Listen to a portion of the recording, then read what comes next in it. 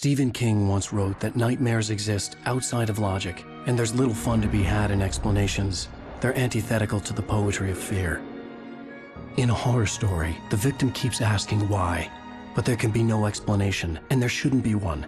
The unanswered mystery is what stays with us the longest, and it's what we'll remember in the end. My name is Alan Wake. I'm a writer.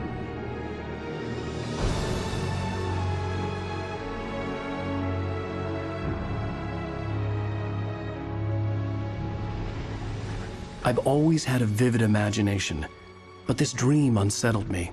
It was wild and dark and weird, even by my standards. So yes, it began with a dream.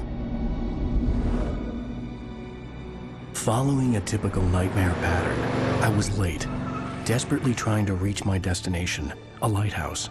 For some urgent reason, I couldn't remember. I'd been driving too fast down a coastal road to get there.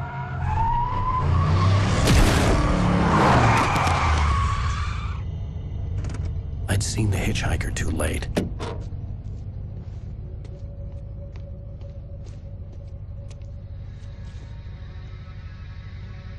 He was dead. I was convinced they'd put me in jail and I would never see Alice again.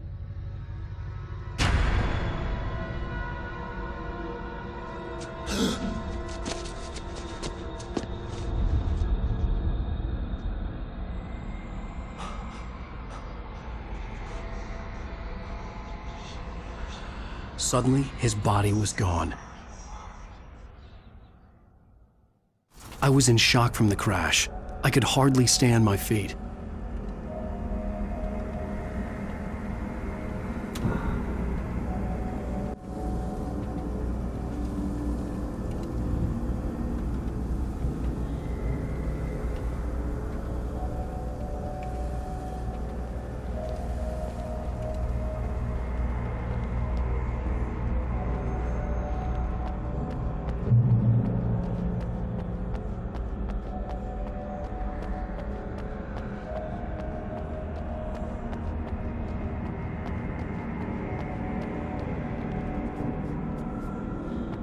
I had to go to the lighthouse. I knew there was something important waiting for me there.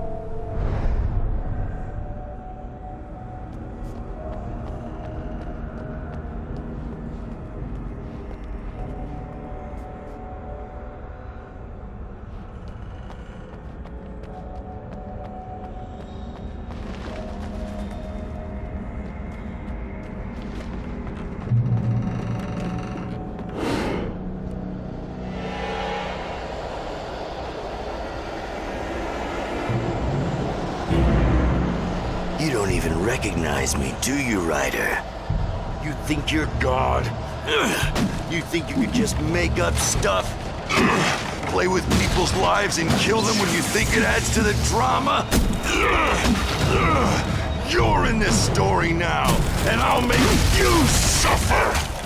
You're a joke. There wouldn't be a single readable sentence in your books if it wasn't for your editor. You'll never publish another one of your shitty stories, 'cause I'm gonna kill you. It's not like your stories are any good. Not like they have any artistic merit. You're a lousy writer. Cheap thrills and pretentious shit. That's all you're good for. Just look at me. Look at your work.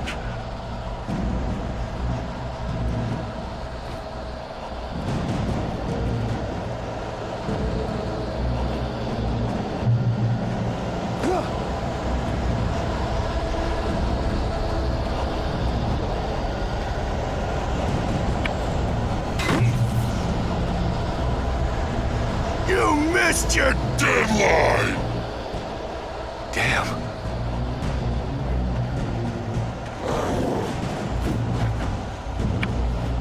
You can't stop me!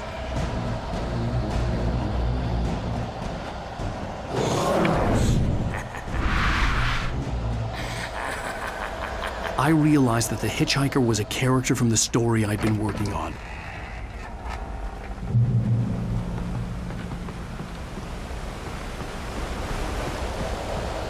How does it feel to die by the hands of your own creation?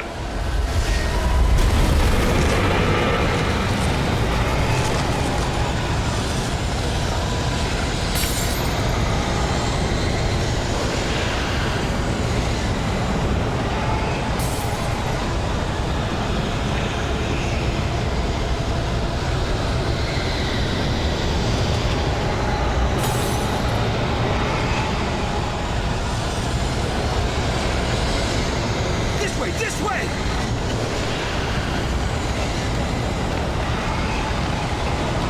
Hurry!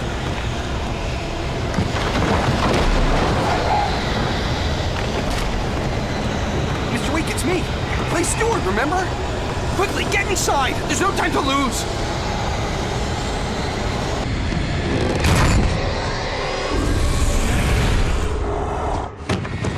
Oh no! Stop! No! Damn it, die! No! No! No!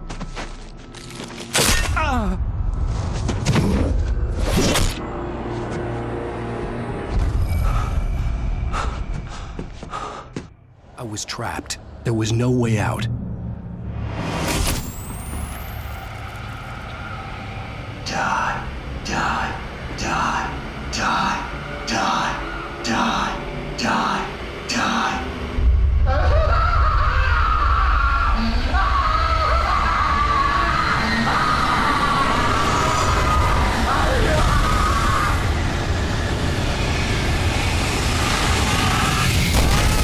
The cabin was a death trap. I had to get out.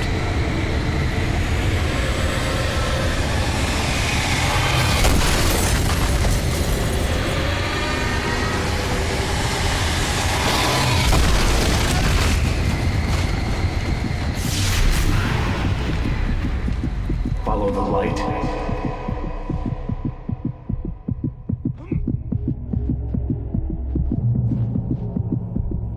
You are hurt. You should go into the light. You are only safe there.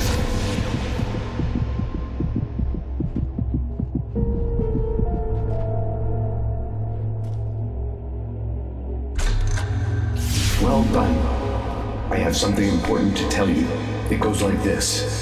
For he did not know that beyond the lake he called home lies a deeper, darker ocean green, where waves are both wilder and more serene. To its ports I've been. To its ports I've been. Do you understand? No. Follow my light.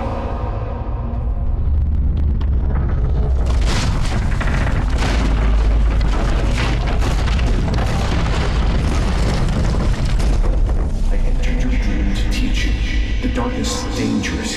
It's sleeping now. When it feels you coming, it will wake up. There's no time. I can only show you the most important thing. The hitchhiker has been taken over by the dark presence. You can't hurt him now. The darkness protects him from all harm. Only light can drive the darkness away and make him vulnerable again. Here, take the light.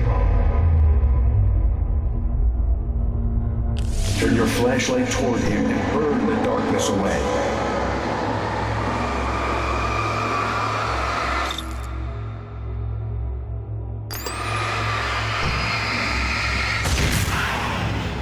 You did it. Now the darkness no longer protects him, but it's still inside, controlling him.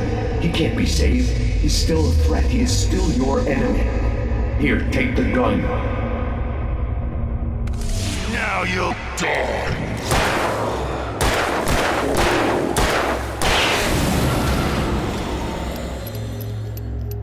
Good. You've done well. Remember what I've taught you. That is all. I will give you back your dream now. In the nightmare, a terrible darkness was taking over the world. The lighthouse was the last safe place on Earth.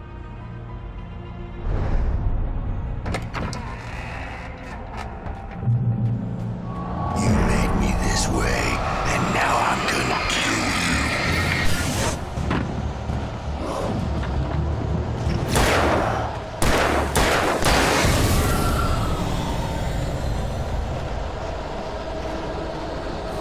This isn't weak!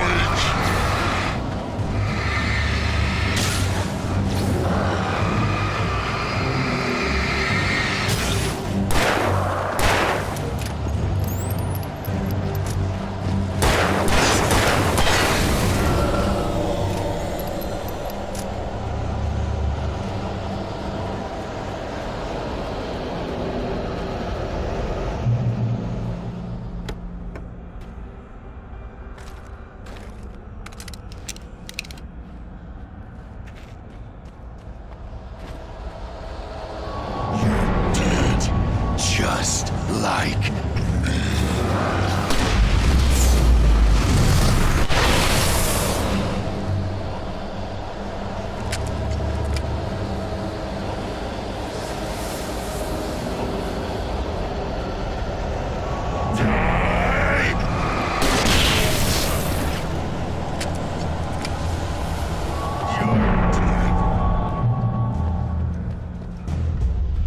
I can keep this up forever!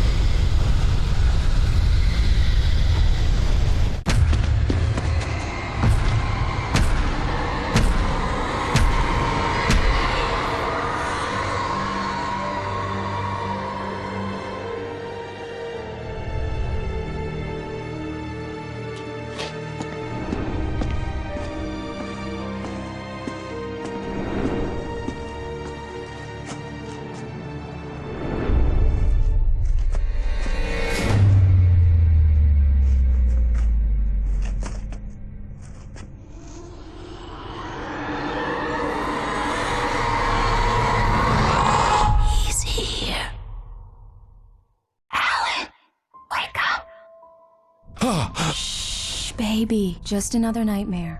Everything's fine. You dozed off. Right. Anything more than dozed off would be news for everyone. Cheer up, handsome. We're here.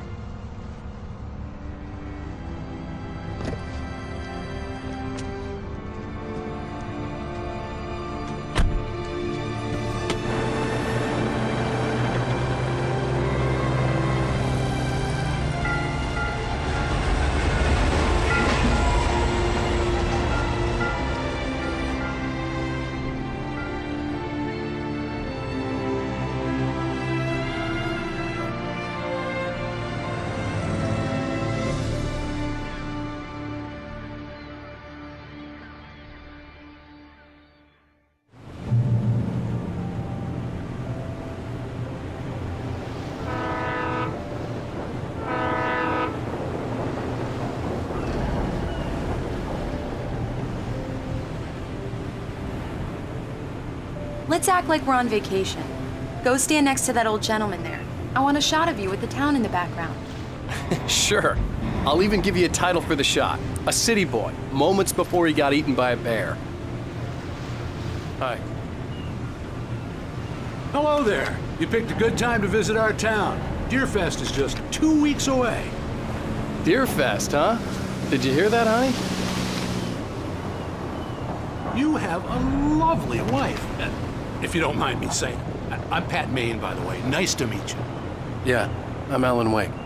I won't pretend I don't recognize a famous writer such as yourself, Mr. Wake. A pleasure. I'm an avid reader myself.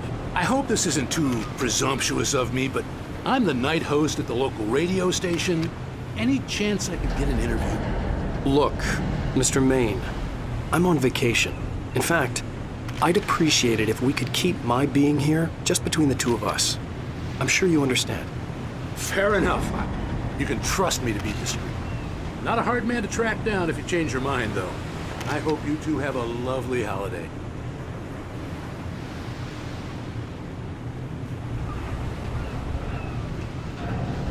Very nice. I got a couple of really good ones. And I see you made a friend. That's cute. Right. Yeah? Hey, bestseller. How's my favorite writer? Are you there yet? Barry. Yeah. We just got here. Are the locals giving you trouble? Just say the word and I'll hop on a plane and come make sure that you're left alone, Al. No, Barry, we're fine. Great, great.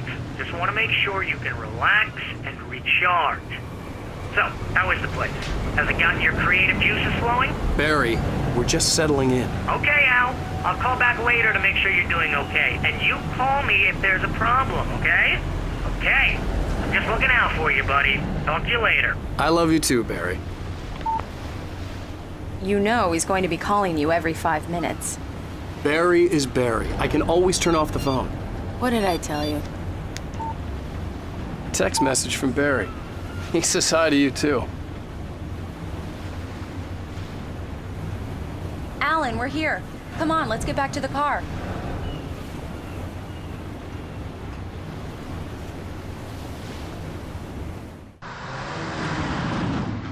We need to stop at the local diner to get the cabin key from the landlord, a Mr. Carl Stuckey. He's waiting for us. I'll go fill her up while you get the key. I'll pick you up here in, say, 15 minutes? Sure. Alan, thank you for coming here with me. I love you too. Go on. I'll promise to behave.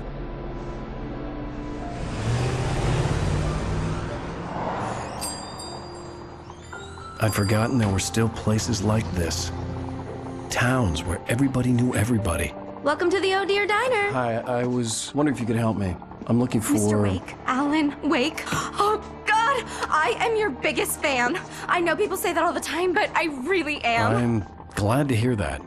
Rose. Rose, I'm looking for Mr. Stuckey. Carl Stuckey? Carl? Oh, of course, Mr. Wake. He must have gone to visit the restroom. He'll be back in a moment. I can't believe it.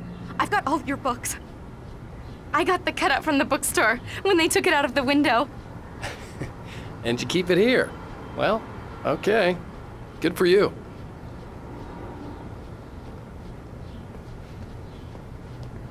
Try the coffee. Just don't blame me when you fall in love. Do me a 'cause favor, Sonny. I could really use a tune right now. Coconut, number 6 in the jukebox. I'd do it myself, but both of my legs have gone to sleep. Bad circulation. Yeah. Are you serious? Coconut again? You disgust me. Call yourself a rocker. Unbelievable. Don't go in there, young man. You can hurt yourself in the dark. I think I can handle it, ma'am. I didn't want to wait. I wanted to find Stuckey, to get the key and get out as soon as possible. The waitress was giving me a headache. Overeager fans always did.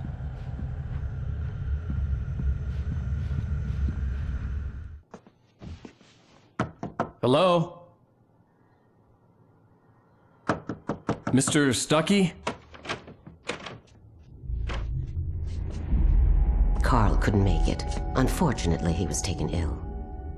But I have the key for you and instructions on how to get to the lake. Okay. I wish you a good stay in my cabin. I'll come by later to check how you've settled in. And to meet your wife. I insist. Thanks.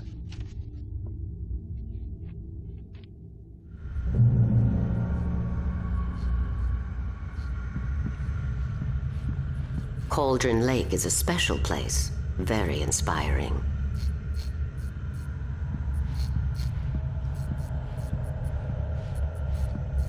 You got lucky this time, young man. You can hurt yourself in the dark. This really ought to be fixed, and then I must remind Sarah to change the lights at the station. It's been too long already. Even that sounds better than your singing. Are you all right? Splendid, splendid. Damn hernia. It swells up like a balloon if I lift anything heavier than a spoon. Yeah, splendid, splendid. It's been a long time, Tom. The Andersons, they're, local musicians. We're waiting for Dr. Hartman to come pick them up. They wandered off from his clinic at the Cauldron Lake Lodge.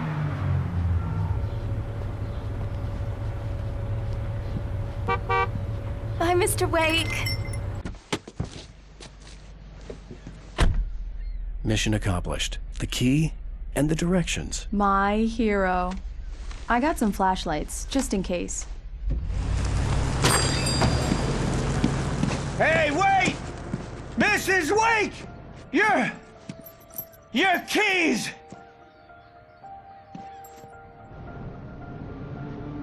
That diner was a real nut house.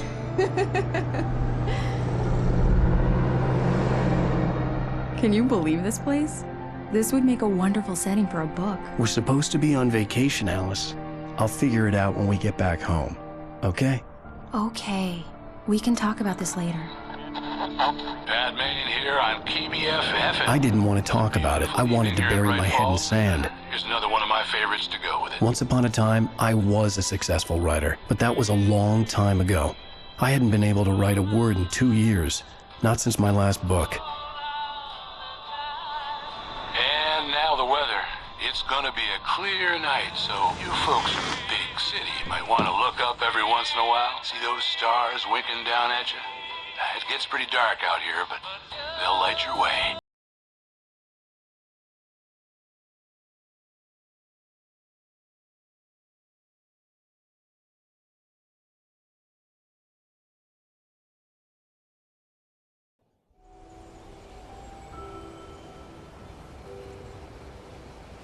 Wow.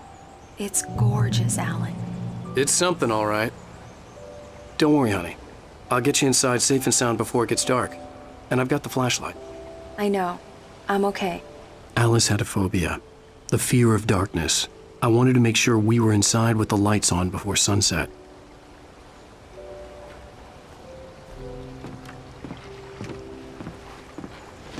Are you sure you read the directions right?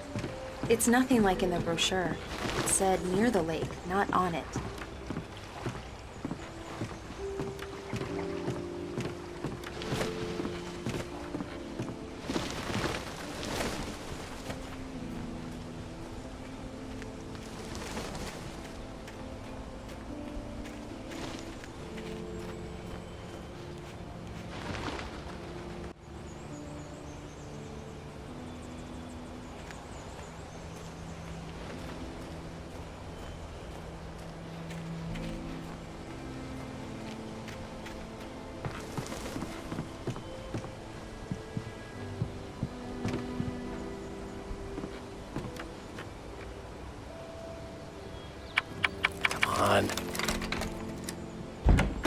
It's dark in there. We need lights. Can you figure out how to get the power on, honey? Sure thing. I'm on it.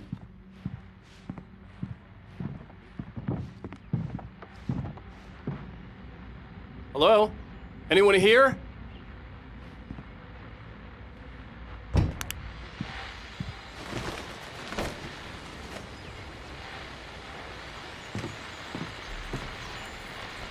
The Deerfest guests have already started to arrive.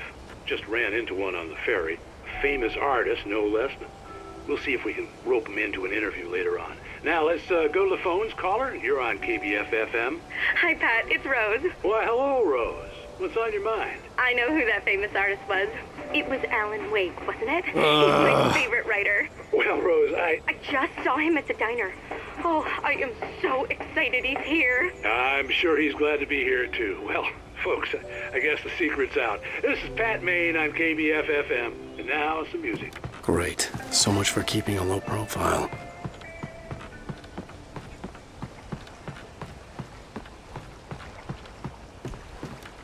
The water was clear but dark. It looked very deep.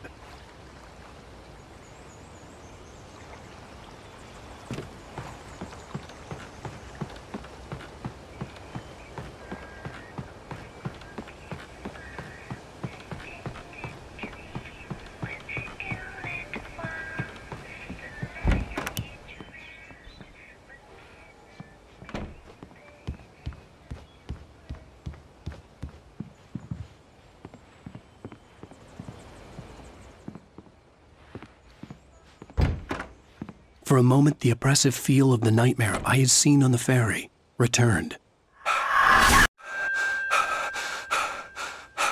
Damn.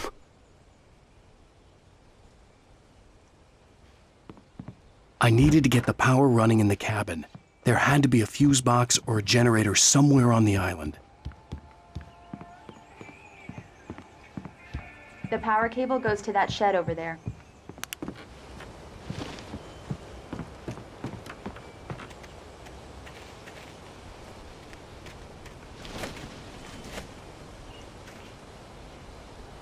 The island had once been the site for a love story. Maybe it would be that again.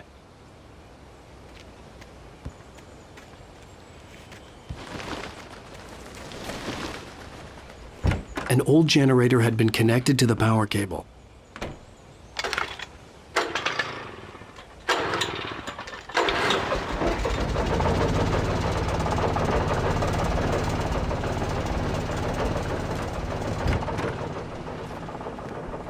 The lights are on! Good work, honey. I'll freshen up a bit and start settling in. Okay, I'll look around a bit. Sure thing! Have fun!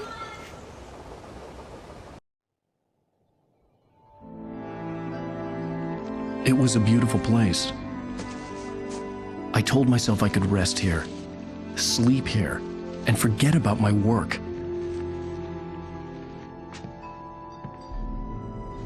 I thought we could be happy here.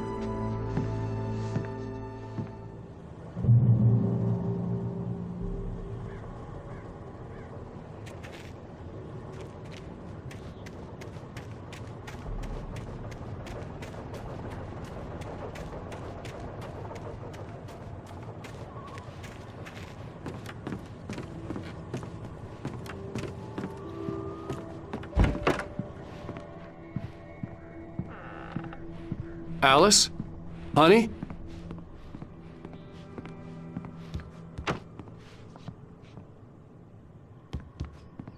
Alan, I'm upstairs. I have a surprise for you.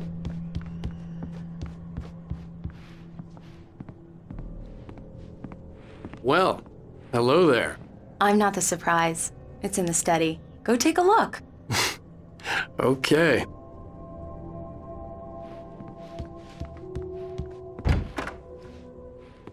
Surprise! Alice? What is this?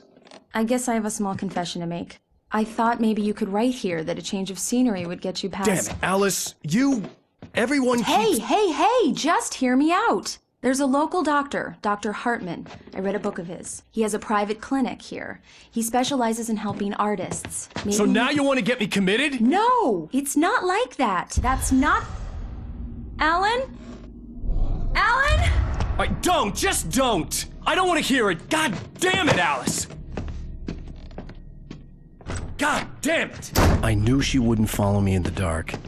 I needed some time alone to think things through.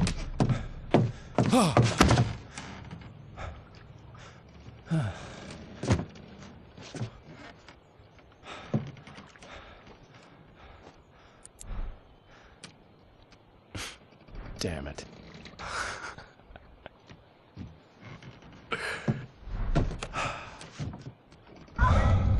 Alice? Alice?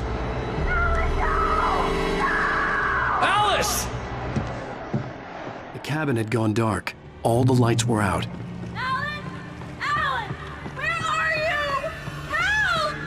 Alice, I'm coming! It's all right, I'm coming! What the hell? Alan! No! No! Ah! Stay away from me! Alice? Alice?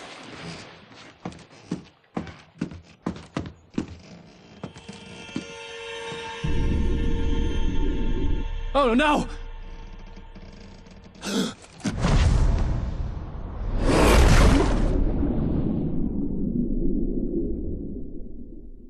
Keep going, Alan.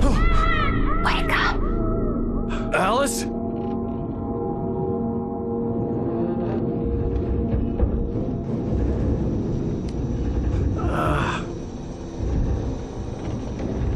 Waking up in the crashed car felt like I had woken from one nightmare and entered another. I couldn't remember how I got there. All I knew was that something terrible had happened to Alice. The phone was dead. I'd have to find help on foot.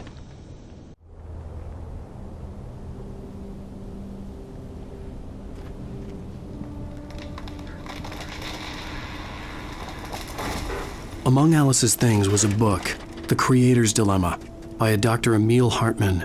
Seeing the book brought back my fight with Alice. I didn't like it, and I didn't like the guy's smug face on the cover either.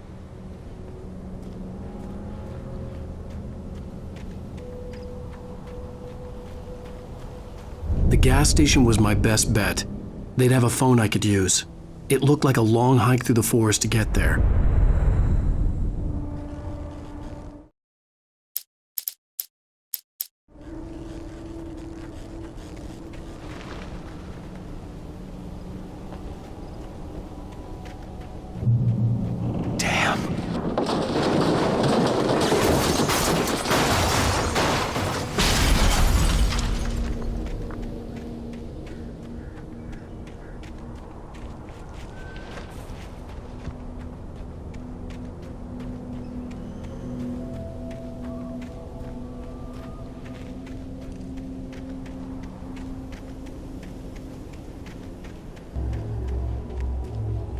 Hello?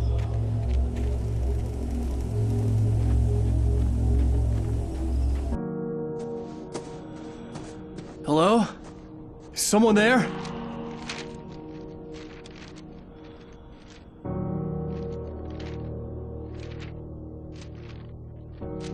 The loose sheets of paper were pages from a manuscript entitled Departure. That was the name I planned to use for the next novel I had never gotten started. I was named the author. I hadn't written it. I couldn't remember writing it. In the scene on the page, the hero was attacked by an axe murderer in the woods at night. Departure by Alan Wake. The man turned to face me. His face was covered in shadows. It was hard to make him out in the darkness of the forest that surrounded us, but the axe he lifted was plain to see. It glistened with the blood of his victim. He grinned madly. The shadows were alive, distorting his features. It was a scene from a nightmare, but I was awake.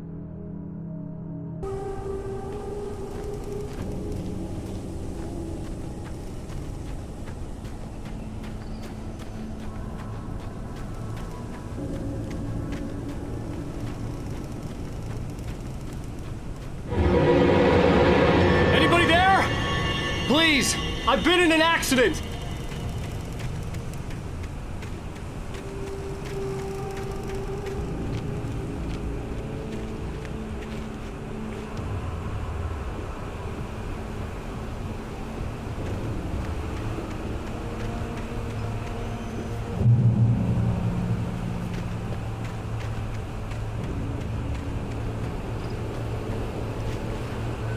The lights up ahead were a good sign.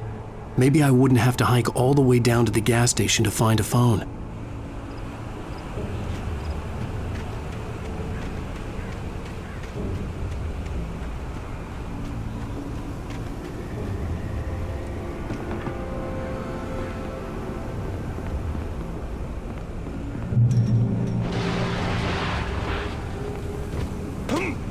Anybody there?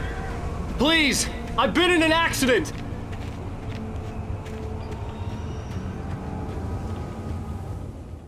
Hey! Hey, you! Phil! There's been an accident. I need help. Listen, I need to... Premium cabins for rent in... Oh, hell. Carl Stuckey. Pleased to meet you. Non-refundable reservation deposit required. Fair and square. Fair and square.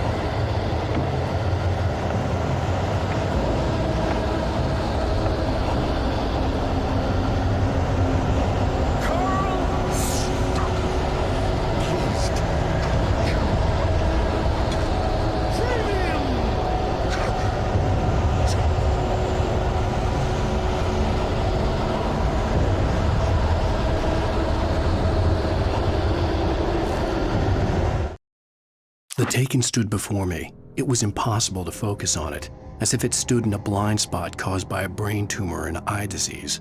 It was bleeding shadows like ink underwater, like a cloud of blood from a shark bite. I was terrified. I squeezed the flashlight like my life depended on it, willing it to stop coming any closer. Suddenly something gave, and the light seemed to shine brighter.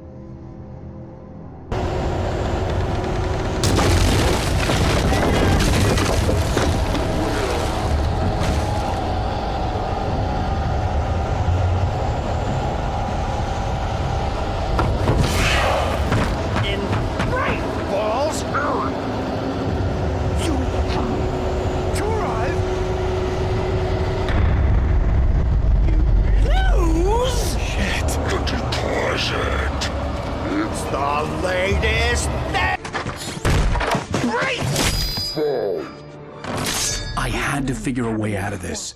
Any second now, and Stucky would be knocking on the door with his axe like Nicholson in The Shining.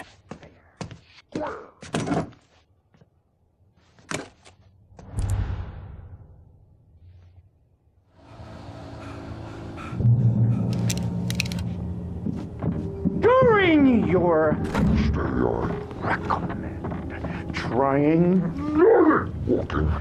It's the latest thing. Incontestably. Yes. Proven. Great Falls Sheriff Station. Hello?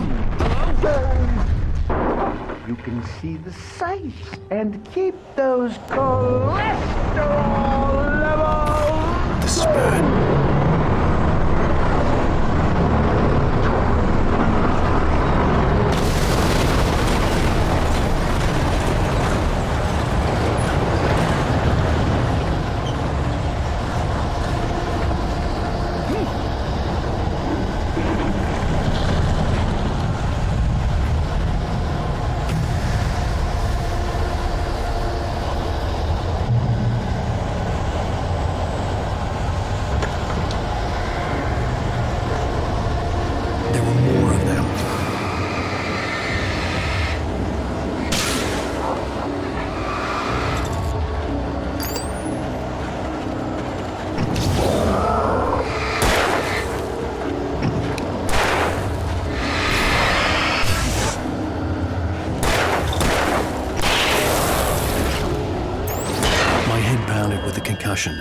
I'd never fired a gun outside a shooting range, and now I just killed someone, or something.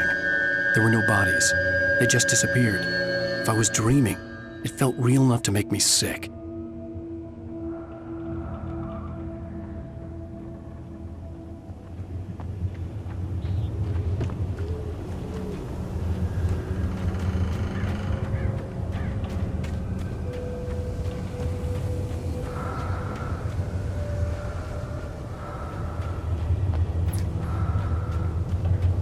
Eerie hand-painted graffiti was revealed by my flashlight. Someone had hidden a chest of supplies near it.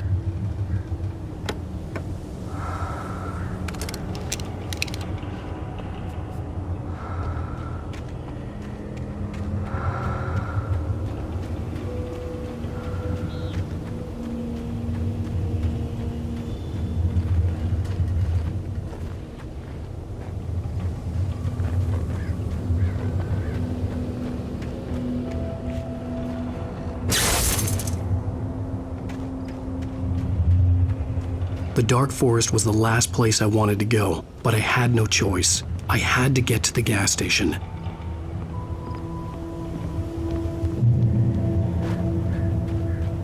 It's rabbit season.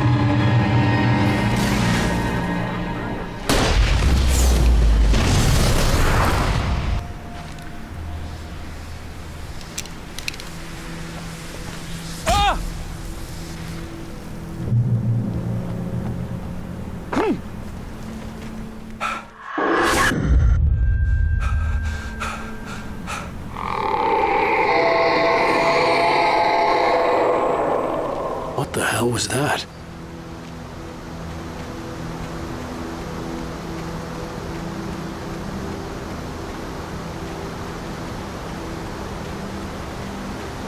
When I saw the river below, something uncoiled itself inside my head.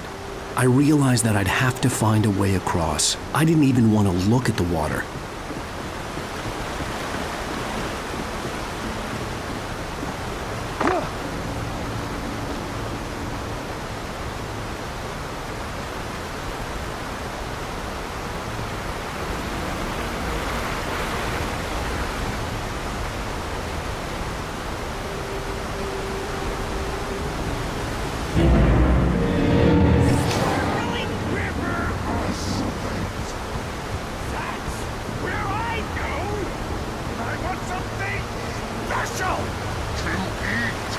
Stucky was still out there, in the dark, stalking me.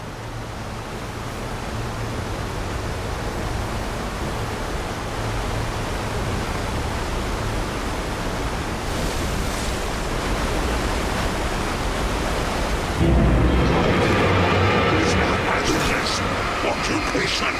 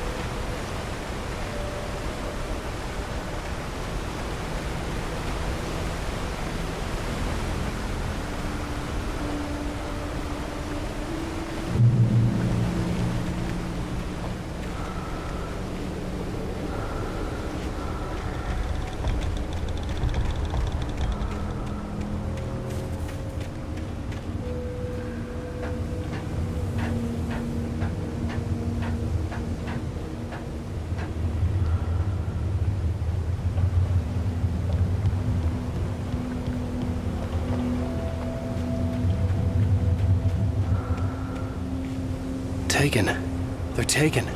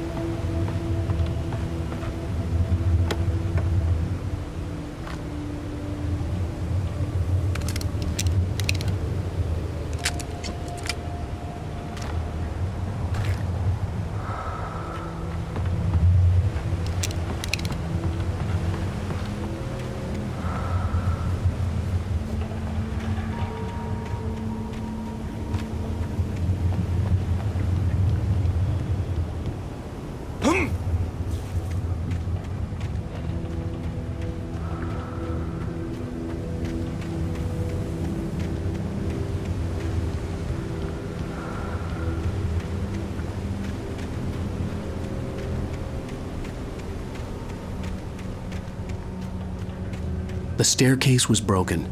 I had to make my way up some other way.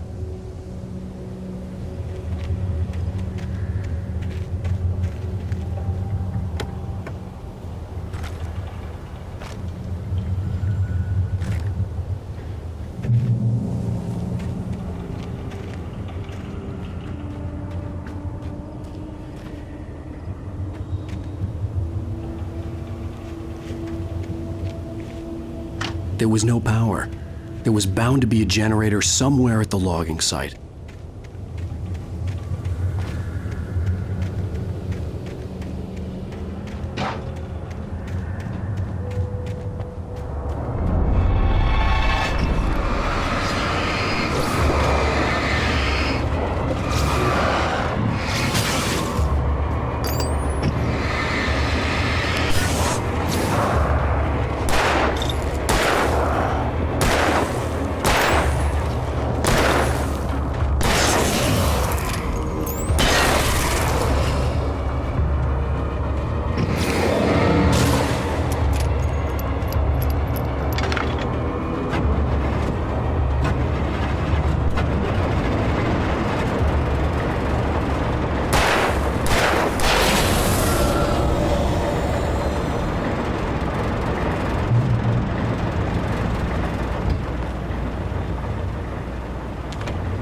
I heard them before I saw them, swooping down from the sky and screeching as they came. I spun around just as the cloud was upon me. For an instant, I stared into 100 dead eyes, black pearls glittering in the darkness. I raised the flashlight and the swarm exploded like fireworks. Feathers burned, turned into ash. I couldn't hear my scream above theirs.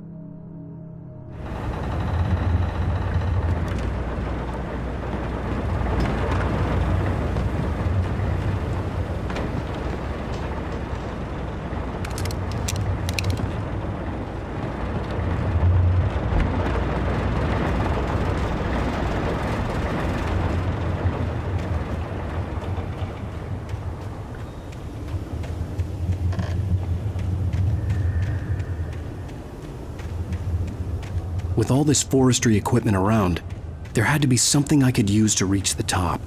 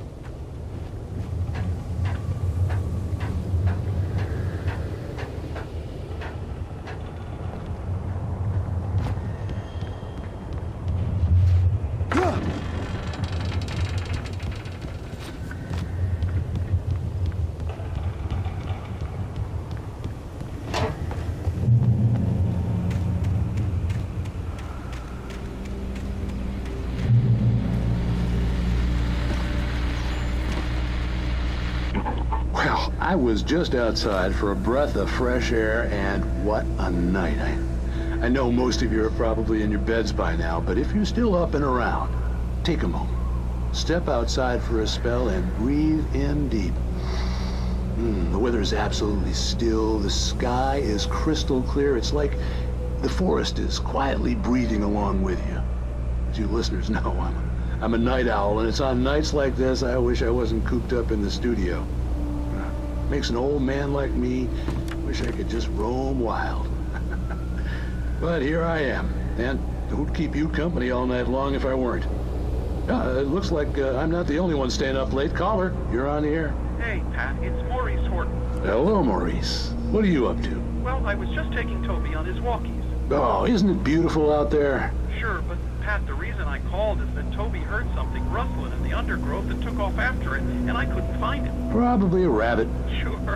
Toby loves rabbits. Well, sure. Anyway, I figured that, if anyone runs into Toby, they could grab him. My number's on his collar. And Toby's a friendly dog? Oh, Toby loves people. Usually he comes back, but we were pretty far from home, and it sounds like he went pretty wild there. Great dog, but he's just too dumb for his own good. Well, Maurice, it's out there now. Hope Toby comes home soon. Yeah, thanks. You have a good night now.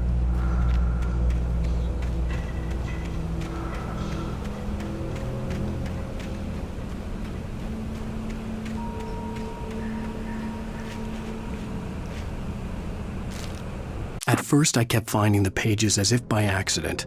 The book I couldn't remember was either a terrible and true prophecy or an act of creation that had rewritten the world.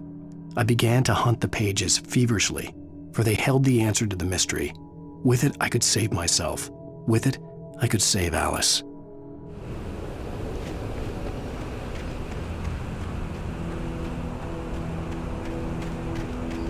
The gas station was closer now, its light welcoming in the darkness.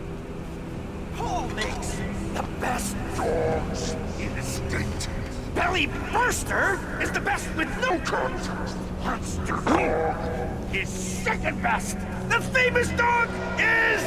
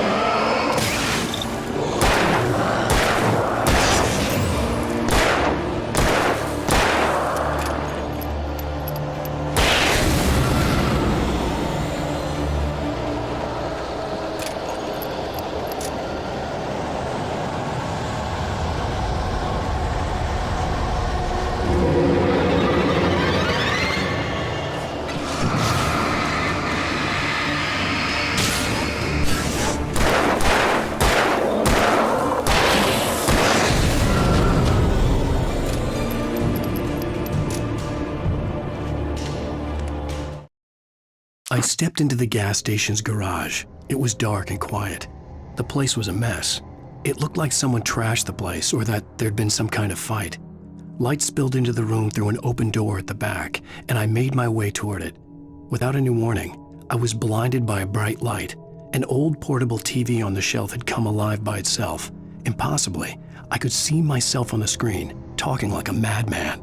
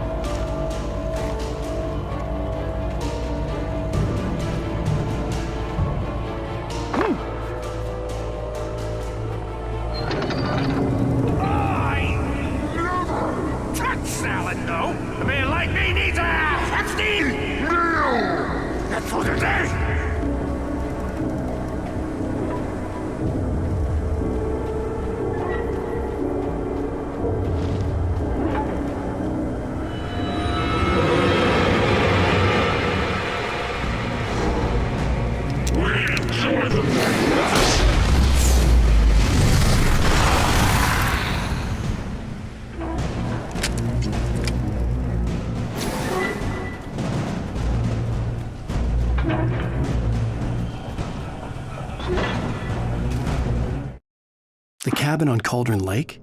She asked. The sheriff looked at me suspiciously. The early morning light flooded through the office windows. I would probably never have gotten out of the woods alive without her help, but I couldn't tell her the truth of what I'd faced the previous night. She'd think I was lying or crazy. She'd lock me up, and she wouldn't help me find Alice.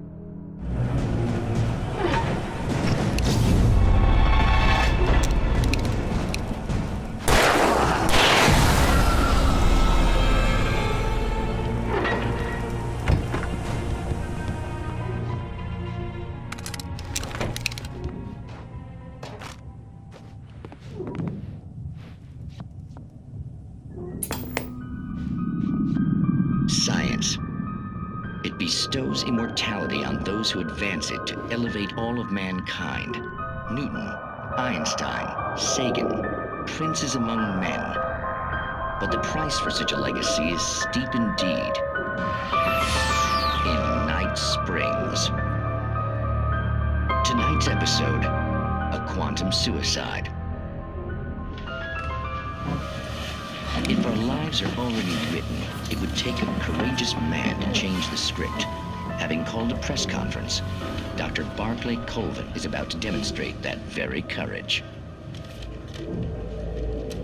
Ladies and gentlemen of the press, I am Dr. Barclay Colvin, and I'm glad so many of you could join me here at the Moorcock Institute. Tonight, I'm going to give a practical demonstration of the many worlds interpretation. As you can see, this is a loaded 9mm pistol. It shall be part of a thought experiment. And now, a real experiment, known as a quantum suicide. Did he say suicide? Is that a real gun? He's kidding, right? Please, stay calm. There is no risk. Observe what occurs when I place the weapon against my own forehead. Now, you might think this round is merely a dud. Not so. Observe the flower pot.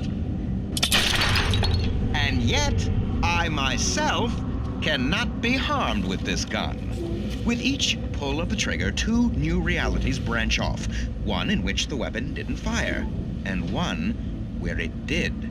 With my machine here, I have ensured that this reality is always the former. I have bestowed upon myself quantum immortality. Under no circumstances can this gun kill me. So wait. What you're saying is that every time you pull the trigger, in another reality, you die? Yes, of course, but that's completely trivial. There's an infinite number of things that could happen at any moment, and they always do happen somewhere. The point is, this one thing did not happen here. You're insane, Colvin. Insane? Insane? Hey, was this thing supposed to be plugged in? I stumbled on it. You fools! Gaze upon quantum immortality.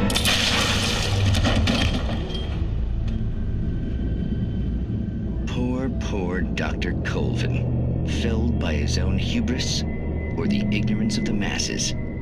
Perhaps he should have left the crate unopened, the decaying atom unobserved. Curiosity often kills the cat. In Night Springs.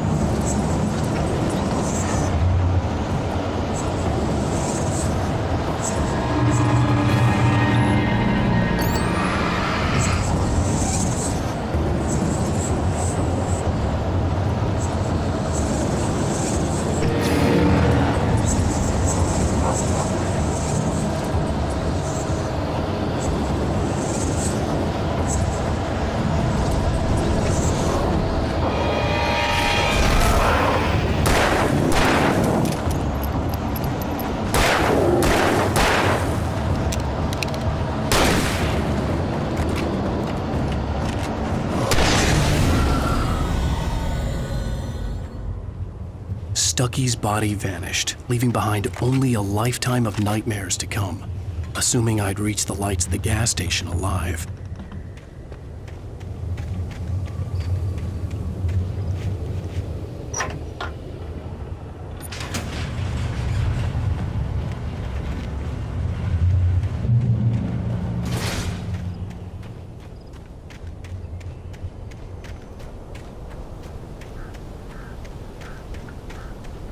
I recognized the parade float I had seen in Bright Falls when I first arrived with Alice.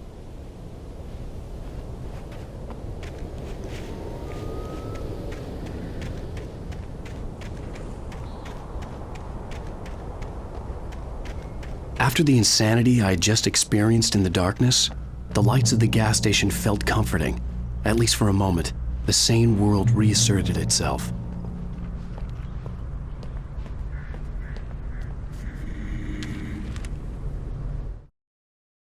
Stucky spat on the garage floor and tried to shake the cobwebs from his head. Ever since the couple never showed to pick up the keys, things had been fuzzy. Something, a feeling caught his attention.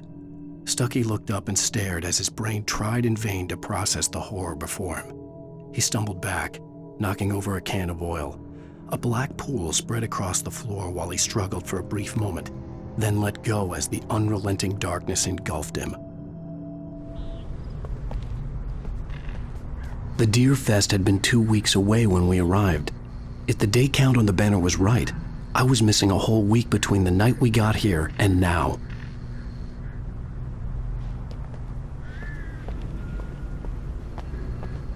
The garage was a mess. It looked like someone had trashed the place, or that there'd been some kind of fight. I'll write. I'll keep writing.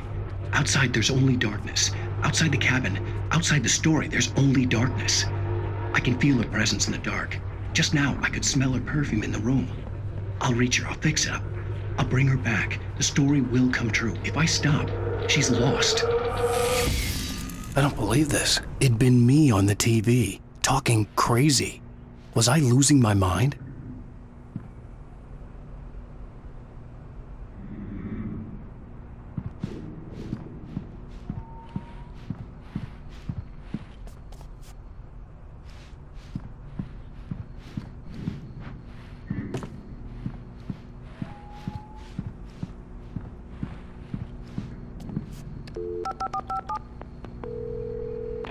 Bright Falls Sheriff Station.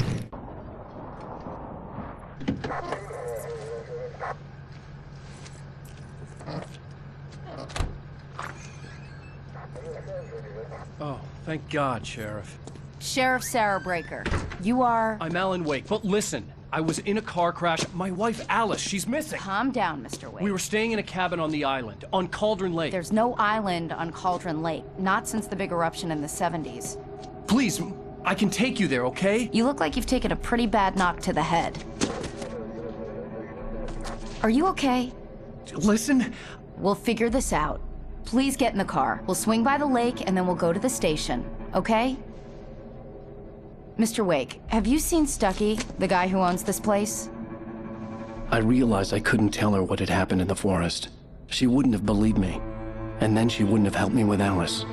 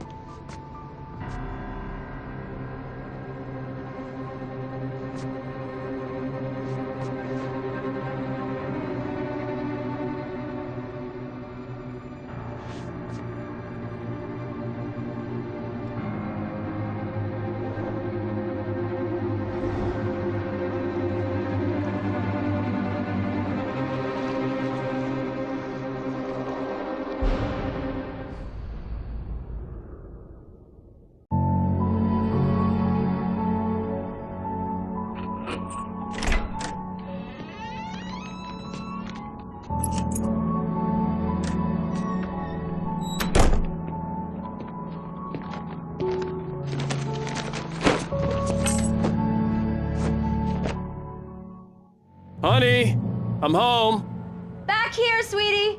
How was it? Worst weather I've ever seen. You should put some coffee on. It'll warm you up.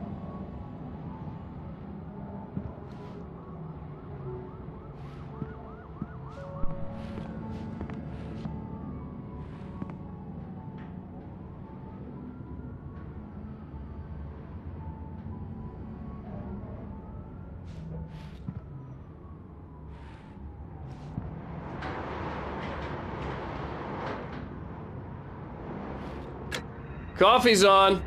Great, thanks. I'll need it if I'm gonna finish this by tomorrow.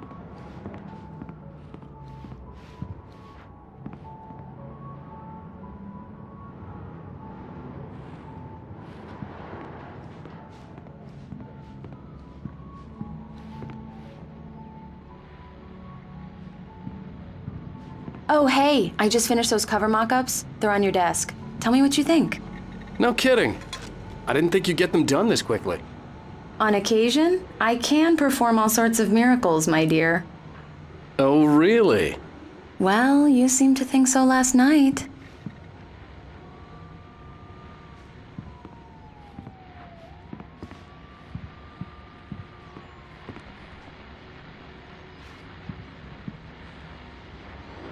These look really good.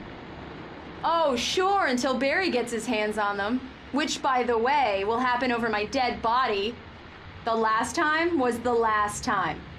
Oh, and speaking of Barry, he called. Please check the fuse box.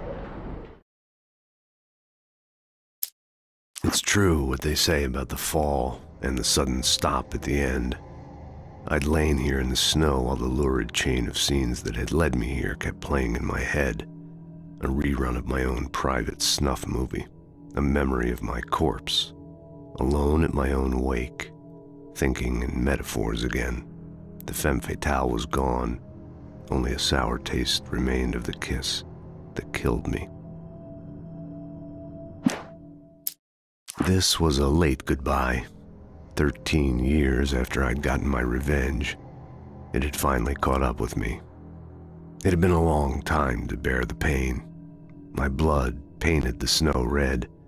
A gruesome slushy dissolved all the scattered painkillers and leisurely dripped down to the sewer, mingling with the bile of the city, becoming one with it.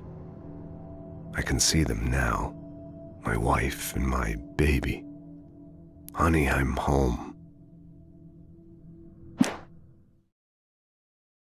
I'm right here. I'm on it, honey. Please hurry!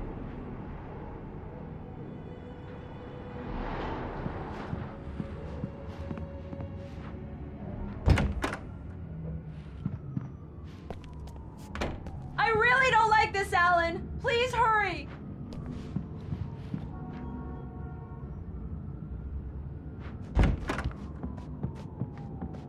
Alan! I really need those lights on! Honey, it's a power outage. I've got the flashlight. Okay.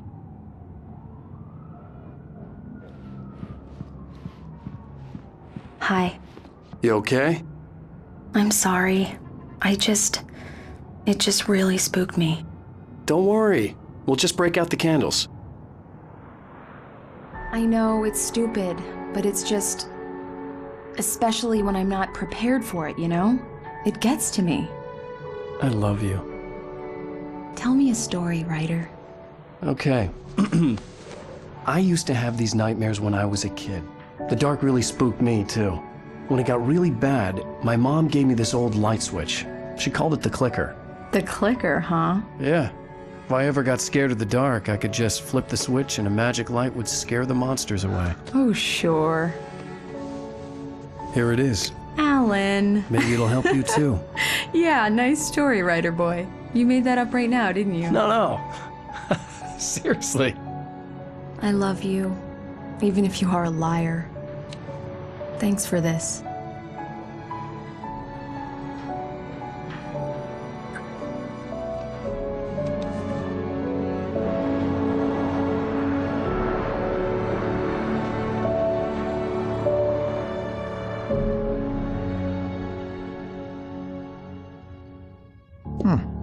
How do you feel, Mr. Wake? Any nausea, disorientation, anything like that?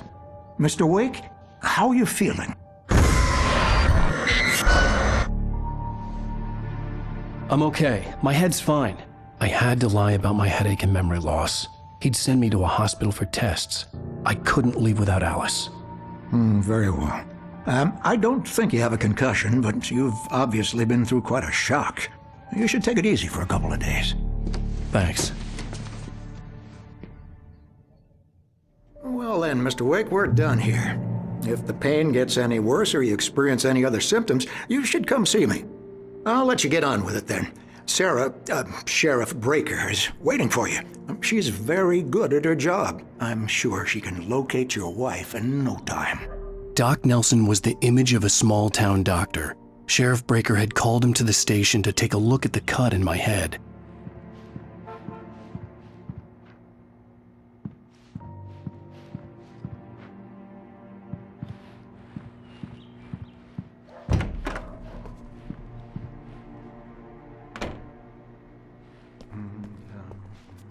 Thank you for testing the lights, Miss Weaver. Everything seems to be fine. I don't have the luxury of being complacent, Deputy Grant. The bulbs will need changing soon. You can't change them in the dark. I'll be sure to take care of it, Miss Weaver. Have a nice day now. Very good. I'll come back later on to remind you, just in case.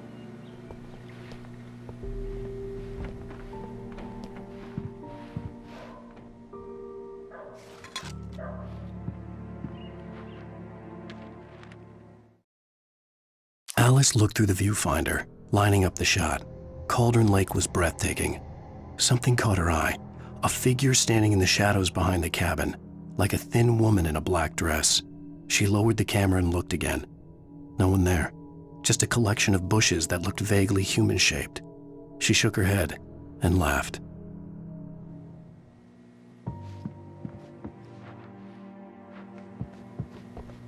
Mr. Wake, the sheriff is waiting for you in her office down the corridor. That was Cynthia Weaver. I guess you can call her the town eccentric. She used to be the editor of the local newspaper, but she's focused on, other things these days.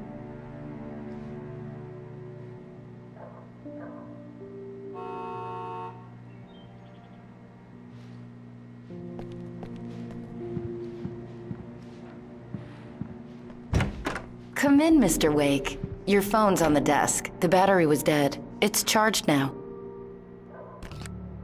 Have you started looking for my wife yet? My men are already on it. Now, can you tell me what happened? I'm not sure. I can't remember. We were arguing. I walked out of the cabin. The cabin on Cauldron Lake? How did you end up at Stucky's gas station? I wanted to tell her what had happened last night, but I couldn't. She'd lock me up. Excuse me, I need to take this. Hello? Alan, please help me. Alice? Stop talking to the law. You'll do exactly what I say if you ever want to see your wife. Who is this? Go to the back lot. There's a hole in the fence on the left. Look inside the junker. I left a little something there to convince you we're all on the same page here. After you ditch the cops, you're gonna meet me in Elderwood National Park. There's a spot called Lover's Peak. Midnight. Mr. Wake, can I Don't help do you with nothing anything? stupid, pal. We're watching you. I need to get some air. The sheriff said I could go out back.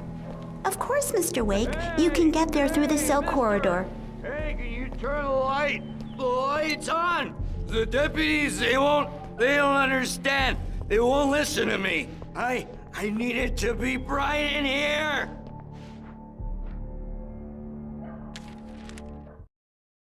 In spite of its human mask, to describe the dark presence as intelligent would have implied human qualities on something decidedly inhuman. Nonetheless, it found the one spot in the diner that was dark enough. Some light spilled into the corridor, ravaging it. But it took the pain. Horrible as it was, the writer would soon fix that. He would be coming to the one place where it still had power. Hey! Hey! The early morning light hurt my eyes and made my head ache. The man on the phone had said, "Go through the fence on the left."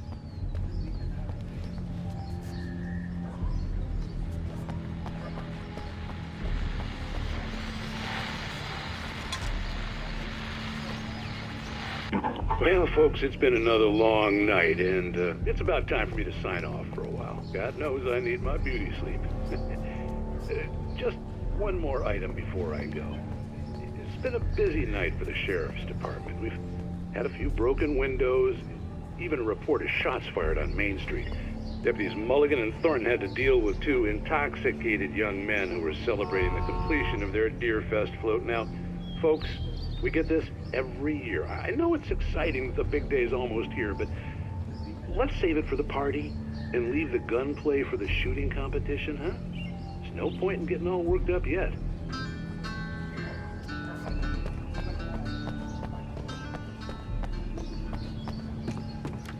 The caller had told me to find a hole in the fence behind the police station. There was something for me in an abandoned car.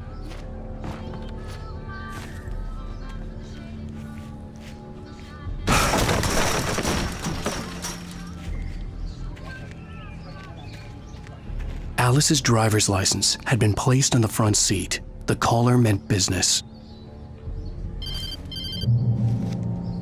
Barry? Ow! Ow! Thank God! Where the hell have you been? I've been trying to reach you for a week, you and Alice. I've been worried sick. I flew out yesterday. I'm here in Bright Falls. Barry, listen to me. I'm at the sheriff's station. Come and get me. I can't talk now. Al, what the hell is going on? I had to get the sheriff to let me go. I needed to get to Elderwood National Park to meet Alice's kidnappers.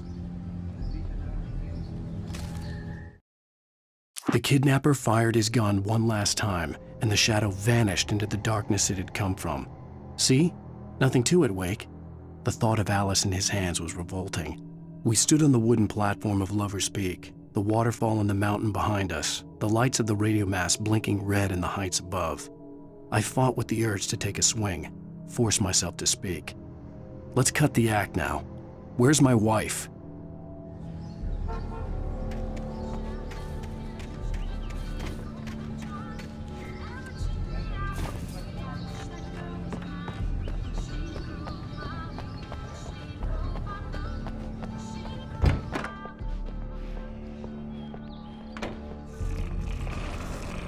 A writer is a light that reveals the world of his story from darkness, shapes it from nothingness. The way a sculptor carves a statue from a block of granite. If I stop, the world I'm making dies. Darkness will reclaim it. It's a long, hard journey into the dark. Alice's life is at stake, but I can't think about that, or I'll lose it. The dread lingers at the edge of perception. I'll push on. Anything is possible here. I'll write the story. I'll save her.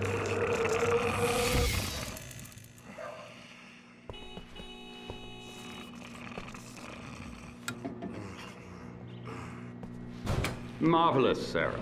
I just wanted to settle all the damage the Anderson brothers might have inadvertently caused. Are you feeling any better, Mr. Wake? I'd like to leave. Am I free to go? Well, we still need to talk about... Am I under arrest?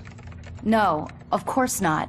But I need to know where you'll be staying so I can get in touch with you. I'd avoid the motel. The Majestic is known for its roaches. The cabins at Elderwood are pretty nice, though. That sounds perfect. I'm Dr. Emil Hartman.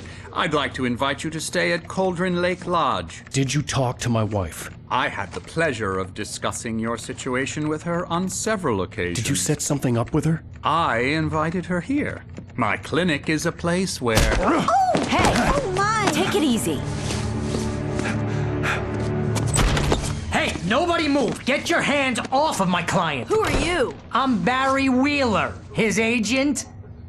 If you have business with Mr. Wake, you talk to me.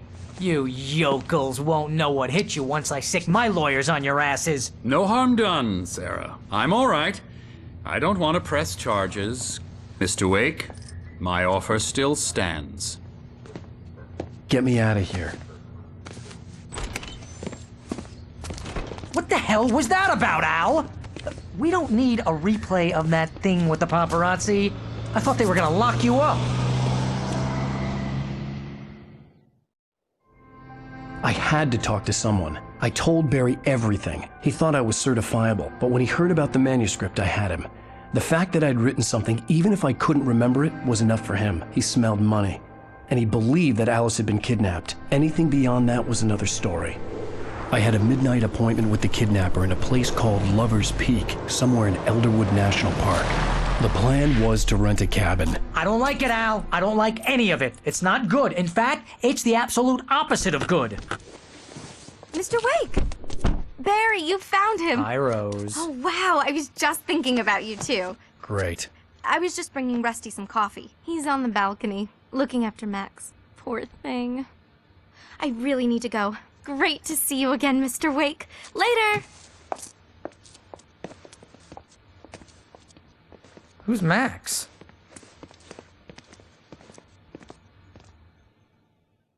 What an airhead. Jeez, Mr. Takes a swing at everybody. This is not her fault. She's a very nice girl and, more importantly, a fan. She even has a fan site dedicated to you.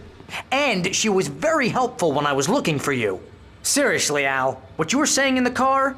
Just listen to yourself.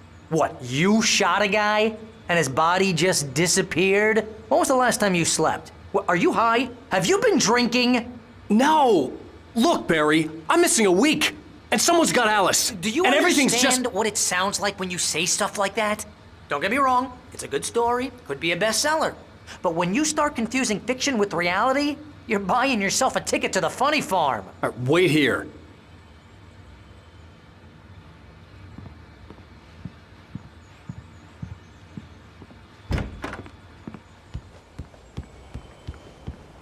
Easy there, boy. I'm almost done. Hey, Rusty, right? You rent cabins. Oh, Mr. Wake, I'd shake your hand, but mine are kind of full here. Actually, I'm sorry about this. Would you mind grabbing the registration form from the desk? It's just across from Bucktooth Charlie. Okay, sure. What happened? Crazy poachers. Max here got his foot caught in a trap. They're illegal to use here. Hell, you're not supposed to hunt within the park at all. But that doesn't stop some lowlifes. Well, at least Max is gonna be okay. He got lucky. Max is still groggy from the shot I gave him, and I'd rather not leave him alone just yet. The form's on the desk across from the Seriously, mammoth Al, skeleton. you can't just go and meet a kidnapper. Those situations always end up in disaster. You gotta talk to the cops. She's my wife, and it's my call. Can we talk about this later? If you're trying to pull a joke on me, freak me out, it's working. Ha ha, let's have a laugh on Barry. Well, you had me going there real funny, Al. You can quit it now.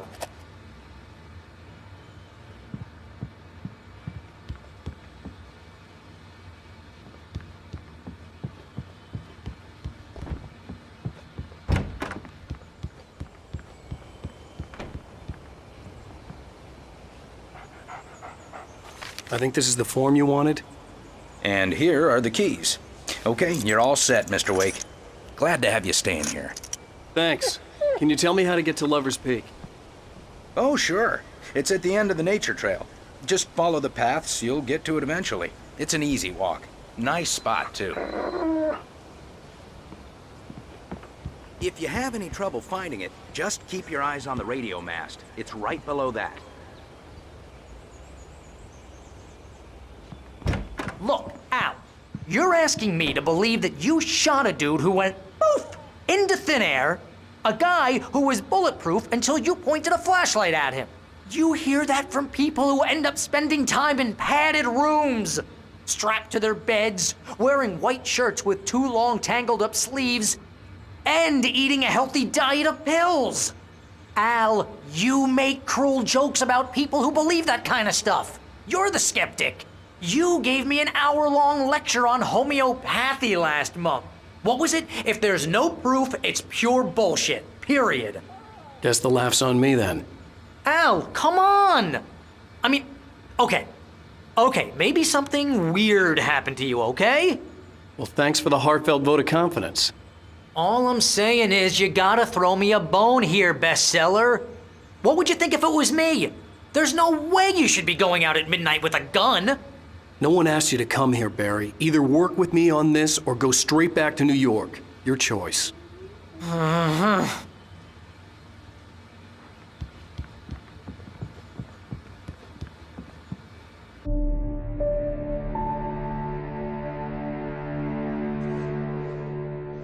That's just crazy talk, Al. Al? Al? We should go to the sheriff or call the FBI. Damn it, Barry, they'll kill her! This is not a goddamn debate, Barry. I'm going to Lover's Peak. He said to come alone. Okay then. I understand.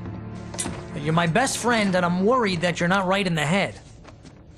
Tell me what to do to help and I'll do it. You stay here, and if I'm not back by morning, call the cavalry.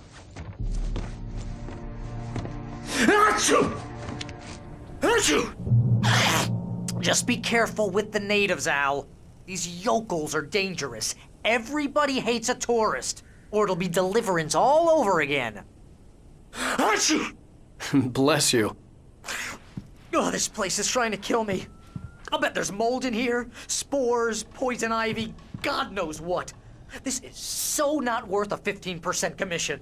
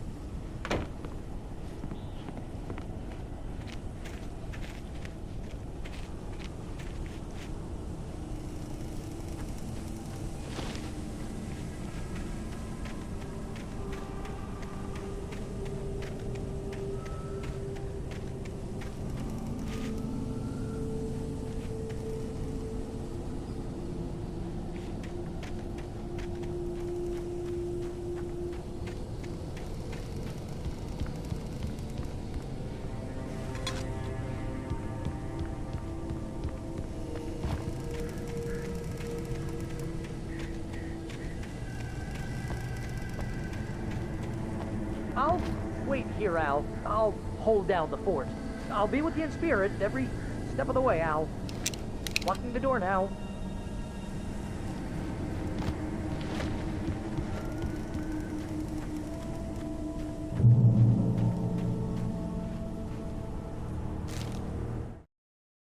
Barry had never gotten along with Alice, but he knew Alan loved her with an almost frightening intensity. And now something had happened to Alice. And here was Al armed with a gun and saying things people got put in padded cells for. It was as if his friend had experienced a massive psychotic episode and was now totally disconnected from reality. It scared the shit out of Barry.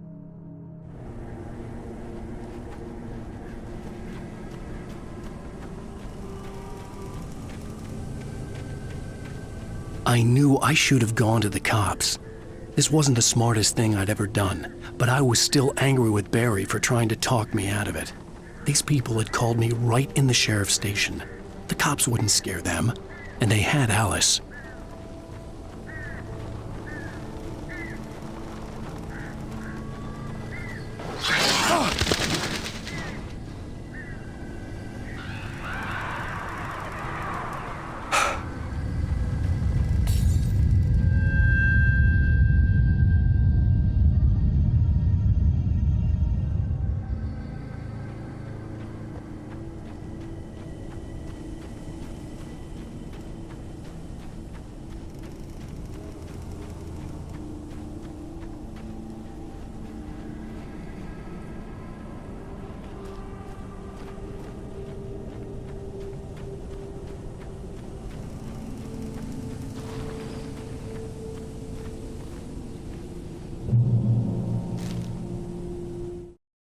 The air in the visitor center was heavy with an awful smell, as if some rotten drowned thing had crawled up from its grave.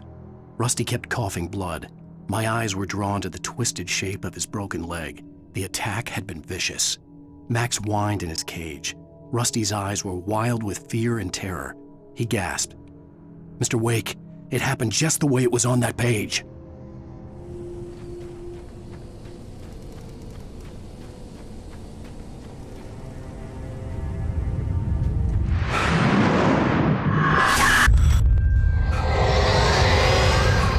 The vision left me weak. This was no head injury. Rusty, damn. Rusty, hang on! Oh God! I'm coming! Please, help me!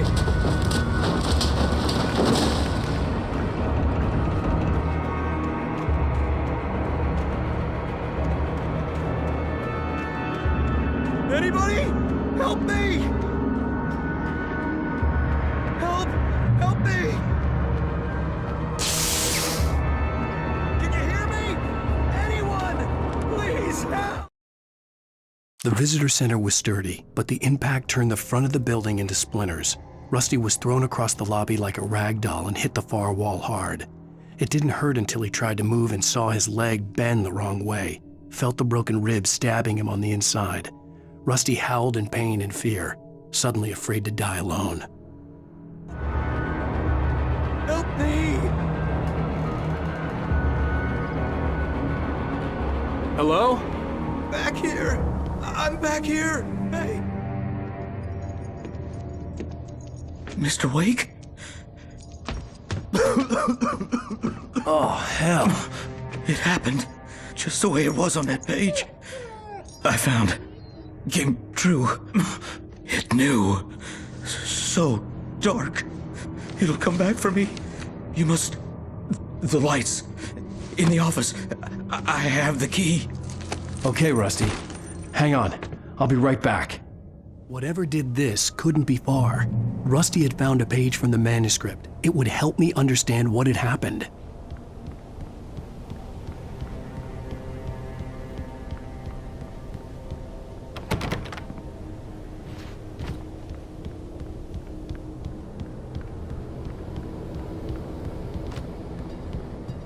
Shh. Good boy.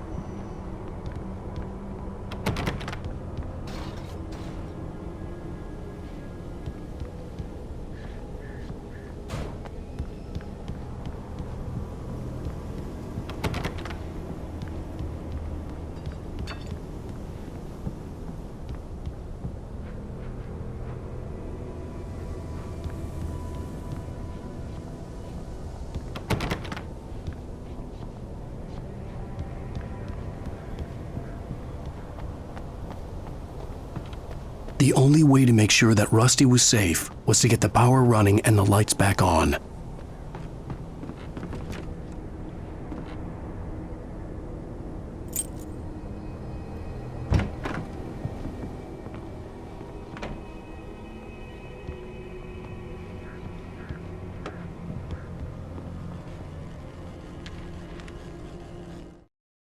At the last instant, I changed direction and threw myself down. The axe splintered the trunk of a tree. I stumbled into the pool of bright light. My lungs burned. I was too exhausted to move. I tensed as I waited for the killing blow, but it never came. I raised my head. Nothing moved in the darkness beyond. For the moment, bathed in the cold light, I was safe.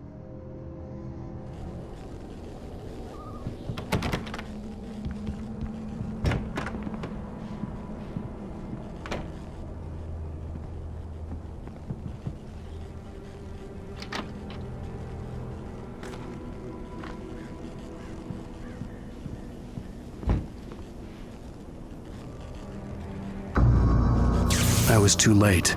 Someone had destroyed the circuit breaker. There was no way to get the lights back on. Rusty! Rusty!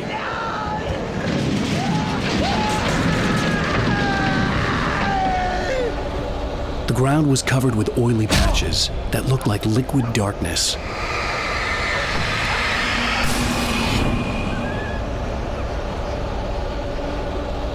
Hunters need hunting licenses.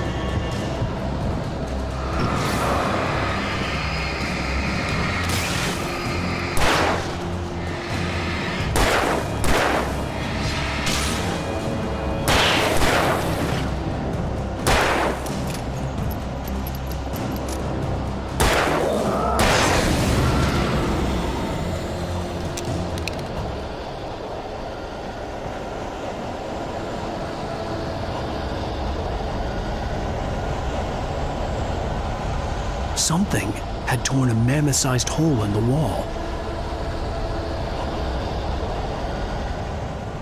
Please don't feed the animals.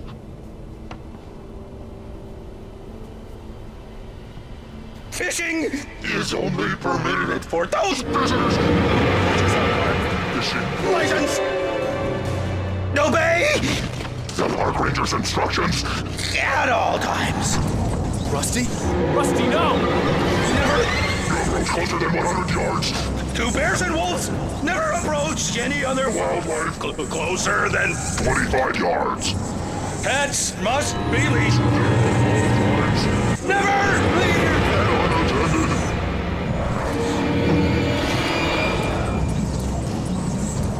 It is against the law to remove any natural objects or historical artifacts from the park grounds.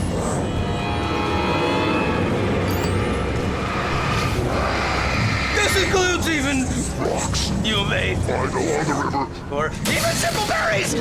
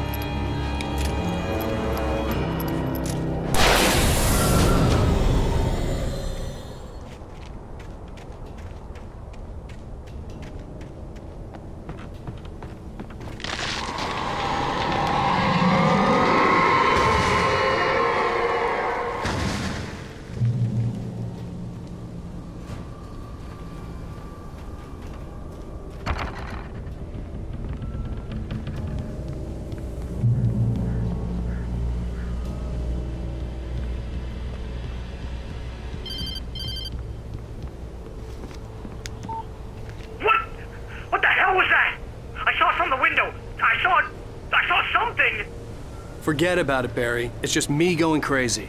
Oh, jeez. Oh, jeez. You're not crazy. I wish you were crazy, but you're not crazy.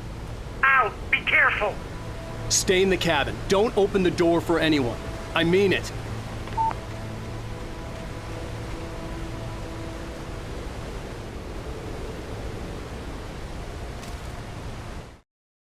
In that last instant of consciousness, Rusty thought about Rose.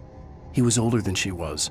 Rose was barely out of her teens, but she made him feel young and forget what a train wreck his long-dead marriage had been. He still wore the ring. He'd been waiting for her to tell him to take it off. Now she never would.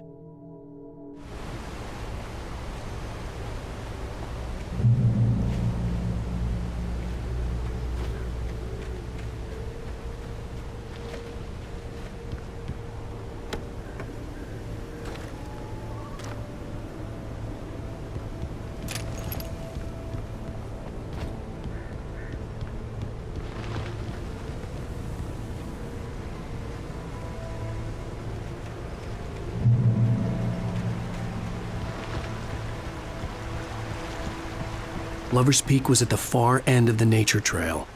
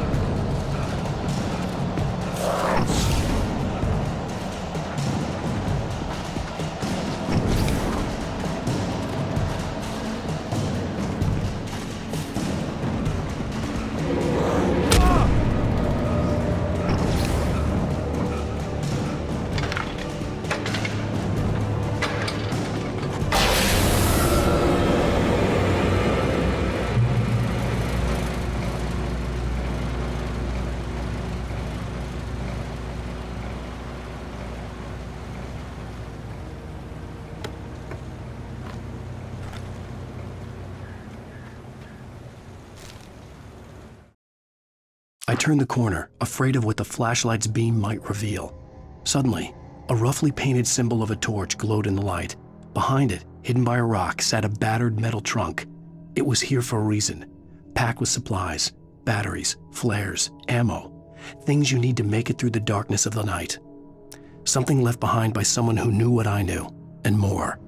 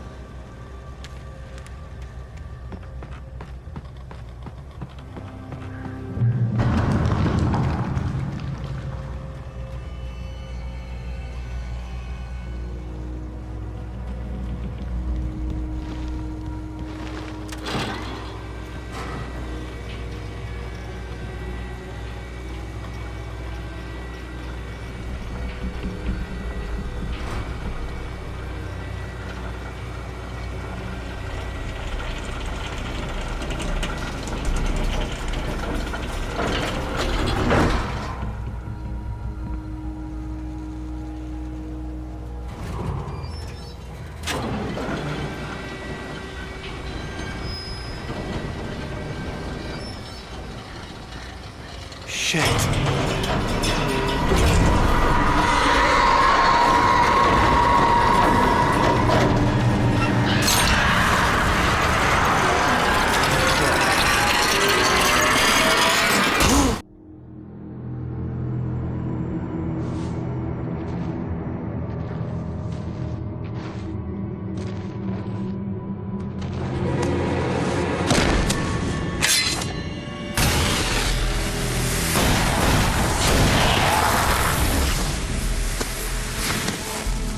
Come on, we gotta get moving. More of them coming. That flashlight's kid stuff. The flares will keep the bastards away.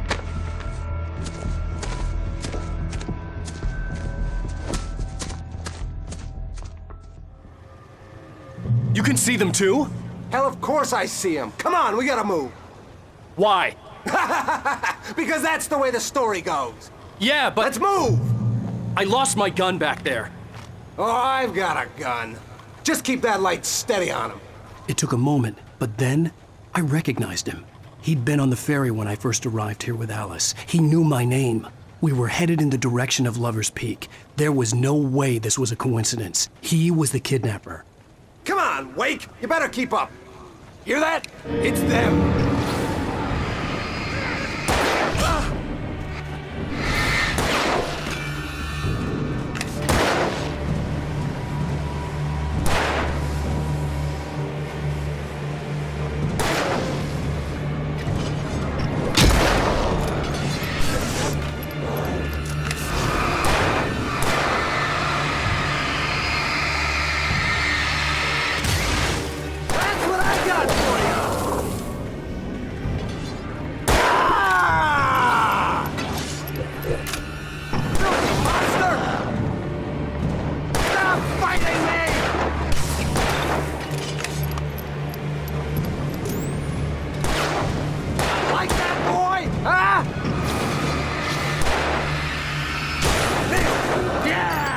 That's right!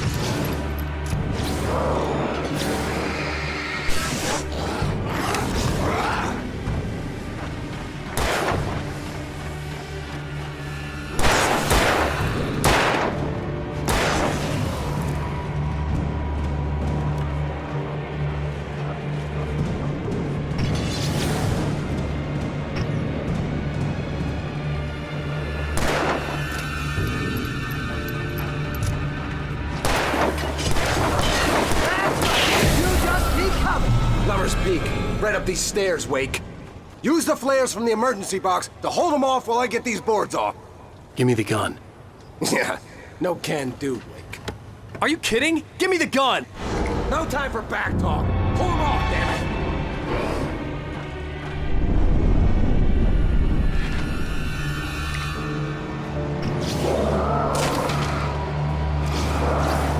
Just a little longer. Scare them off.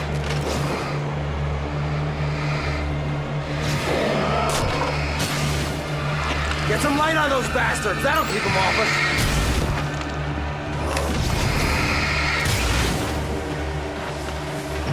Just a little longer. I almost got it. Okay, it's open. Move it or lose it.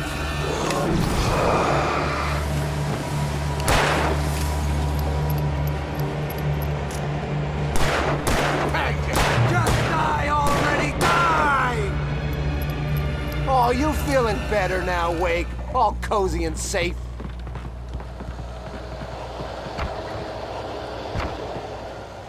Better get ready. They'll be on us soon.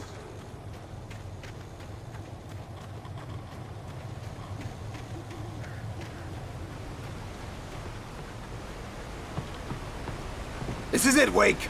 The last stand. There's more flares here. Get ready. We fight them as long as they keep coming. Give me the goddamn gun! They're coming! That's not how this goes. Get with the program, Wake.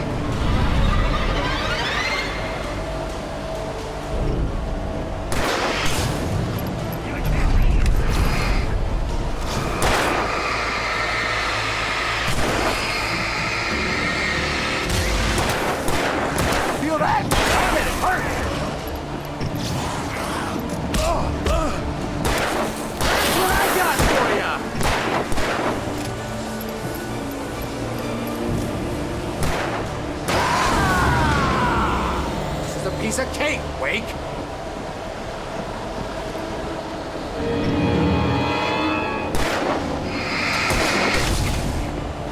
Monster! I know this hurts.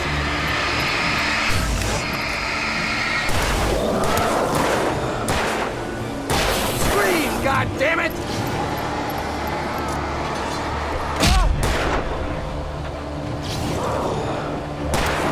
I got your number, boy.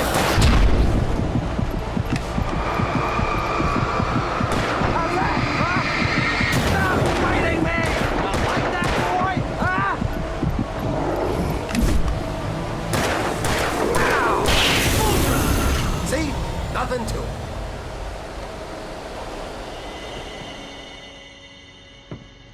Let's cut the act now.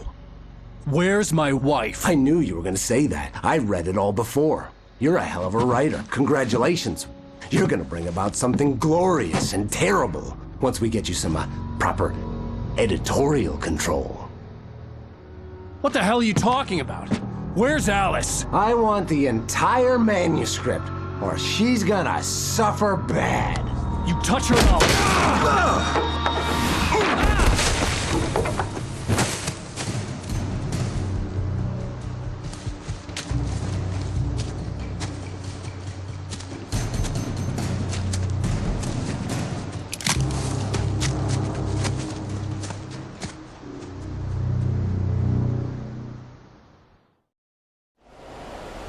You're gonna give me the manuscript or you'll be sorry! No! Come back here! I swear I'll kill you if you hurt Alice! Do you hear me? Come back here! He had Alice, and he wanted the manuscript because he thought it held some magical power. But I had no manuscript to give him. I had to get back to Barry and figure out my next move. On more than one occasion, Alice had tried to explain to me how it felt to be afraid of the dark. To her, darkness wasn't simply the absence of light, but something more tangible than that. It was something you could touch and feel. Worse than that, it was something with a mind of its own, something malicious and malign. For her, things changed when they were wrapped in darkness. They turned into something else, something foreign, and nothing was safe or innocent anymore. I'd never really understood what she meant, until now.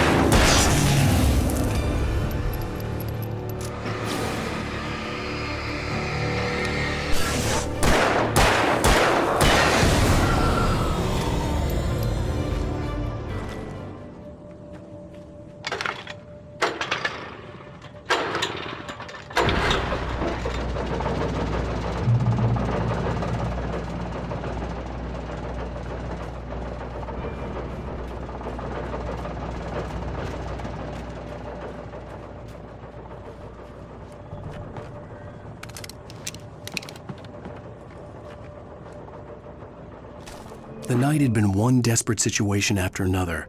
I was exhausted, and my body felt as though it had been chewed up and spat out. The flashlight was heavy in my hand, and each pull of the trigger sent a painful shock up my arm. But I was finally out of the woods and things were looking up. That's when I heard the chainsaw.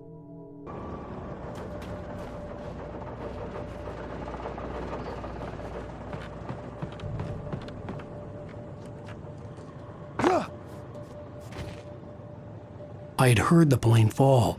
It made no sense. It was clear that it had just fallen here, but it was very old and obviously hadn't flown in decades. Looking at it sent a shiver down my spine.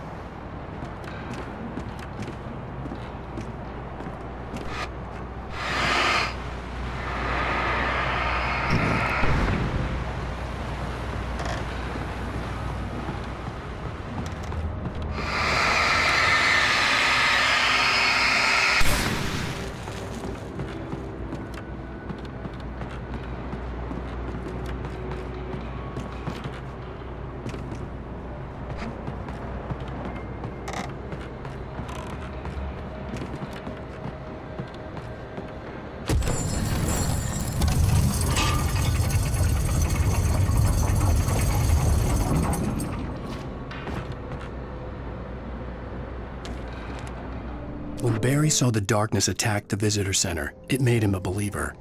The men Al said he'd shot, they hadn't been just locals on crank. Somehow the world had changed, like the channel had been switched without warning. You think you're watching a sitcom, and you're really watching a horror show. When the birds started attacking the cabin, Barry wasn't surprised, just terrified.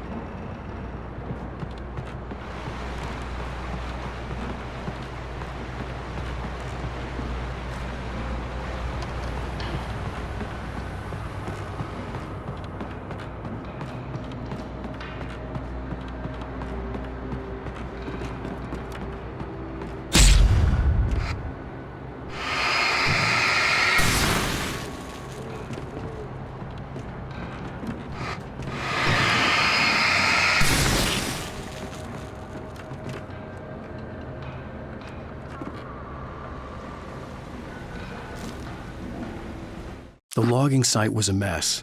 The modular office had been pushed off the cliff. Deputy Thornton climbed up from the wreckage excited, breathing hard from the exertion. Nobody there. It's weird. Don't you think that's weird? Bored, Mulligan let out a mighty snort. Hell, it's always weird, Thornton. Just a question of sorting out what kind of weird it is this time around.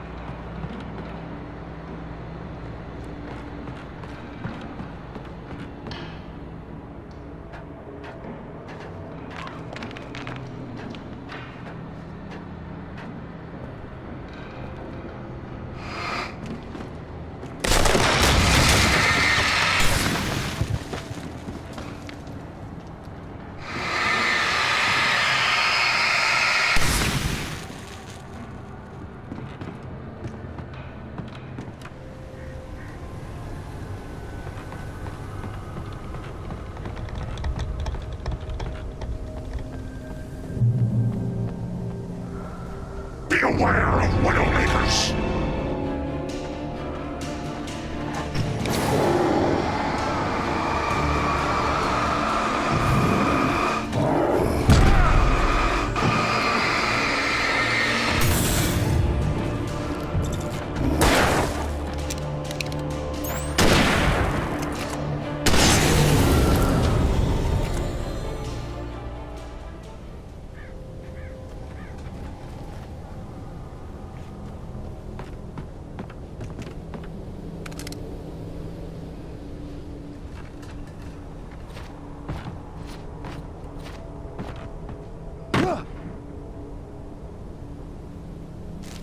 Shadows stirred and the wind picked up as I ran through the forest. I felt the dark presence turning its gaze toward me. Then the moonlight was blotted out by dark shadows that raced violently across the ground, moving too swiftly to be natural. Darkness gathered between the trees and melted again to reveal the Taken. No natural path had brought them here.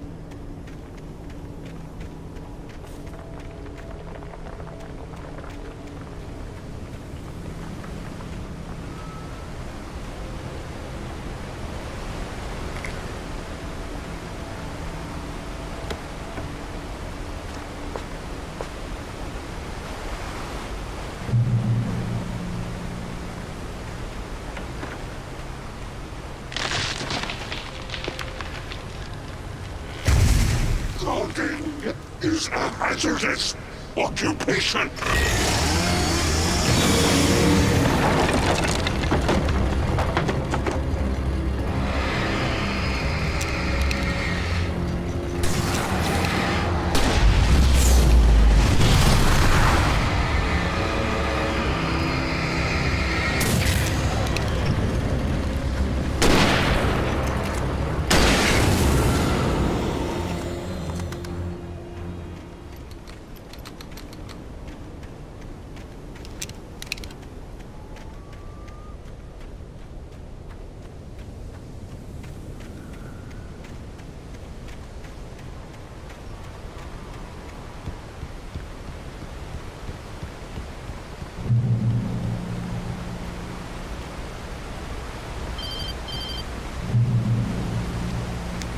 Barry?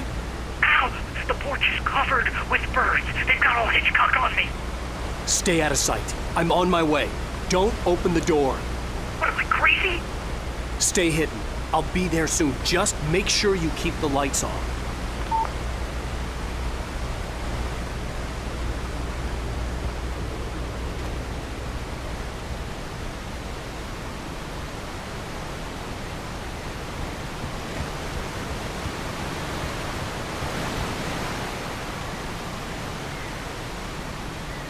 I still had to reach Barry at the cabin, but at least I was out of the woods.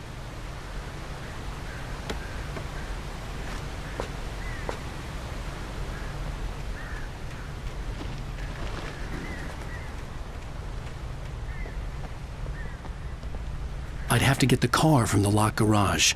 It would get me back to Barry faster, and the headlights were a welcome bonus.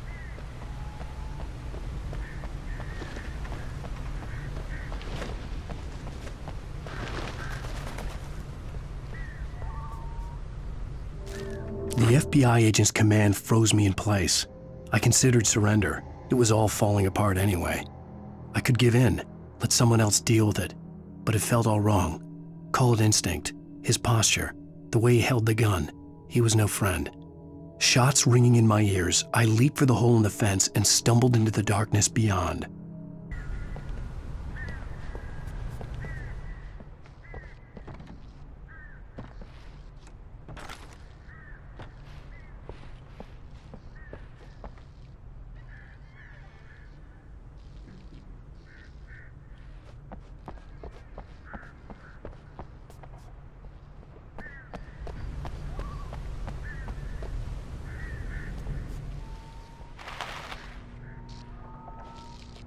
I had to find the key to the garage.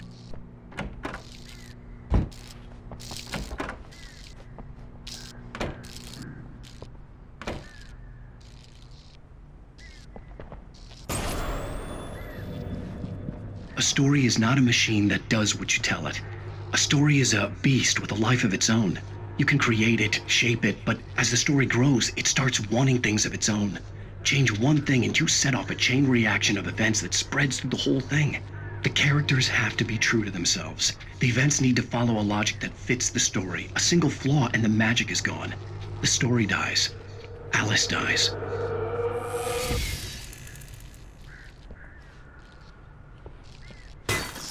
You can learn about nature and yourself.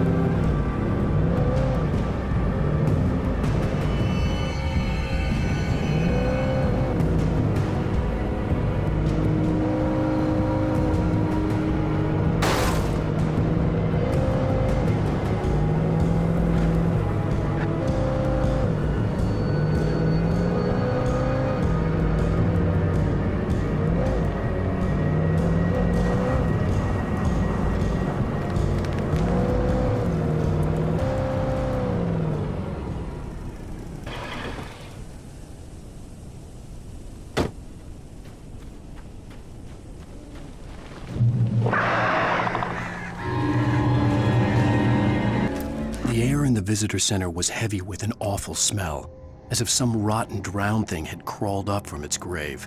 Rusty kept coughing blood. My eyes were drawn to the twisted shape of his broken leg. The attack had been vicious. Max whined in his cage. Rusty's eyes were wild with fear and terror. He gasped. "Mr. Wake, it happened just the way it was on that page."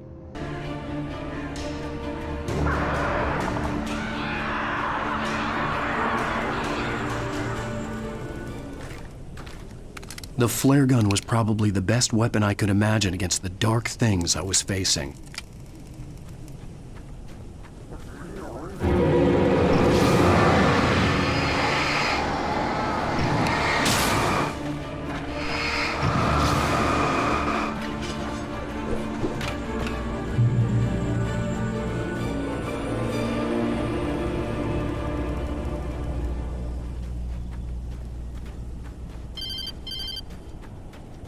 It was the kidnapper.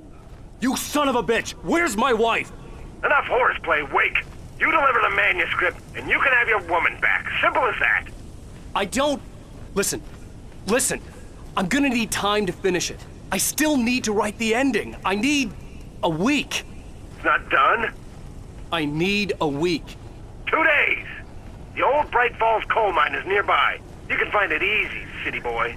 The main building, there at noon. You bring the manuscript, you'll get your wife.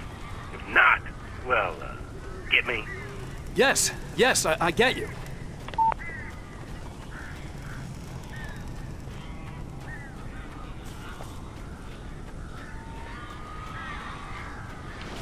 Barry had talked about birds over the phone.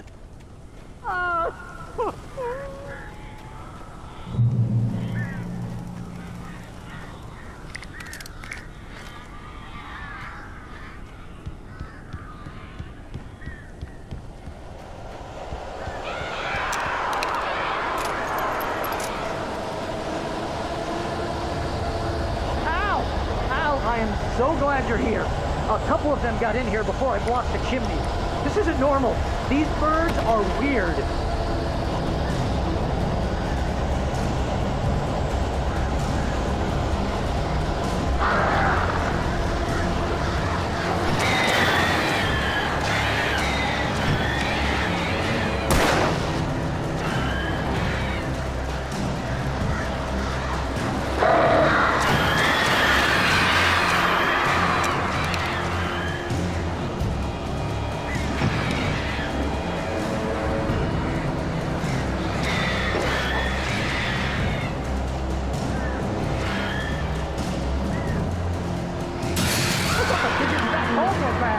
Al, make them go away, please!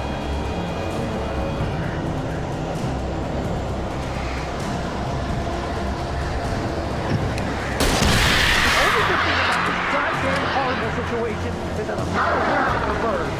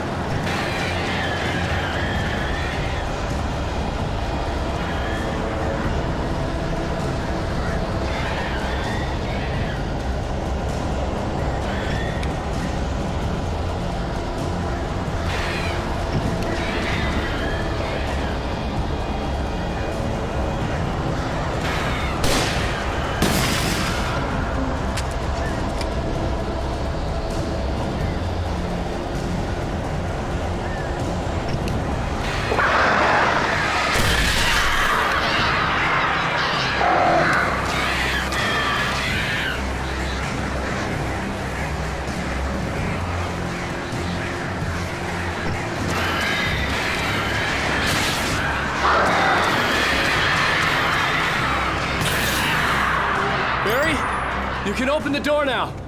They're gone. Hey, Al. I'm sorry for thinking you were having a psychotic episode, man. I sent Barry to the town to ask around about a man fitting the kidnapper's description. He'd go through the archives of the local paper. Perhaps he could learn something. Anything about the island and the cabin that had disappeared.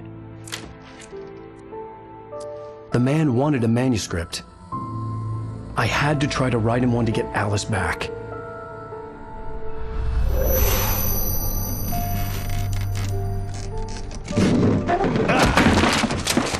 For me, the supernatural had always been nothing but a metaphor for the human psyche, a tool to use in writing fiction. Now, it was happening for real, and I couldn't put a single word on paper.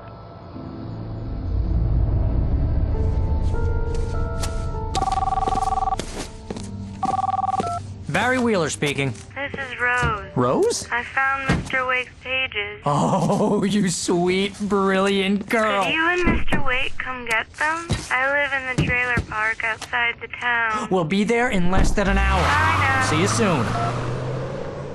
Have a great day. Hope you come back soon. Welcome to the Oh Dear Diner. Good girl.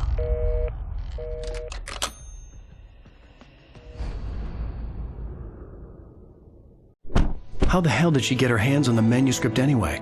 I don't know. She's resourceful. I told you you were too hard on her. Listen, I found out all sorts of interesting stuff while I was digging around. Yeah. Mr. Wake, it's Sheriff Breaker. We have an FBI agent here, Agent Nightingale. FBI? He's anxious to see you. You'd better come to the station. Okay, I'll be right over, Sheriff. Let's make this quick, huh? Help you folks? Name's Randolph. I'm the manager. We're looking for Rose. Works as a waitress down at the diner? Rose, sure. Nice girl. Who wants to know? I'm Alan Wake. The writer, huh? I heard on the radio you were visiting. Well, I'll show you her trailer. That Rose, she's a nice girl. Always pays her rent on time. As I was saying, Al, I found all sorts of weird stuff from the local newspaper's archives. This place is crazy. Disappearances, mysterious deaths, urban legends come true, and get this, most of this stuff takes place around Cauldron Lake. Well, you ain't wrong, mister. The Indians thought the lake was a doorway to the underworld. I'm the God-fearing type myself. I don't hold with that sort of thing. Yeah, okay. Anyway, there was an island there owned by a guy called Thomas Zane. Now, some of the articles I found about him make him out to be a famous writer, but I ran a bunch of searches, couldn't find a single thing he wrote. Zane was heavily into diving, so much so that the place came to be called Diver's Isle. But the volcano under the lake erupted in 1970, and Zane went down with the island.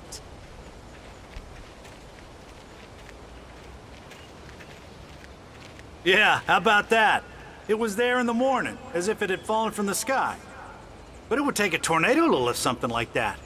We're damn lucky it didn't crush any of the trailers.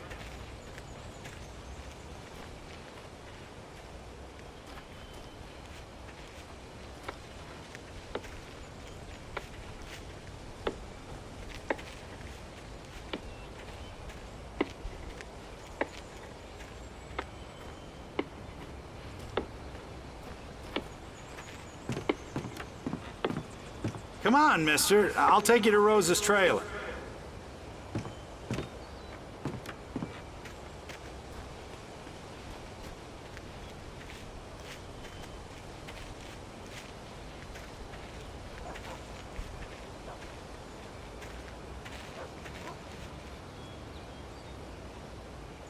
It gets better. A local girl, Barbara Jagger, drowned in Cauldron Lake just a week earlier. They were lovers. Sure, Jagger's a local spook story. The Scratching Hag comes for you in the dark. Childish stuff like that. Anyway, Al, I'm just getting to the best part. All of the articles about this stuff were written by Cynthia Weaver. I asked around, and she's that crazy bag lady you met. What, the lamp lady? She can be a little loopy, but she's not homeless or anything. Yeah, anyway, she knew both Jagger and Zane before they both died, and she had some kind of a breakdown.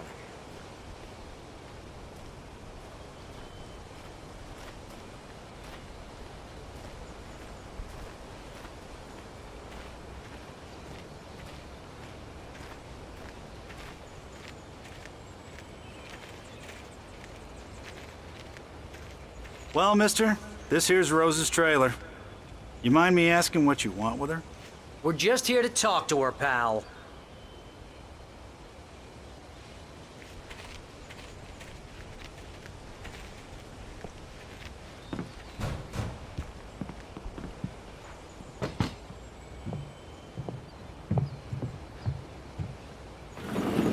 Welcome to... Oh dear, Mr. Wake. I'm so glad you're here. Rose, you have my manuscript? Oh. Oh, yes. Yes. Please, come in. Hey, this is really good. Rose, Yes, my manuscript. I really need it. I understand. I know what you need. A muse to inspire you. Oh, for Barry? She doesn't have anything. Yeah, hey, Al, what's... Oh... Barry! What? What?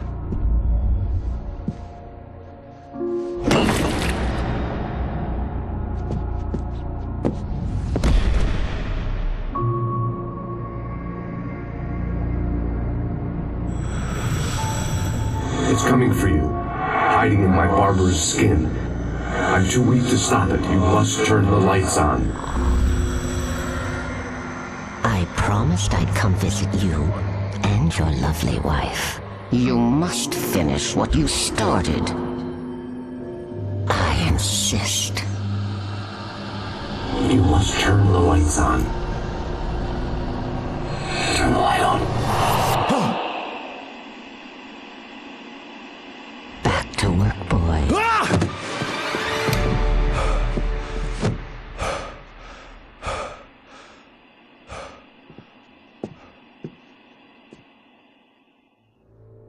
I felt nauseous, hungover. Only anger kept me going. I can't tell reality from dream anymore, but it seems I have an imaginary editor to help me. She's an old woman in a funeral dress. I call her Barbara Jagger. She's very strict. I'm writing faster and faster. My manuscript is being heavily revised. The edits are getting very aggressive, and each day there's less of me and more of her. I hate it, but I know she's right. She promises me I can save Alice this way. She knows more of this than I do. About the complex incantation I'm attempting. About this place. She's worked with another writer under similar circumstances, Thomas Zane. The genre of the story seems to be shifting. It's turning into a horror story. I'm getting close. I can feel it.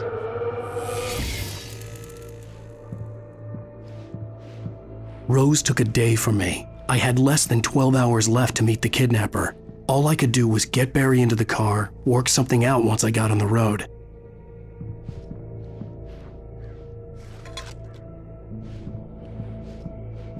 Barry was out of it. He was way too heavy to carry. You're right. I deserve more money. I'm so handsome.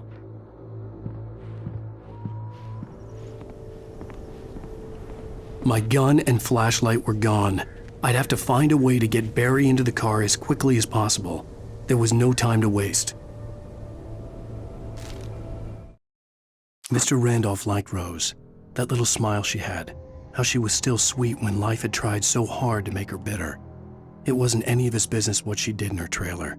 But those strangers, the writer and his smart-ass sidekick, looked like trouble. And they'd been in there for hours, way past her normal bedtime. He reached for the phone and called the sheriff's station.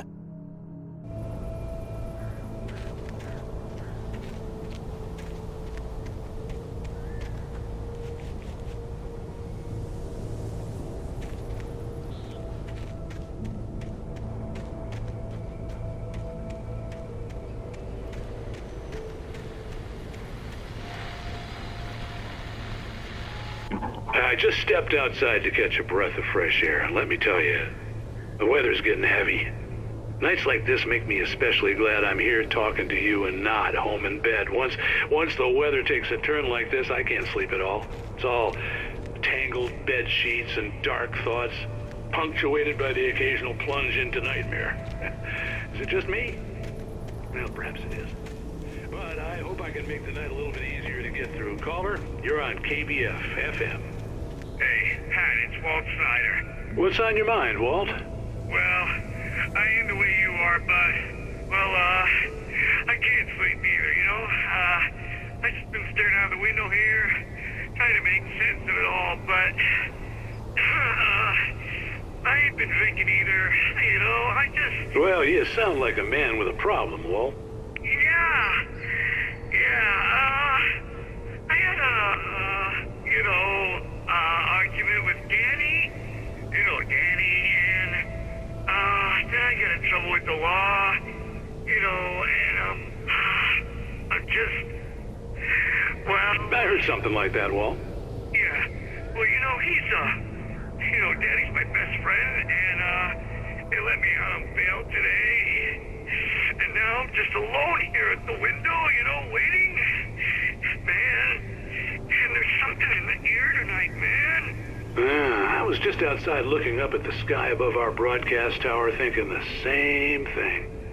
What are you waiting for, Walt? I don't know. Something's gonna happen. I think I better go. Well, Walt, maybe... No, thanks, Pat. Well, good luck to you, Walt. Hang in there. Let's take a little break, folks. This weather's really something else, huh? How can I be sure?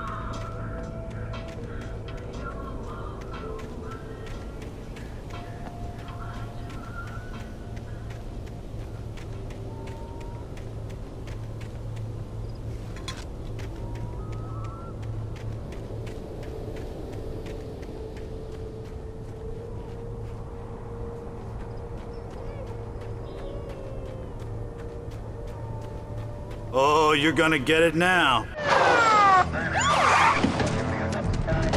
God knows what you've done to that poor girl. This is Agent Nightingale, FBI! Get him up, Hemingway! You're under arrest! You move a muscle, I'll unload right in your goddamn face! Stay right where you are, Spillane!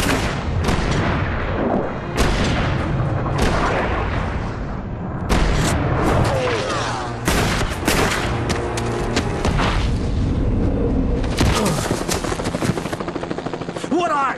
I'm standing right here, you goddamn maniac!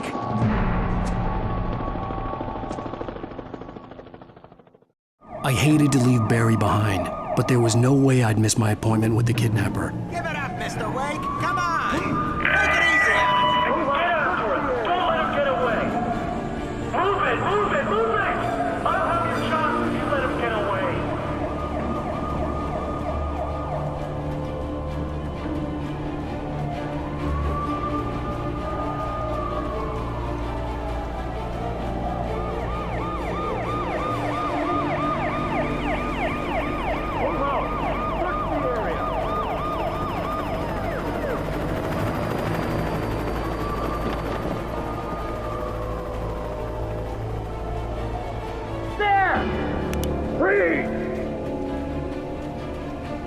Okay, men, keep your eyes peeled. He's gonna try to make it through here. Oh, damn. Man out! No! Stop! God damn it, where'd he go? God damn it, where'd he go? Look away! Keep an eye out!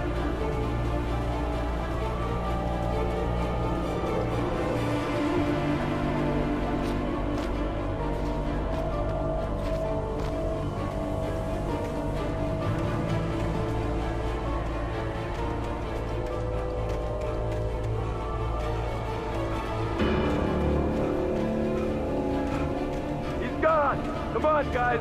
We need to head him off. For decades, the darkness that wore Barbara Jagger's skin slept fitfully in the dark place that was its home and prison. It was hungry and in pain. It dreamed of its nights of glory when the poet's writing had called it from the depths and given it a brief, terrible taste of power and freedom. The rock stars had stirred it from the deep sleep the poet had sunk it back to in the end.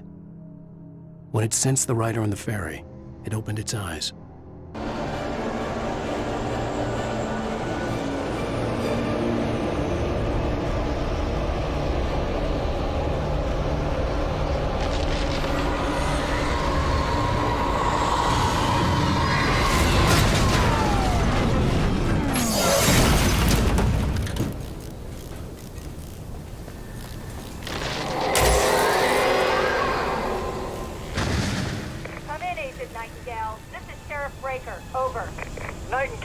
Over. What on earth is going on? My deputies tell me you fired at Wake and he didn't have a gun. You almost hit a civilian instead. Over. Sheriff, Wake's running. I'm giving chase. I don't have time for this. Well, make the time. You can't just go shooting at people in my town. Over. I'm a federal agent pursuing a fugitive. You want to discuss my methods, Sheriff? Make an appointment. Over. You stay right where you are, Agent Nightingale. I'm on my way. Out. The suspect was last sighted running along the corridors of these weapons.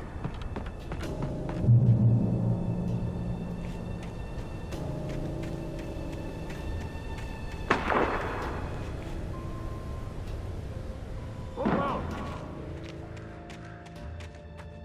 Search the area!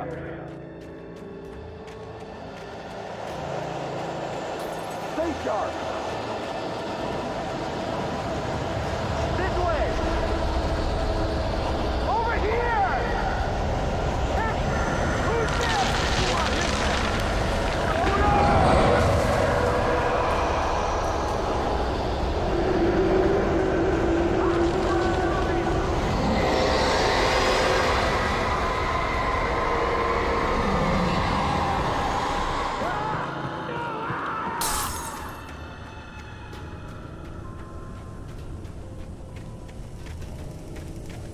This horror was everywhere I went, circling me. The cops didn't stand a chance. They were after a writer, not a monster.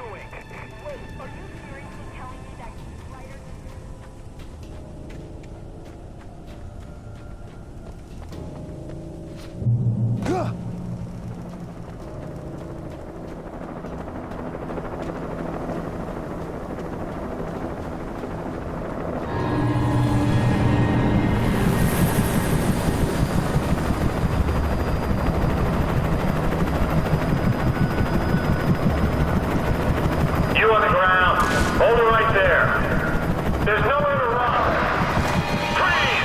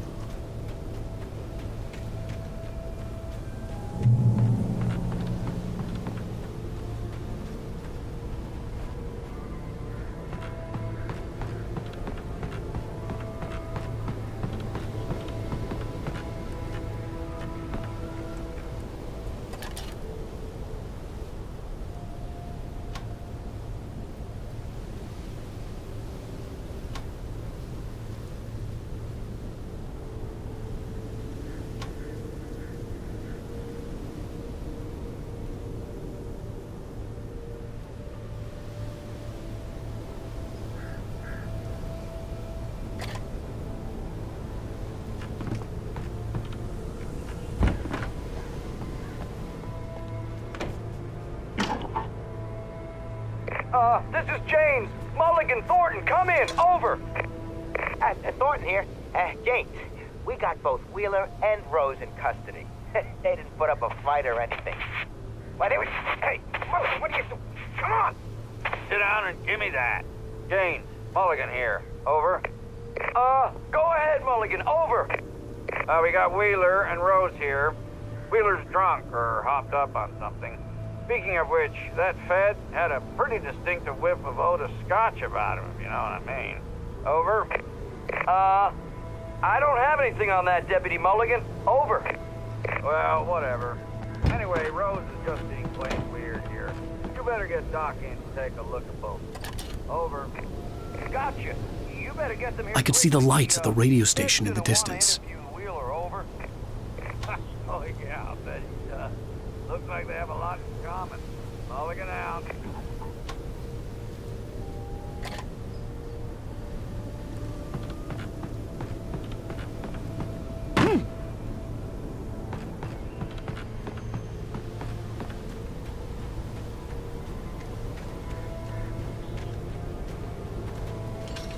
I imagined that the broadcast tower in the distance was part of the local radio station. Maine seemed like a decent guy. Perhaps he could give me directions to the coal mine.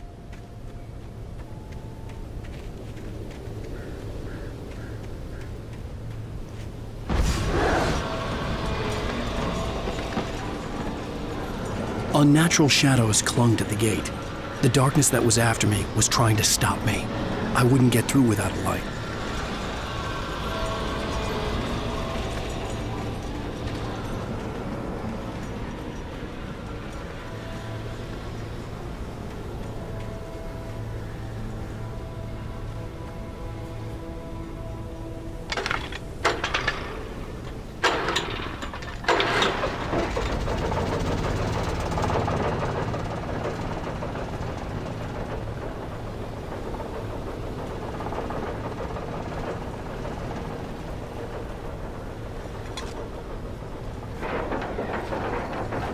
The old generator conked out. I'd have to see if I could fix it and try again.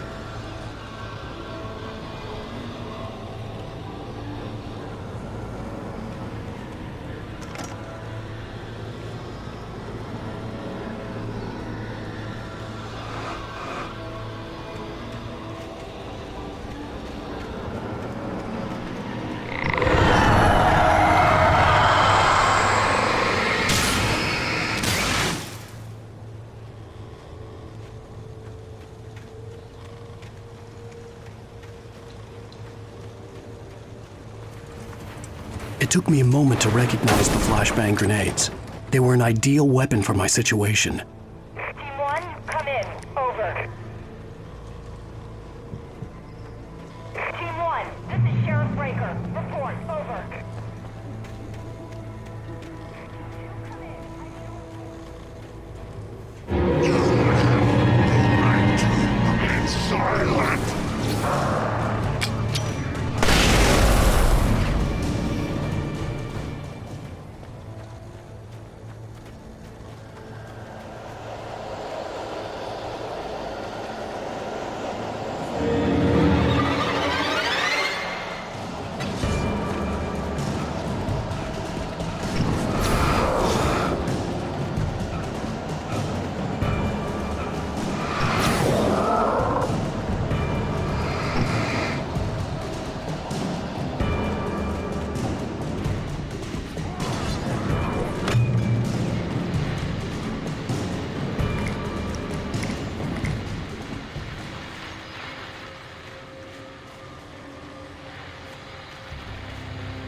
And here's another call.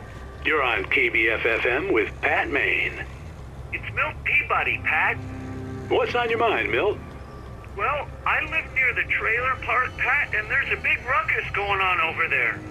Well, that's just up the road from me, too. What's going on, do you know?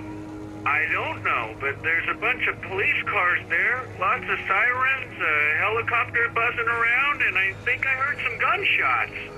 Gunshots? Yes, sir, like from a pistol. So can you find out what's going on? Because it's just next door and they're popping off guns there. They're still shooting?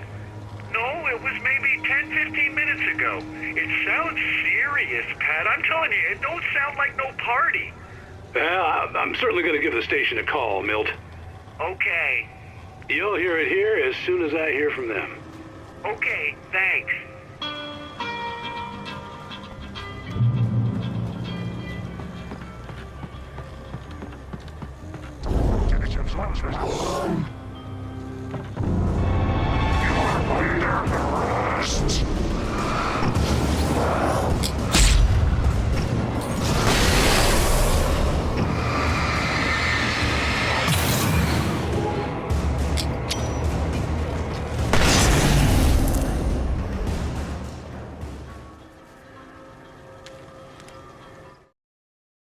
Touched by the dark presence, Rose was lost in a dreamland where everything was drawn in black and gray crayons. The old lady had promised her that all her wishes would come true. She would be Alan Wake's muse. She was smiling so hard it hurt her face. She crushed a bottle full of sleeping pills into the coffee. Deep down inside, she was screaming in terror.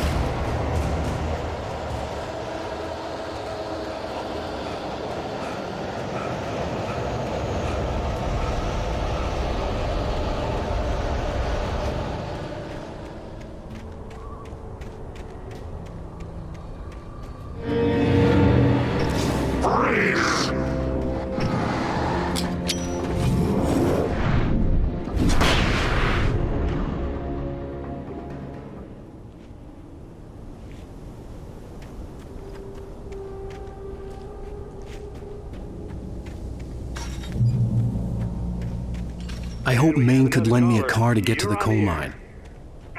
It's Lorna Miles. Oh, why, hello, Lorna. What do you have for us?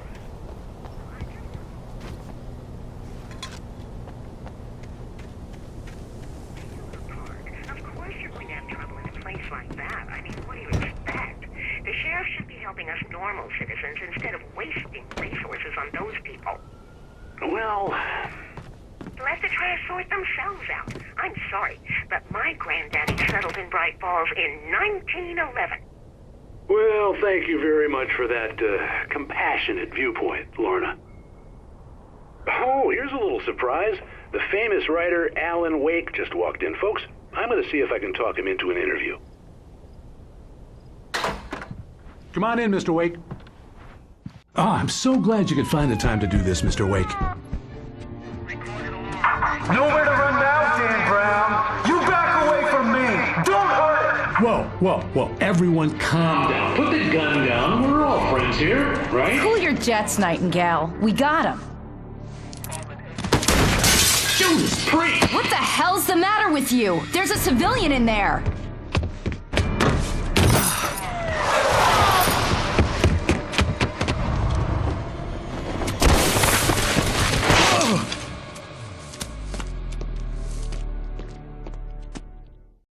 I'll get you yet, even if it kills me. You hear me? You hear me, H.P. Lovecraft? I had fallen off so many cliffs it was ridiculous. That's what you get for naming a book The Sudden Stop. It was probably good I hadn't had the chance to tell Maine where I was going. I'd have to lose the cops and find my own way to the mine.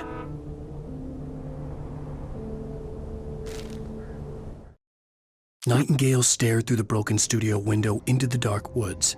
He turned around, started to walk out, but Maine grabbed his arm. "Young man, you almost shot me. You don't shoot off rounds at people like that. What's the matter with you?" Nightingale shook his arm free, marched out. His cheeks burned with rage and humiliation.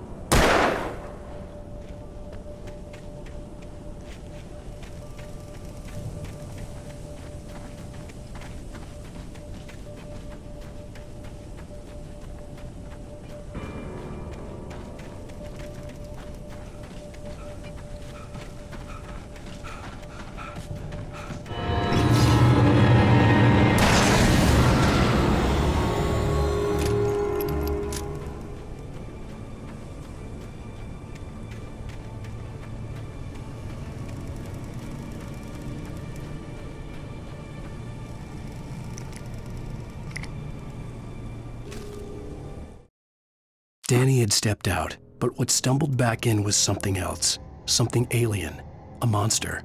Walter tried to kill it, first with his fists, then a chair. It wouldn't die. Instead, it kept coming, unaffected by the beating it had taken. After Walter managed to kick it down the cellar stairs, fear took over. He ran, got behind the wheel, gunned the engine. The booze wouldn't make him forget, but he knew he had to try.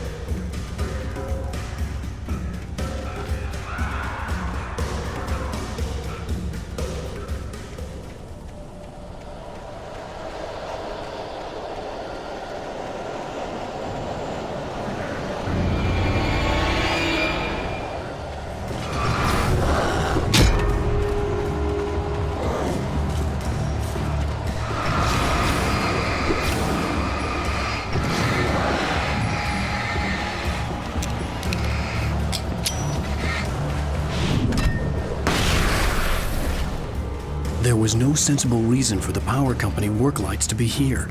It was almost as if they'd been left for someone like me to use.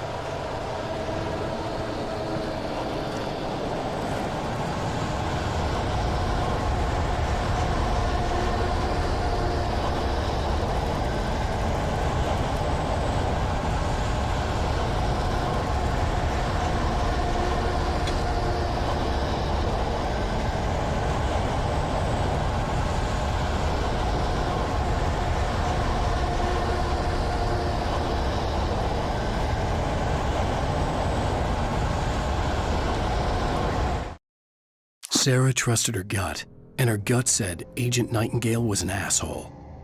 He felt wrong, and it wasn't just the smell of stale booze. It was in the way he flashed his badge, pulled rank, the look in his eyes when he wanted answers. Where was Alan Wake? What was this about an accident? Where was his wife? And most importantly, why did she let Wake go? He wouldn't answer her questions. Federal business was all he'd say.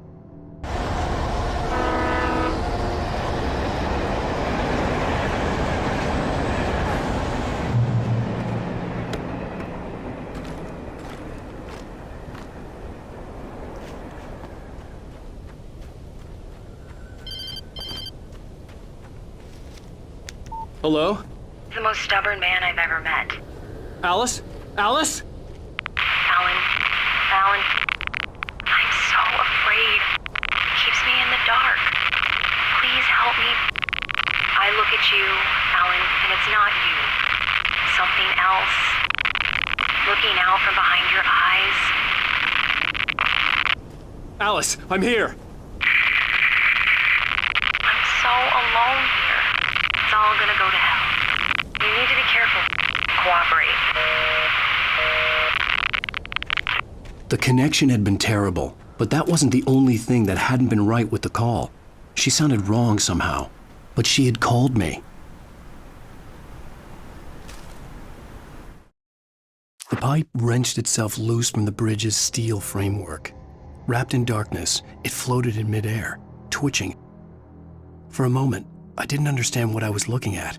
The heavy object lurched at me with impossible force. I threw myself out of the way, but just barely. When I turned my flashlight on it, it shook in a dark rage before it flew at me again. I could see a railway bridge up ahead and a warehouse of some sort on the opposite shore. I hoped I could find a car from there.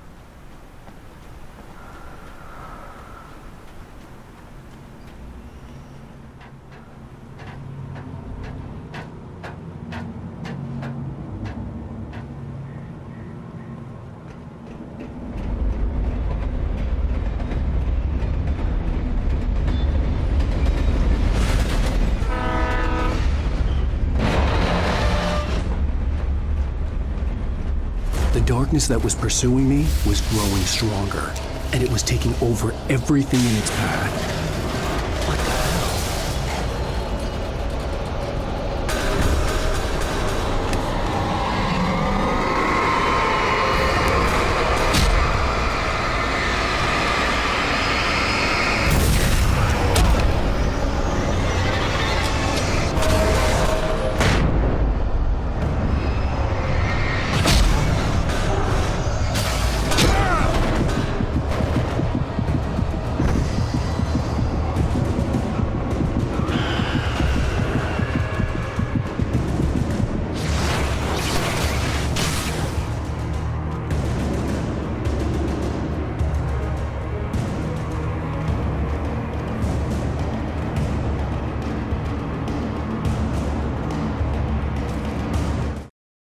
I slammed the door shut right in his smug face. He pleaded for me to open the door. True to form, the asshole actually thought I would obey. I had no sympathy left, no guilt either, not for him. I took a moment to savor the scream. I bet I had a smile on my face. It was all that I had time for. The dark presence was inside the lodge with me. As a teenager, just starting to get interested in writing, Stephen King had been a source of inspiration to me. I thought about all the inanimate objects that had come to life in his books. No one is safe in a good horror story, certainly not the protagonist. That's what makes them fun. This was anything but. The darkness could possess anything, and it was getting closer.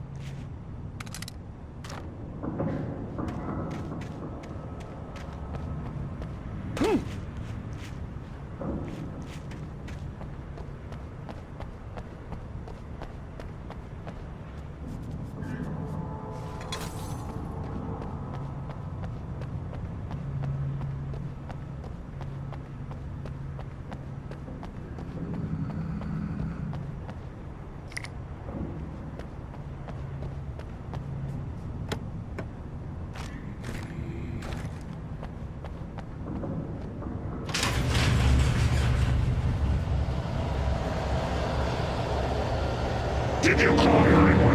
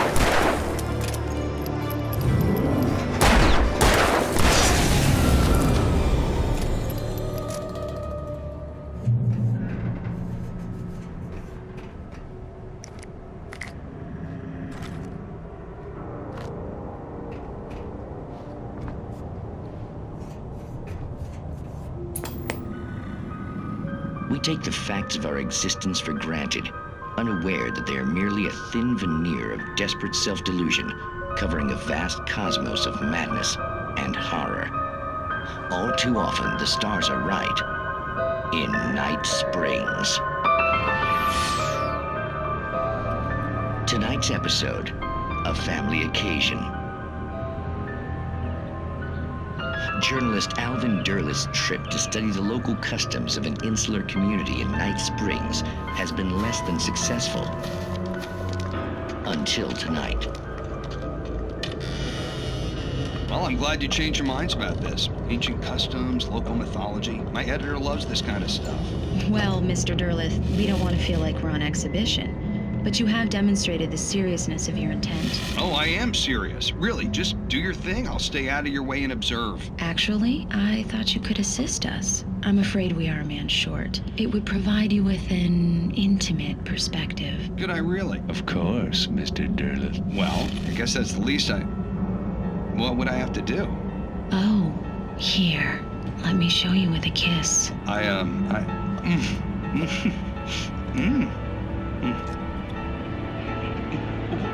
did you...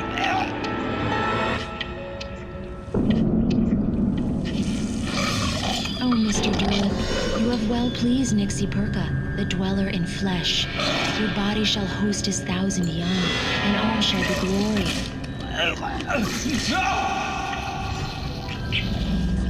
Shh, darling, be calm. Shh. Alvin Derleth learned a harsh lesson. If you go looking for mythology, it may come looking for you. And such quests always bear fruit. In Night Springs.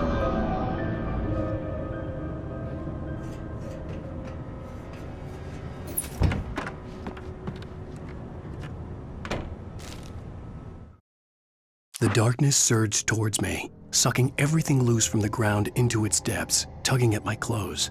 I saw the flare the kidnapper had dropped and threw myself towards it just as I felt my feet leave the ground. The darkness embraced me with the force of a tornado. Somehow I managed to light the flare. The darkness roared and cast me away. I fell toward the dark waters of the lake far below.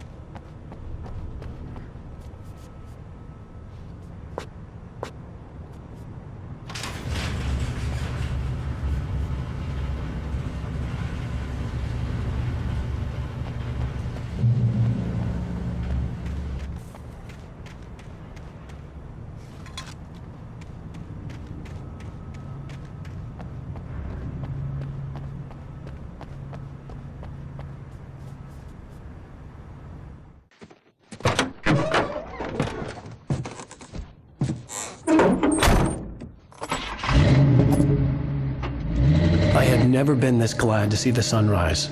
I had a couple of hours to get to the coal mine.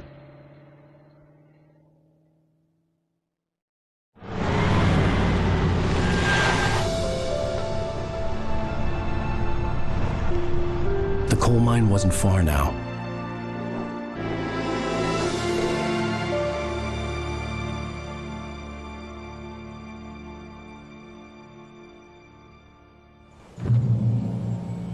Today, I would meet the kidnapper, and he would give me Alice. I wouldn't give him any other choice. A drowning man will clutch at a straw.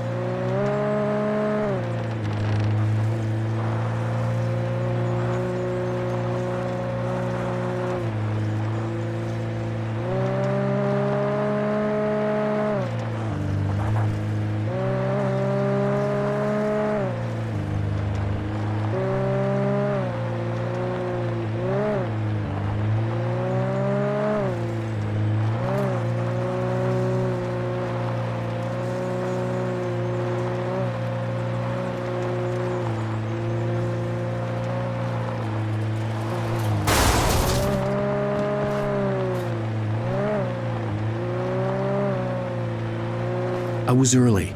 I was supposed to meet the kidnapper at noon in the main building. The coal mine was quiet. It was a museum now.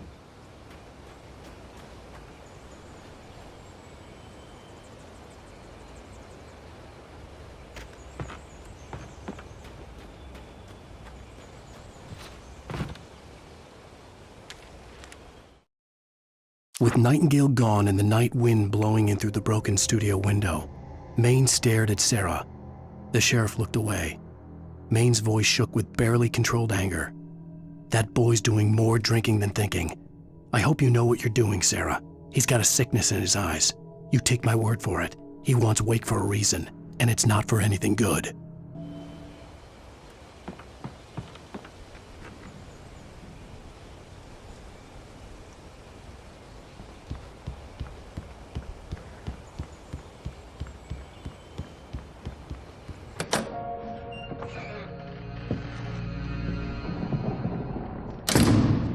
I didn't want to go outside. Cops had to be looking for me. The noon sun turned the place into a sauna. The day dragged on. Different scenarios ran through my mind. Ways of how I'd torture the kidnapper to get Alice back. Or the different horrible things he could have done to her. I imagined her dead. I had no way of knowing she was still alive. It was killing me. I was running on blind hope. It was all a waste of time. The bastard never showed up.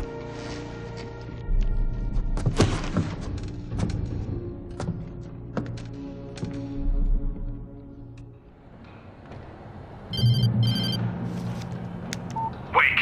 Where the hell are you? Change of plans. You know where Mirror Peak is? It's a big mountain north of where you are. You follow the path from the mine, you can't miss it. There's a lookout point there. I'll be waiting. I'm through being jerked around by you. You want to see your wife alive? Because if you do, you better watch what you say to me. Do we understand each other? I want to talk to Alice. Yeah, and I want the manuscript. Don't keep me waiting, Wake.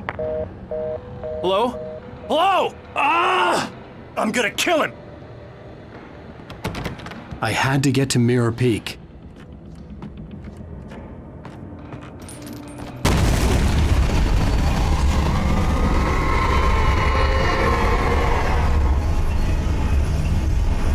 It was close, maybe closer than ever before.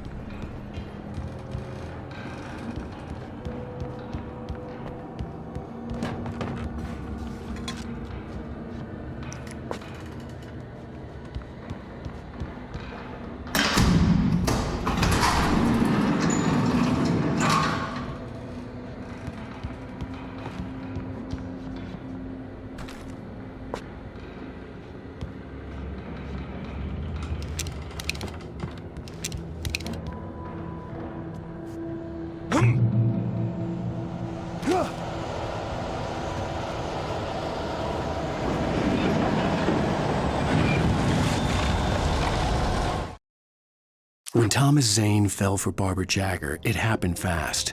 She was young, vibrant, and beautiful, full of life. He had never been a very happy man, and without any seeming effort, she had changed all that. Zane felt good for the first time in his life. Everything she did was another piece of a jigsaw puzzle he hadn't even known he'd been missing. And best of all, she made the words flow, strong and sharp. She was his muse.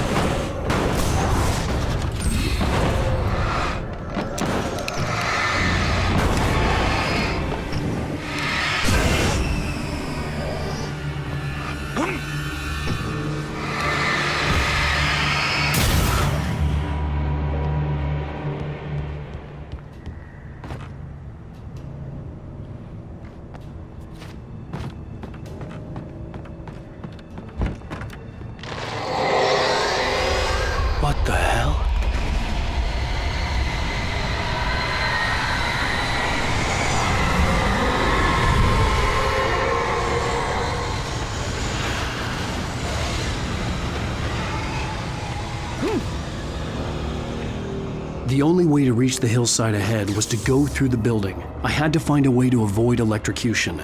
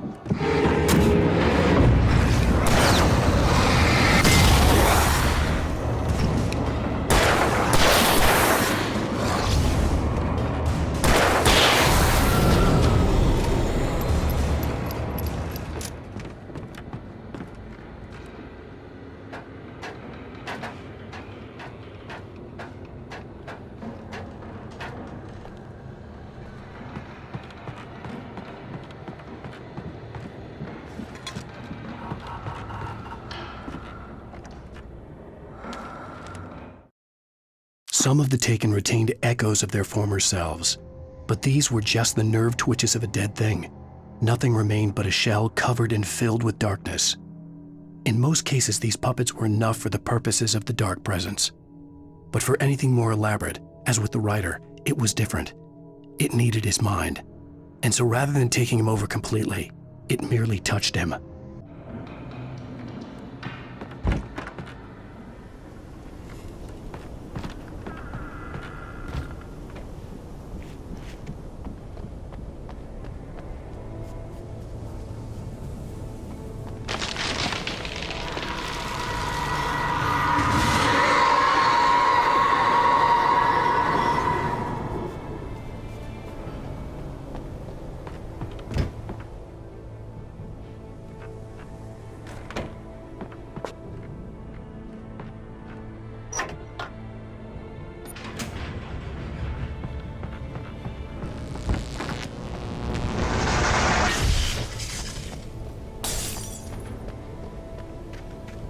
There was no way the flashbang grenades were Standard Power Company equipment.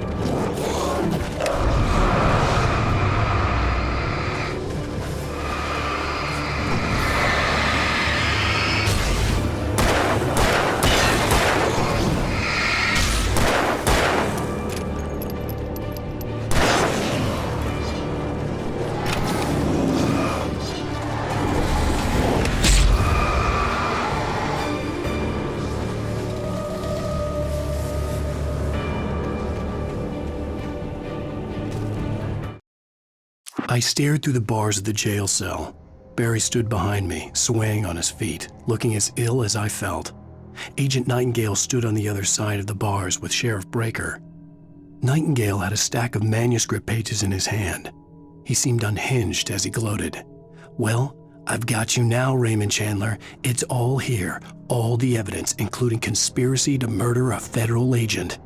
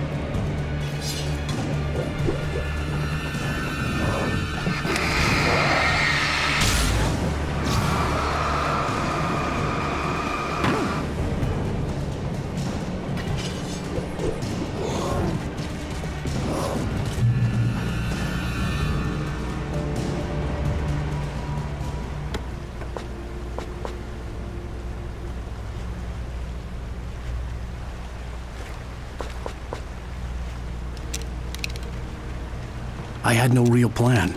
I was going to give the kidnapper all the manuscript pages I had for Alice. If that wasn't enough, I'd hold him at gunpoint and make him talk.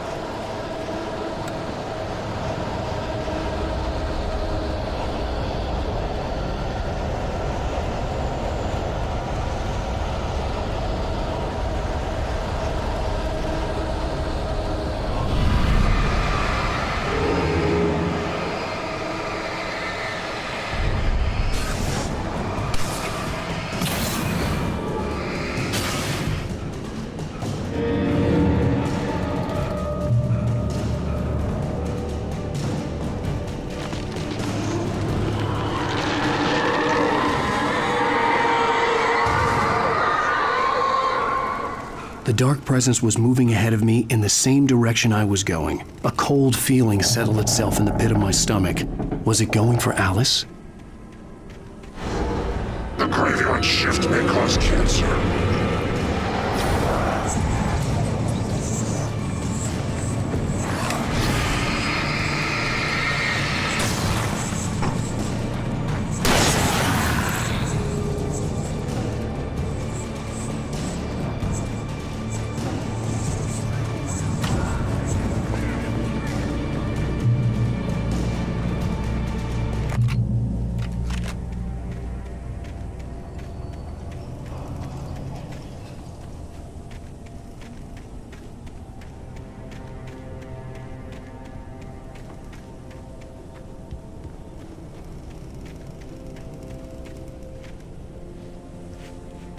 The place was dead, a ghost town. Had been for decades, maybe a century.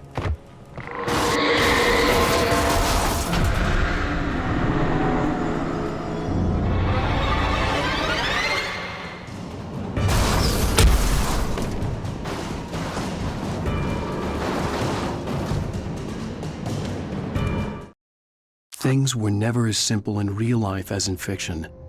I had lost count of the times I had wished there'd be a clear reason for my writer's block. Something to fight, something to lash out on. There wasn't. I was filled with doubt.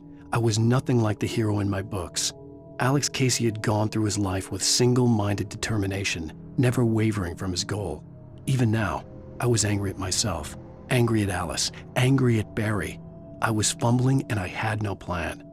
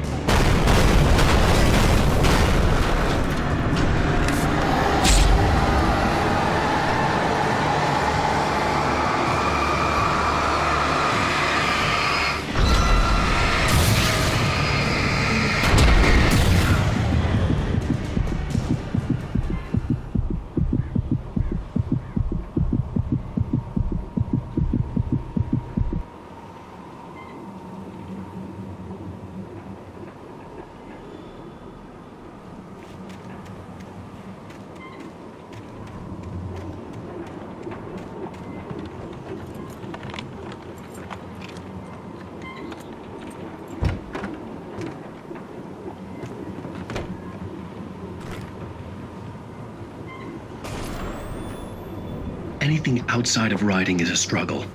I feel ill. I managed to make my way downstairs. There's a shoebox filled with books and papers by Thomas Zane. It's very hard to focus, but I managed to read some of it. He's a poet, and a good one.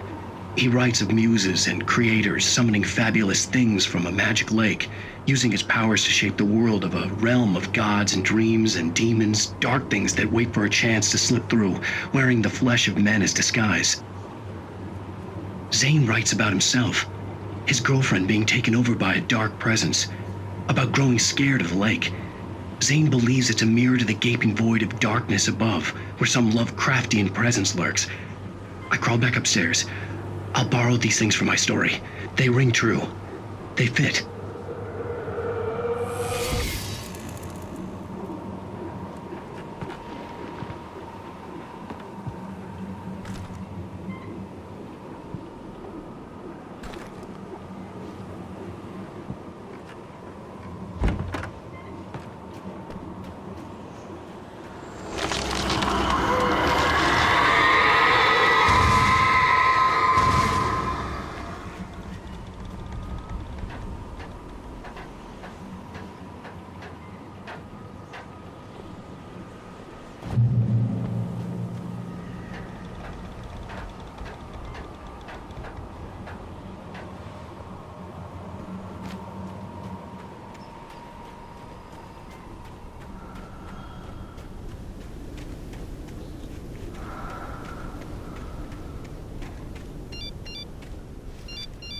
The kidnapper had sent me a text.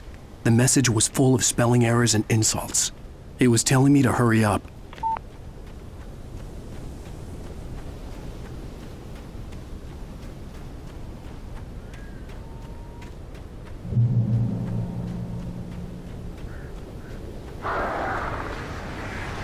Birds.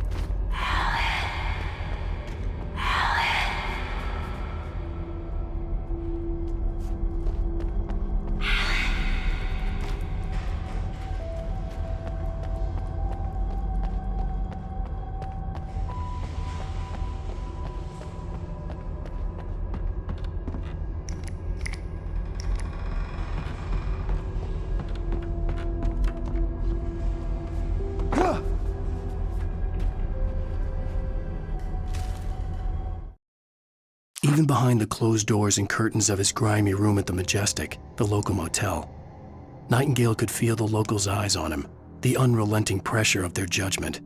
He forced it out of his mind. For all he knew, they could all be under Wake's spell already. You do what you have to do to get the job done. He took comfort from the bottle in his hand. Please, he thought, just let me get through this.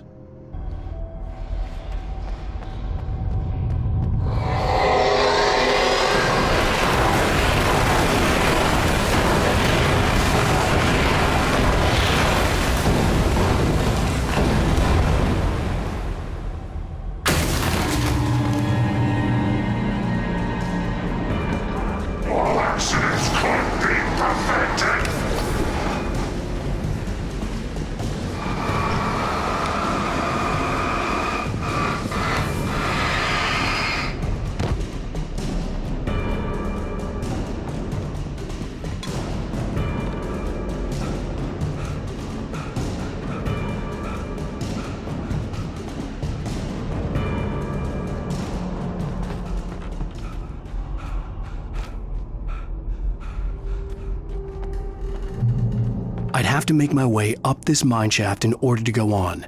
Maybe the machinery could help me with that.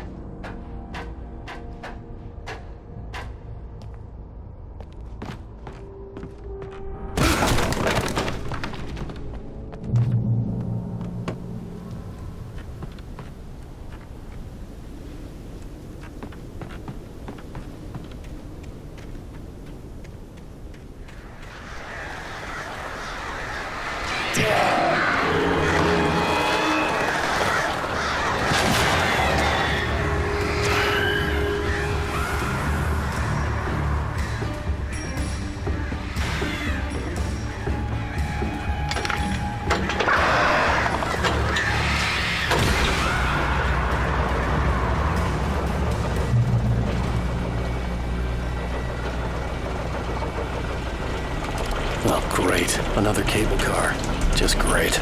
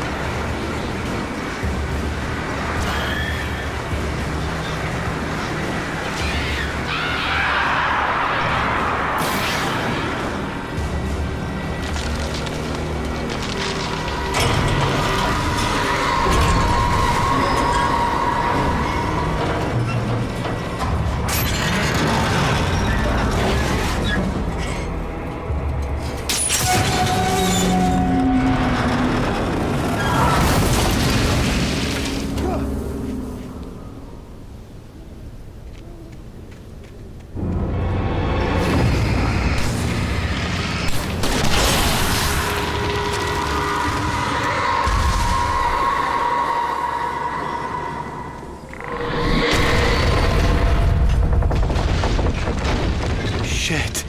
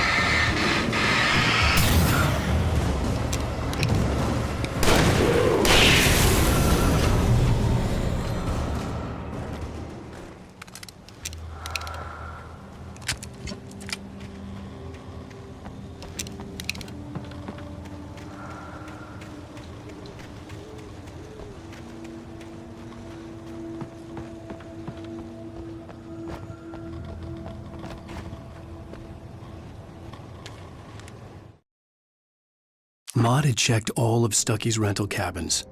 There had been no sign of the Wakes. It was dark when he'd found their car parked at the end of the road by Cauldron Lake. It made no sense.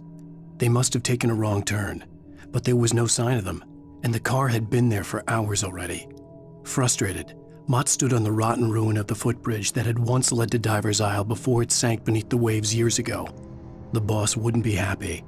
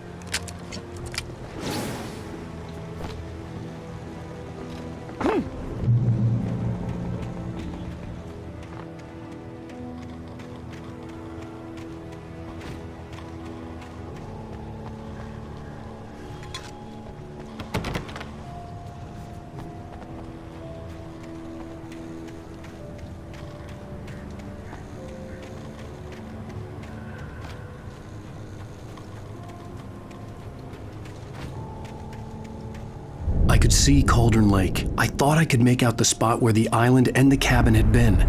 There was a light near it. It had to be a boat.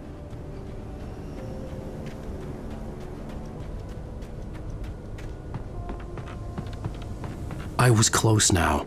I had to get there fast. I dreaded what I would find.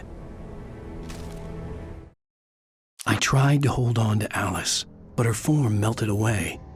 I was losing control. Dr. Hartman stood in her place. I wanted to hit him, but my arms were jelly. He smiled. It was a reassuring smile, and I hated him for it. I had to give you a sedative. Don't fight it. You went through another rough period. Right now, it's very important that you stay calm. We don't want you to have another episode. You're a patient at my clinic. Have been for a while now.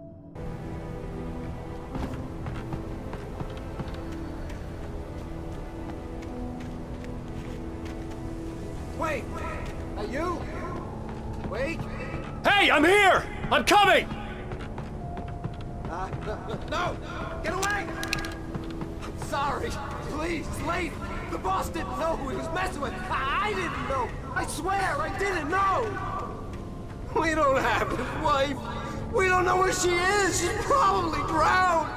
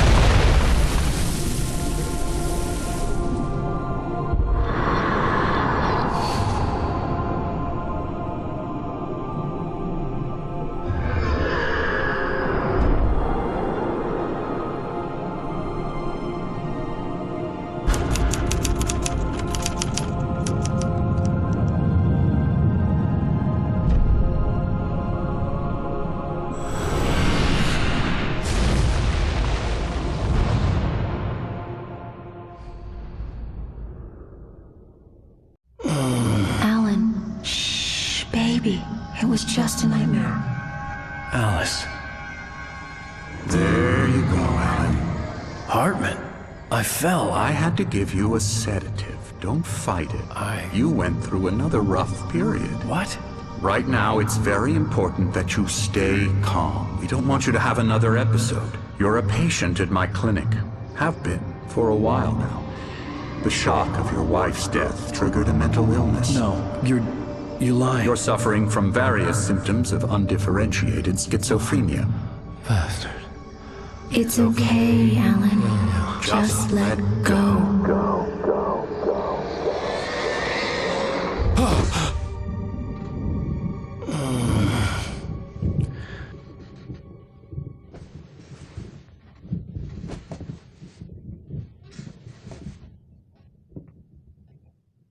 I felt groggy. Whatever Hartman had bumped in me was making me numb. I felt like this was happening to someone else. Someone I was watching on television. I couldn't think. Couldn't focus.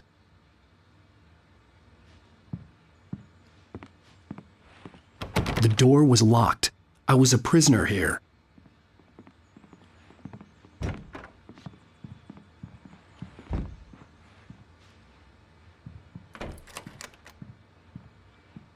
Good evening, Alan. Are we feeling better now? Feeling calm?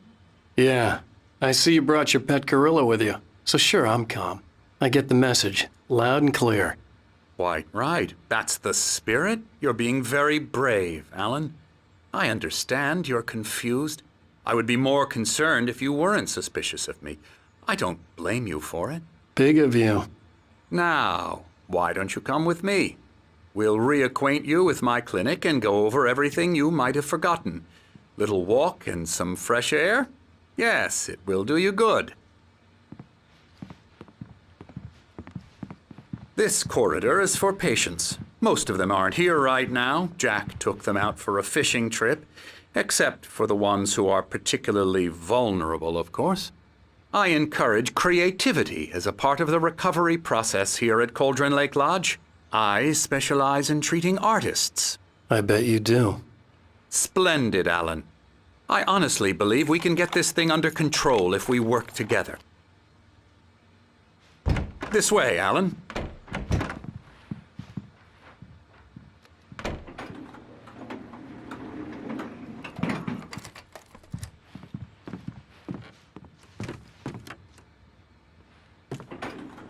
Now, Alan, from past experience with you, I know I need to get right into the heart of the matter as quickly as I can after an episode.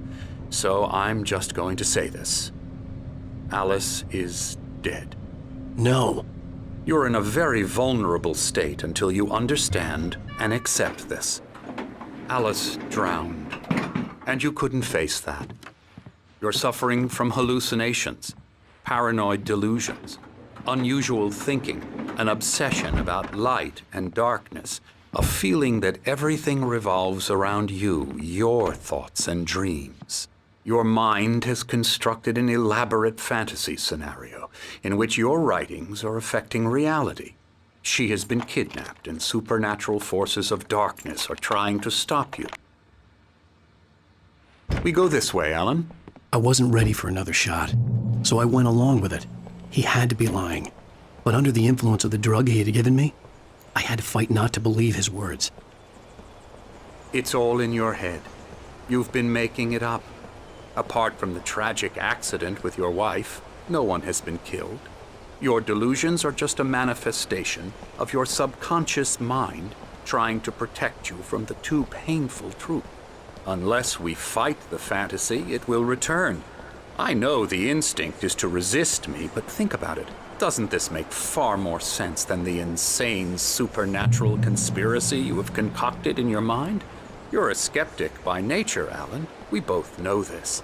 Everything can be explained logically.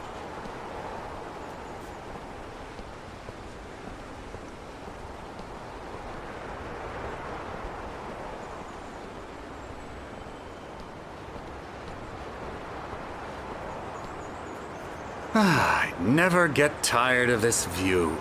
Very inspiring, isn't it? Cauldron Lake spread below us. I could see Mirror Peak on the other side of the lake.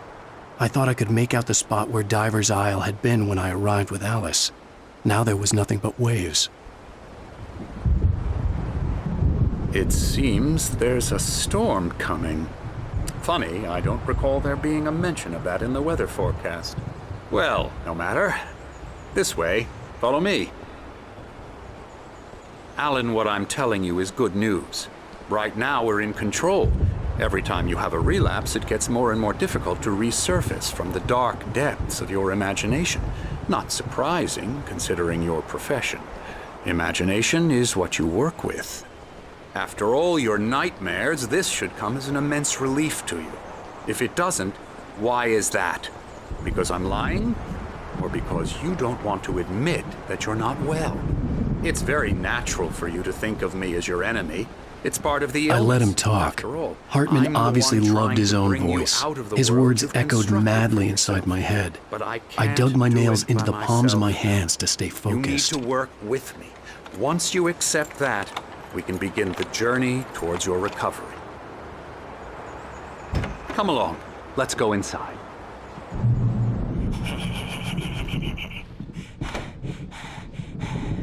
Here's the entrance to the office wing. That's for staff only. You were impressed by my trophies when you first arrived here. I do love to hunt. The great outdoors, man versus nature. It's wonderful stuff. Pretty damn wonderful, yeah. Scary, scary, scary.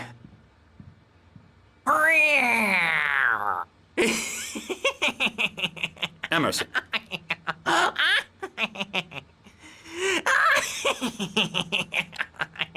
I'm a real bad dream, mister. You should be afraid of me. Don't want to run into me in the night, that's for sure. Please, Emerson. Mr. Wake is confused enough as it is. Yeah, you'd like me to go away so you won't be scared. But you can't just decide what kind of dream you have or when you have it. Emerson. Okay. Sorry. Ew. That's Emerson. We're actually making some progress with him, I'm happy to say.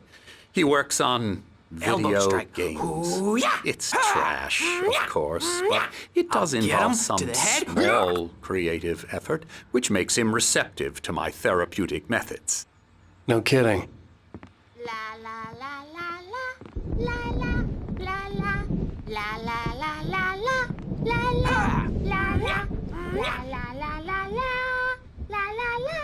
Now, you might have noticed the typewriter in your room.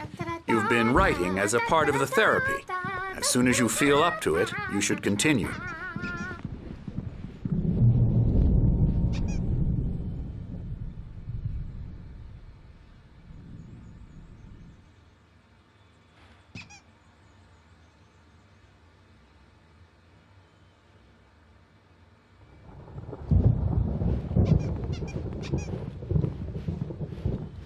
My rheumatism's killing me.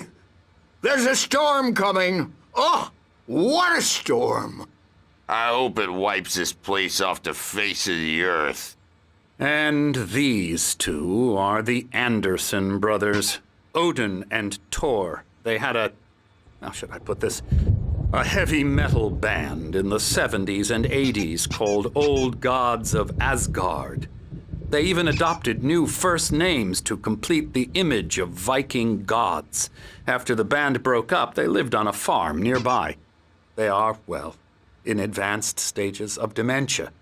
They're well cared for, TLC and all that. There's nothing more that can be done. I'm afraid that the rock and roll lifestyle has left its mark. No, that won't do. I'm so sorry to cut this short for now, Alan. The power has been acting up. I'd better go check on it. We'll continue this soon. Meanwhile, when you feel up to it, return to your room and try to write. It really is for the best. Don't you think? I'd like to bash his head in with a hammer. Oh, he'd love to fish out our secrets, but he has no clue. He's not crazy enough. Not crazy like us, Sonny. Yeah! Being crazy's a requirement, Sonny.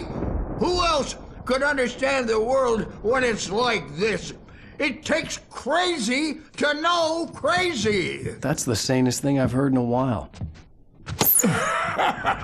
Zane! You're all right, Tom. Hey, we like him, don't we, bro? He's got to go to the farm. The Anderson farm. Valhalla! We wrote it all down, lest we forget. A crash course. All you need to know to get your head right. You need to find the message. Here, Sonny, here's something for you. Gave me a rash, but I kept it safe from these bastards. My head was clear. Zane could feel the poems, taking form, shaping things. As he experimented, he imagined he could almost feel the power surging through the keys of the typewriter. It exhilarated him. But there was fear, too. If not for his young assistant, Emil, he would have given it up. But Emil convinced him otherwise. He, too, had a way with words. Or according to Hartman, I was sinking back into the fantasy. I was convinced he was lying to me about everything. Crazy or not, the Andersons made more sense. Tom, you got any booze on you? Yeah, no. Sorry, we have guys. a stash of the special stuff at the farm. Our own formula, local ingredients, medicine, clears your head right up. Makes you remember like moonbeams on the brain. Oh, I just noticed. Leather patches on the elbows? That's not very rock and roll. Tom just lost is all. Baba Yaga got to him too, the damn witch. She used us all. Taken from all of us. Took my thunder, the witch. And my ravens. What were they? Memory and thought, the hag. She took something from you too, didn't she? That's what she does. We're better off. This place, the lake, it gives you power. If you're a creator, an artist, God. Nightmares shifted in their sleep in the darkness of the lake. Yeah, that's the one. She makes sure it comes out twisted and wrong. Just ask the lamp lady. She knows what happened to that other writer. She's been using you, boy. And you let her. You went and opened the door for her, didn't you? Now, it was already open a crack. And whose fault is that? We're morally corrupt, disease-ridden, old and stupid. Doesn't mean he had to open it all the way, goddammit.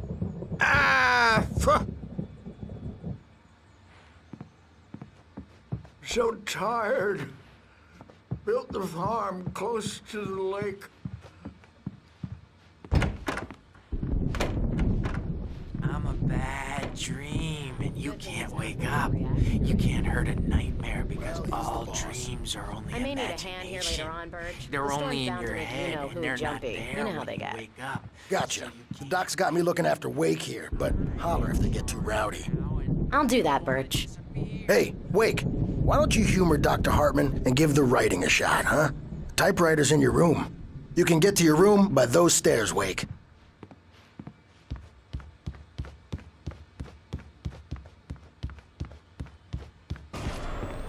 Something's wrong.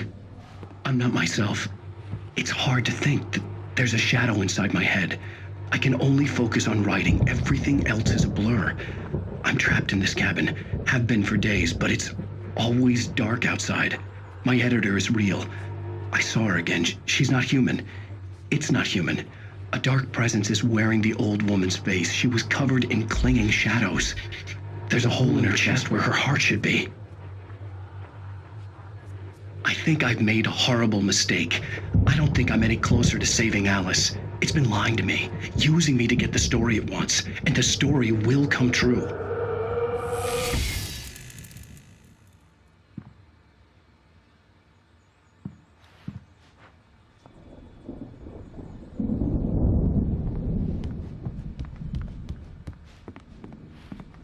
Hartman had mentioned that the power had been acting up.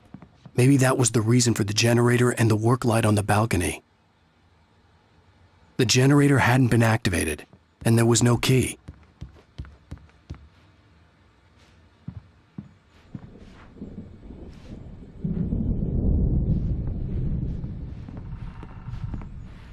Hartman wanted me to write. The white glare of the blank page in front of me hurt my eyes. My hands began to shake uncontrollably. Everybody, calm down. Put that down. Bert, I need help. Hey, Wake, you stay here. I'm gonna go see what's up. You just keep doing what you're doing. Be cool, okay?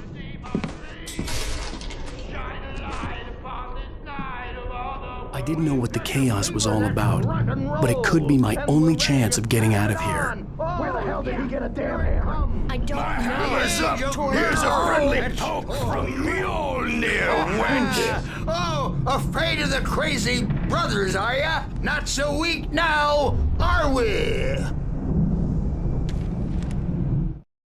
Hartman kept talking, giving Barry the grand tour, clearly proud of the place. He went on and on about his hunting trophies, and Barry was impressed. But he was here on business. He raised his voice, cut through the monologue. Hey, Hartman, where's Al? Hartman stopped in mid-sentence, annoyed at the interruption. He nodded at the hulking orderly standing nearby. The man smiled and clapped a practiced hand on Barry's shoulder. Well, things are unraveling fast, aren't they? Ha ha! Nah! Sinclair looked bad. That wasn't a love tap. The crazy old fart hit her hard. If she was one of Hartman's goons, she had it coming. I could get the key to the office wing from Sinclair. I had to get to Hartman's office. He had taken all my manuscript pages. That's where he'd be keeping them. Maybe you could come out and beat our wrinkled adult diapered asses for it, since you're so tough, Birch.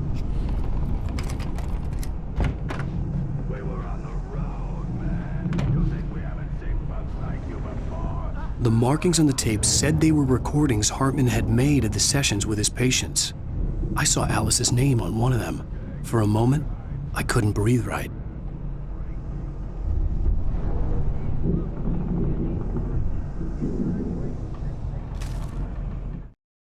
Hartman wasn't happy. Mott could see it in his eyes. He quickly lowered his own. He had made a mess of it, and he knew it. The shame of failure was hard to bear. He hadn't expected Wake to say he needed more time, and he blurted out 2 days, less than Wake had asked for to show him who was in charge. But that wasn't part of Hartman's plan.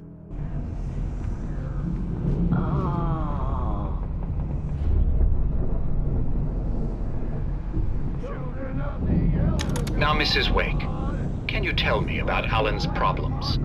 He's more and more out of control all the time. The parties, he's so angry all the time. He's getting violent. Do you mean with you? No, not with me. No, never. Sometimes I almost wish Alan would take a swing at me, because at least that'd lead to a conversation he couldn't just march out of. But no. Alan doesn't really sleep. And the work, well, he's not writing at all. He sits there for hours and just gets more and more frustrated. And I can't talk to him. Yes. Tell me, Mrs. Wake. What would you say to him if he'd listen? I don't know. I want to say, I look at you, and it's not you. Just some stranger who resembles you. Looking out from behind your eyes, and I don't like that guy much. And now it's all gonna go to hell. But you don't ever say this. No. I've tried, but he's not listening. He's too deep in his own problems, always going on about something else. I'm so afraid I'm gonna lose him, and we're not even talking anymore. He doesn't let me in anymore. He just keeps me in the dark. I'm so alone here, even when he's home. Please help me, Doctor, because I'm at my wit's end. Well, if you can just get him here, I'll absolutely do my very best. Yeah, but Doctor, you need to be careful with him. He's not just going to listen to you and cooperate. He's the most stubborn man I've ever met. Well, I'll be sure to bear that in mind. Hearing her voice, what she was saying made me happy and sick and guilty all at once. Worst of all, I recognized the words. The phone call from her. It had been a cut-up of this. Just a recording.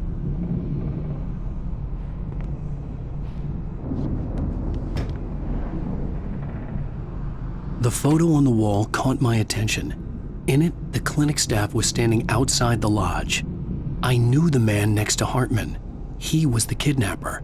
Hartman had been playing me all along. Let me out of here! Hartman, do you hear me? I'm gonna sue your crazy quack ass to shreds! Seriously! Do you have any idea how much Barry? trouble you... Ow! About time! Barry, man, am I glad to see you. We need to get to Hartman's office. It's right next door. You okay? Yeah. I mean, no! The cops found me at Rose's trailer, but they didn't hassle me too much. I'm obviously a victim in this, and I demanded to be treated as such. Or else I'd sue their asses. Speaking of asses, that vet gave me a real hard time, but I had no clue where you were. That guy's crazy, Al. But he let me go, and then I get a call from Hartman, that son of a bitch, who tells me you're here and I should come pick you up, but when I got here, 2 goons clobbered me and stuck me in there. What's with the cutout? I stole it from the diner to piss off Rose after what she did to us. That'll teach her. Yeah, that's a harsh punishment. Come on, pal, we gotta get going.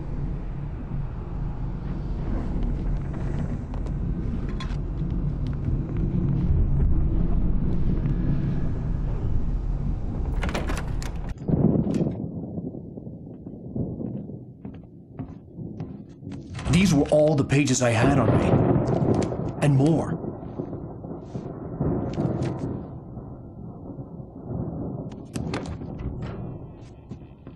Alan, please. You're sliding back into the... Tell me one more lie and I'll shoot you in the face. Ah, well, it was worth a shot. Really, Wake, come on. Let's work together on this. You have no idea... Hartman, shut up! Barry, get out of here. I'll catch up with you. Get a car. Oh, Al, let's just... Go! Wake, listen to me. This is a mistake. Don't you see? Together we can create something absolutely wonderful. With your ability and mine.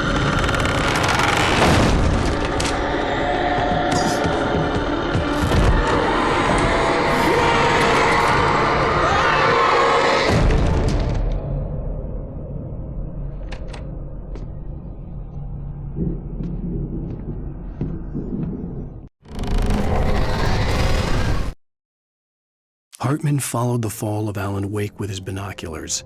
When the rider hit the water, he ordered Jack to take the boat to him. The spot was easy to see in the dark, even with all the extra lights in the boat. The flare floated and kept burning even in the water. Jack turned the radio louder as the engine sputtered. The music was rough and clanking, something the Anderson brothers would no doubt have enjoyed. But Hartman chose to ignore it. Wake was finally within his reach. The dark presence would be on me in a moment. I had to find a way out.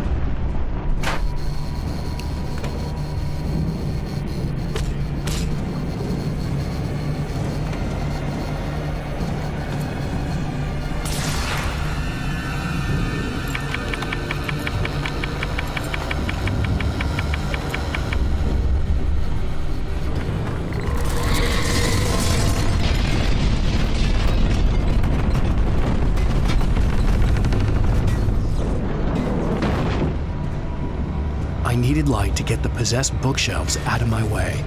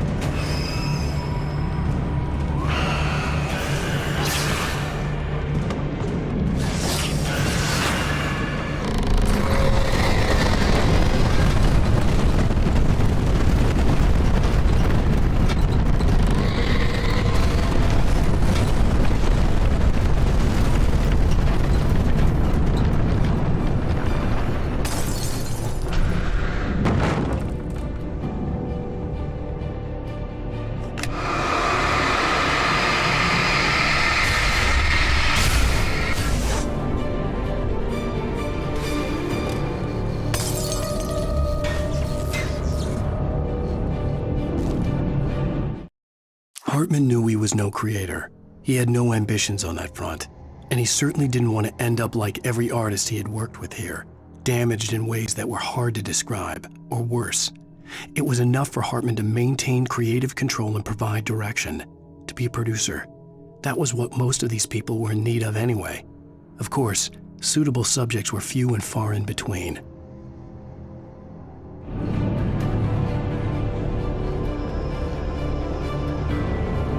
Most of us are filled with shadows. A shiver down your back, a glimpse from the corner of the eye. You can't find it on purpose, but take a wrong turn.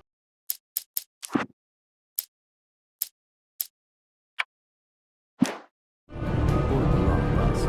Wonder where you are when you wake up. And you will find yourself in a small town, Night Springs. Tonight's episode, The Doomed Samaritan. Sometimes, even the simplest things prove impossible. Consider, you get in a car and leave a life behind. Easy? Not tonight. This place? No idea. What, Night Springs?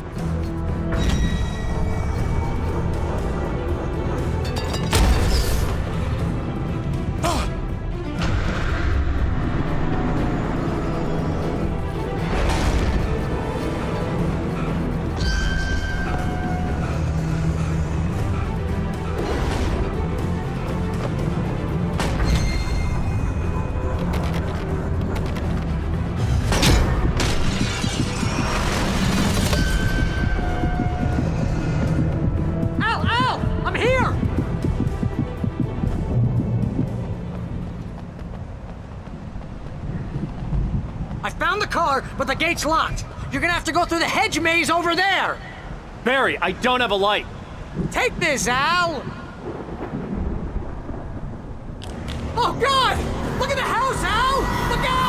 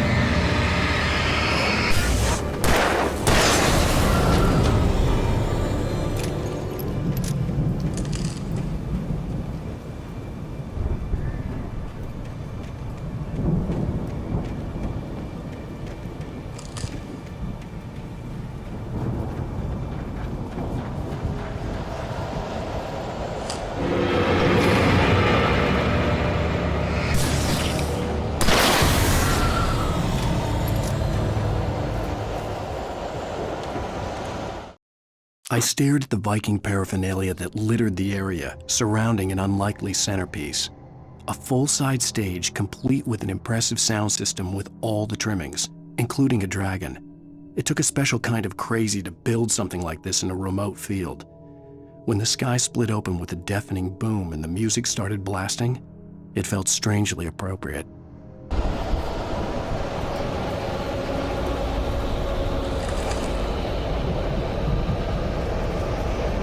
Al, be careful! I can see them moving around! They're coming for you!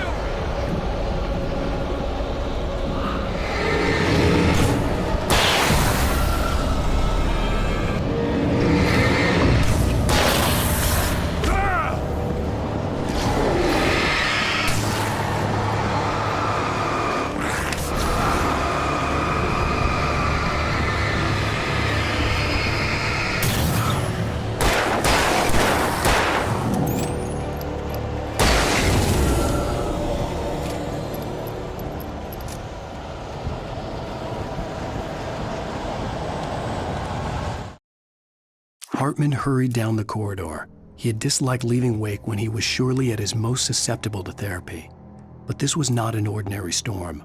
Wake had been writing, and he had woken something up in the depths of the lake. Now, it was coming for him.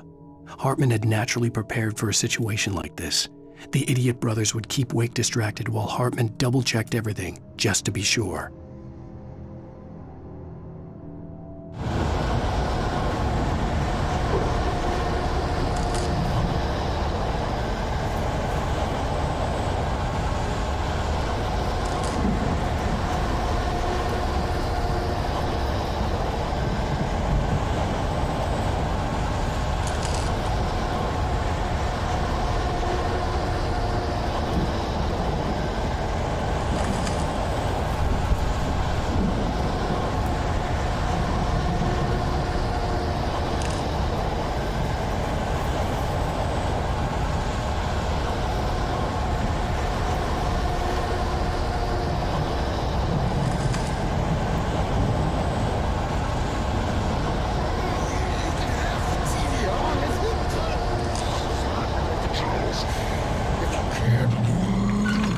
Channel, we turn it off. We don't want any fighting. It makes me...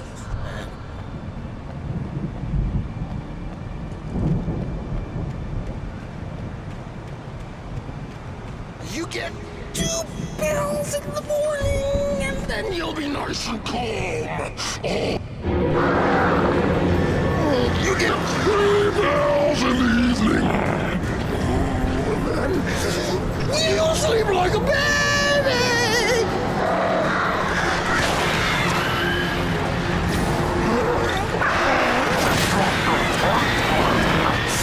Like seems to be yours.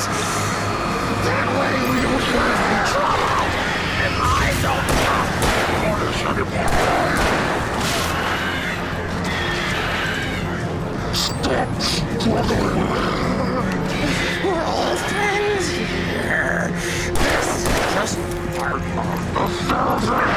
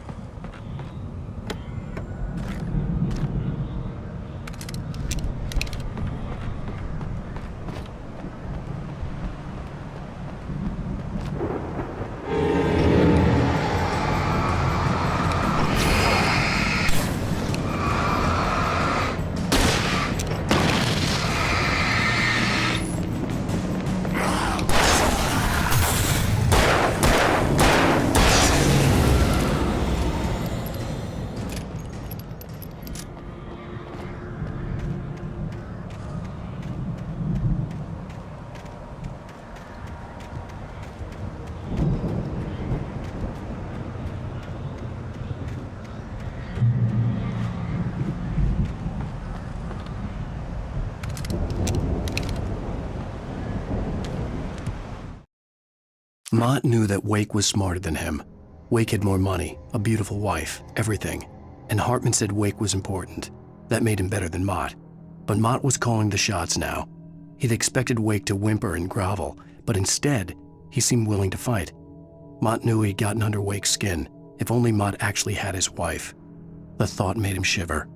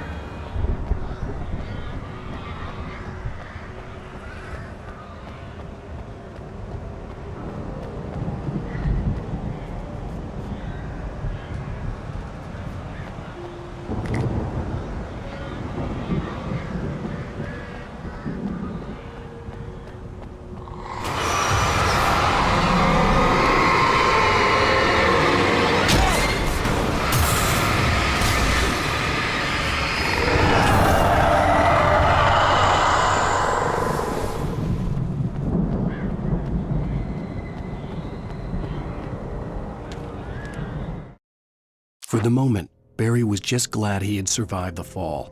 He had been separated from Al, and there was no easy way to climb back up. He told himself he'd be okay in the gloomy forest at night.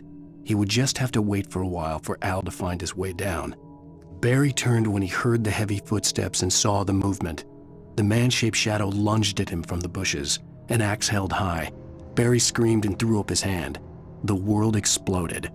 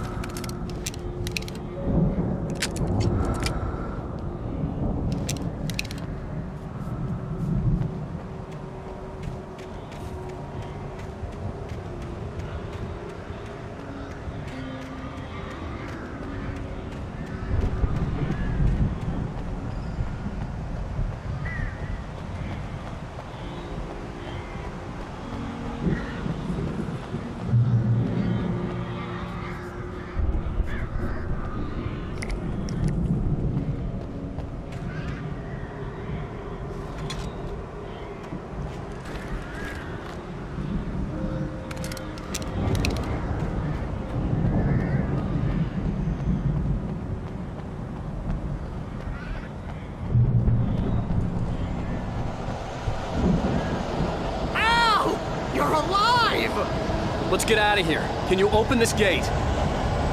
Maybe. Barry! Well, I slammed it shut when the nasty showed up, and the key fits kind of loose in the lock, so, Barry! I'll find it, don't worry about it!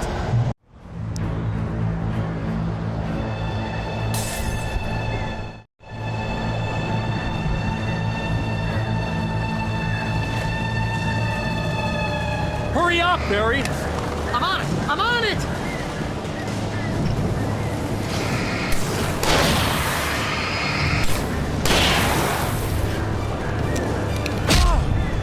It's gotta be here!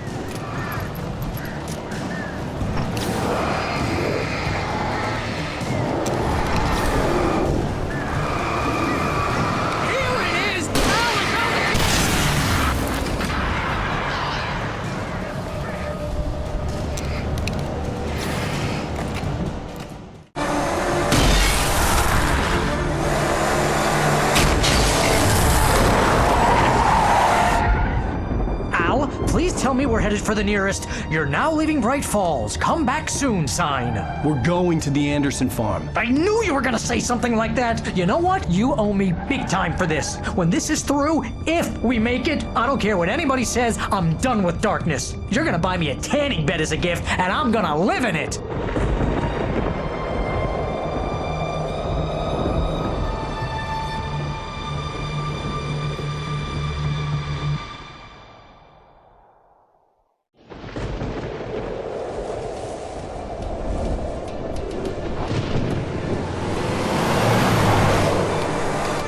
I'm crazy, but that's fine, Barry. Oh, you got that right, Al. You're barking mad. You are by far the craziest. But maybe that's inevitable when you deal with crazy stuff like this. It helps. This is happening, Barry. Alice, they never had Alice. She's trapped in the darkness at the bottom of the lake, but she's not dead. Al, how can you know that? I know, Barry. I can... Al, No, listen. I can bring her back. I can find her. There's something special about this place. The lake, it does something to the works of art created here. It makes them come true. But there's a catch. The dark presence, whatever that thing is, twists it to its own ends. That's why all of this is happening. It's using my manuscript to take over everything. Al, I believe you. It happened to Thomas Zane before, it happened to the Andersons. I believe you. Crazy or not, you're not delusional. Weird shit's going down. That's a fact. I'm on board, man. I'm with you. The Andersons knew about it, but they were too far gone to tell me with all the drugs they were on. But they wrote it down. There's a message somewhere at their farm, Barry. We just need to find it. Look out!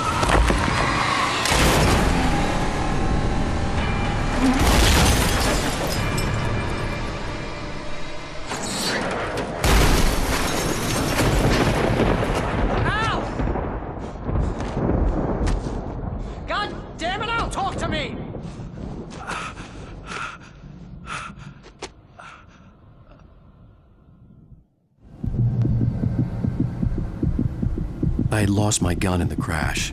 Barry was nowhere to be seen. Barry! Barry! Oh, man, you're okay! Jeez, it's good to hear your voice! I was trying to get out of the car, but the ground gave way! Man, what a drop! Don't worry, your cutout is fine. Forget that! Are you okay? I hit some bushes, didn't get a scratch! There's no way you can climb down, though. It's like a sheer wall. Al! There's something moving down here! Barry, it's a taken! Use a flare, Barry! Oh! Yeah! Barry, are you alright? I'm good, Al! I'm great! Guess you never messed with anyone from New York City before, huh? You're gonna have to find your way around to the farm, Al! I'll be waiting! Barry, just wait for me, okay? Al! I'm not staying here! It's suicide! I'm going to the farm! I'm gonna go ahead and secure the area! You can catch up! Don't worry about it! I'm on the case! Now he's Rambo. This would turn into a disaster if I didn't catch up with Barry.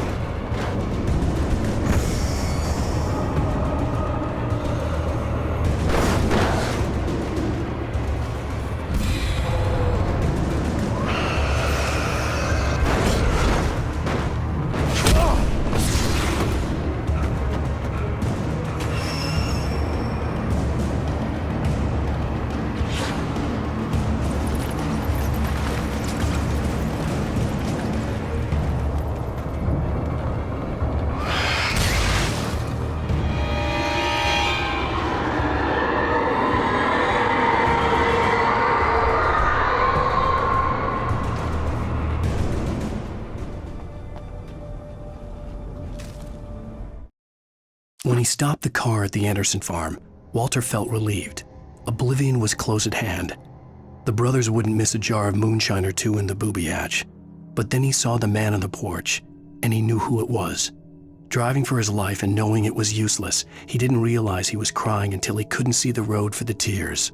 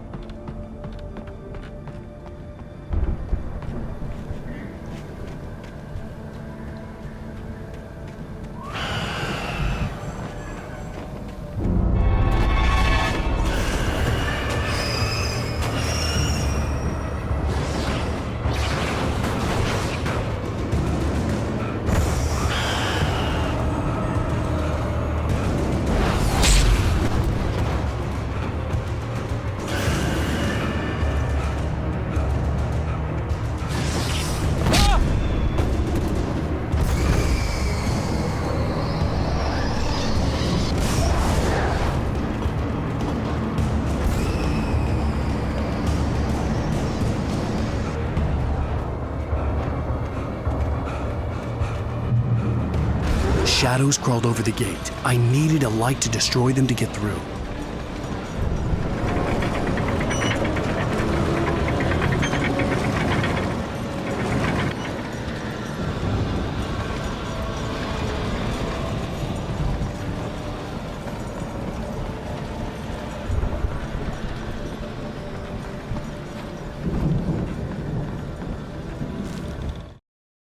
Agent Nightingale stared at the passed-out rider. The man was sleeping off one hell of a night. Nightingale felt a stab of envy at Wake's oblivion, but he had a job to do.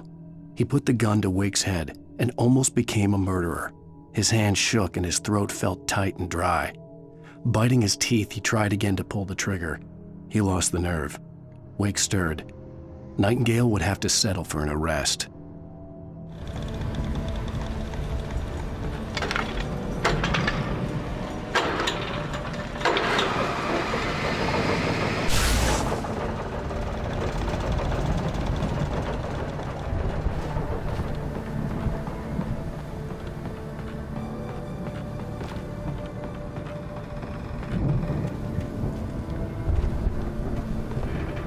I could sense the movement in the woods ahead. Facing the enemy without a weapon was dangerous, but I had no choice.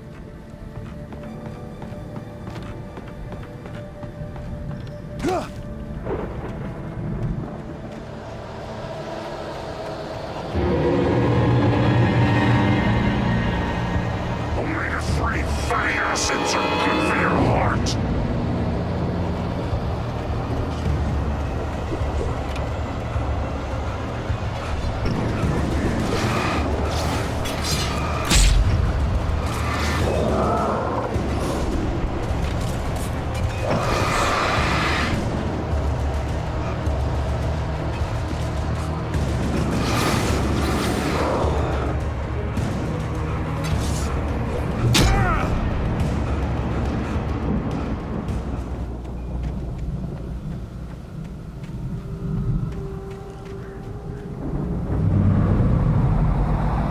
A car was driving away from the farm, headed in the same general direction as I was.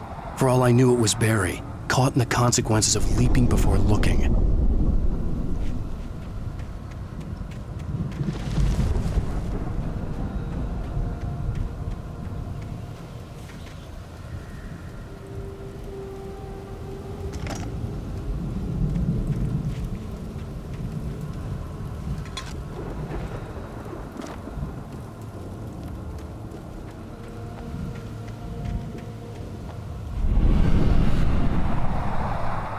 The car was heading for the cabin up ahead. It wasn't far. If it was Barry, I would see the damage soon.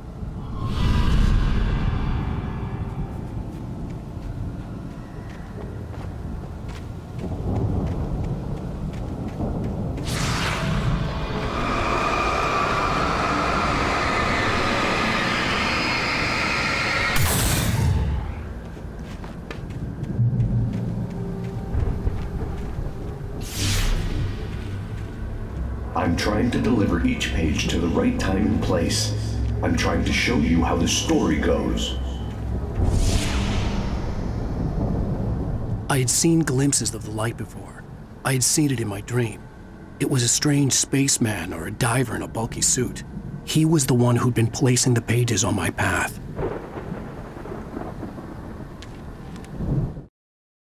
The dark presence followed the choreography laid out to it in the manuscript, growing stronger and stronger, moving like a storm from one scene of destruction to the next.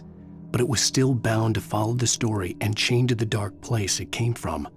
When the story reached the end it longed for, it would finally be free.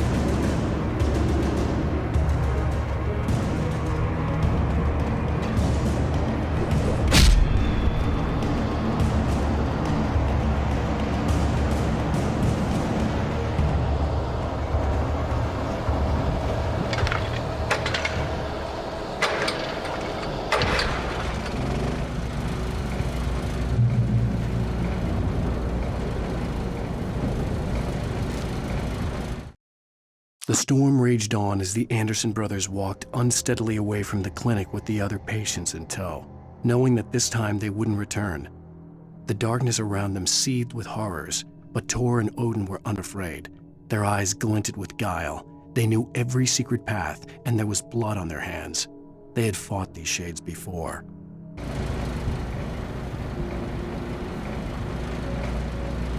Someone had left a gun behind. Now I had a fighting chance of reaching the farm.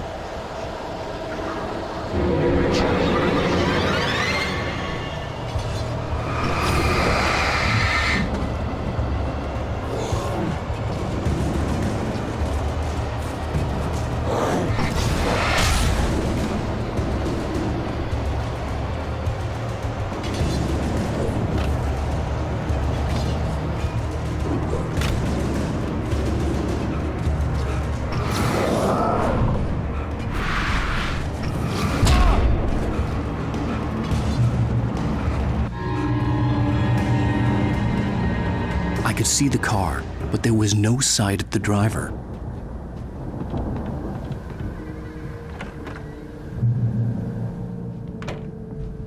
Hello? Anybody here? Barry! No! Danny, you're not! Please! What are you? No! Don't! I'm sorry! The front door was locked.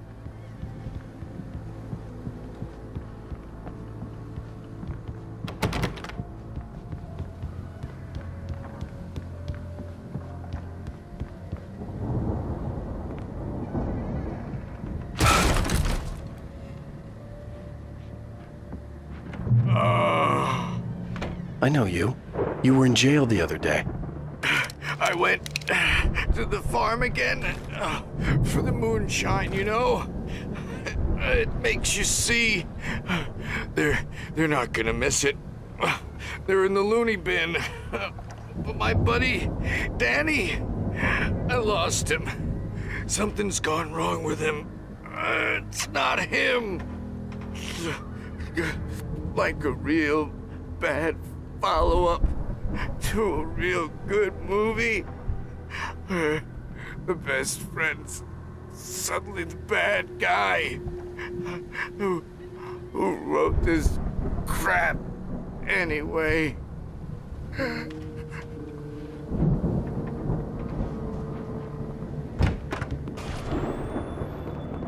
I've run through every possible course in my head. If I continue like the Dark Presence wants me to, the story I'm writing won't save Alice. It's a horror story, and it's going to kill her, and me, and everybody in this town. No one will survive. Darkness will consume everything. This is what it's wanted all along. It will be free, unstoppable. It used Alice to get to me, dangled her in front of me to keep me going. It was never going to release her. I'm going to change this. I'll escape. I've written myself into the story. I'm now the protagonist. This feels like a terrible risk, but it's the only way to save Alice. I'll be bound by the events of the story just as much as anyone else who's been woven into it. The story must stay true for this to work. There have to be victims along the way, near escapes, cliffhangers. In a horror story, it can't be certain that the hero will succeed or even survive. He almost has to die. I'll write my own escape into the story next. I need help. Zane's going to be the one who'll help me. I'll make it happen.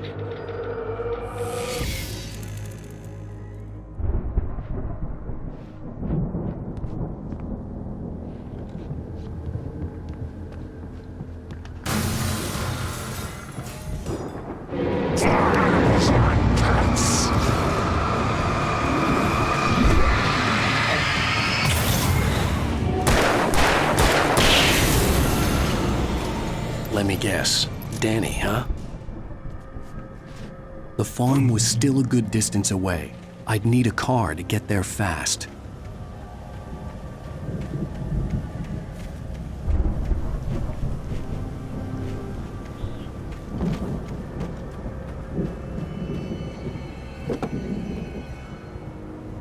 If Barry wasn't up here, he was probably in trouble down at the farm.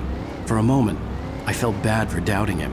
After all, I'd made it this far myself. But Barry was Barry.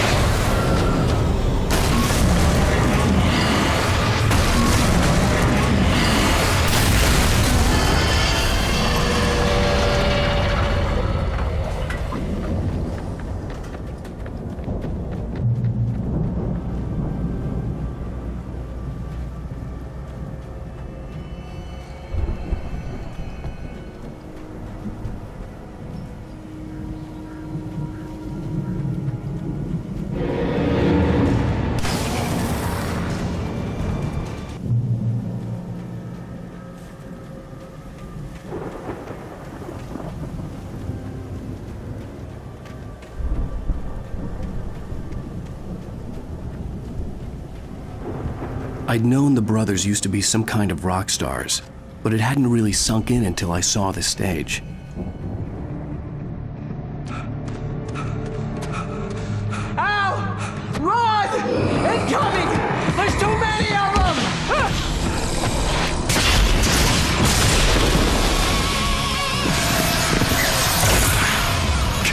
damn.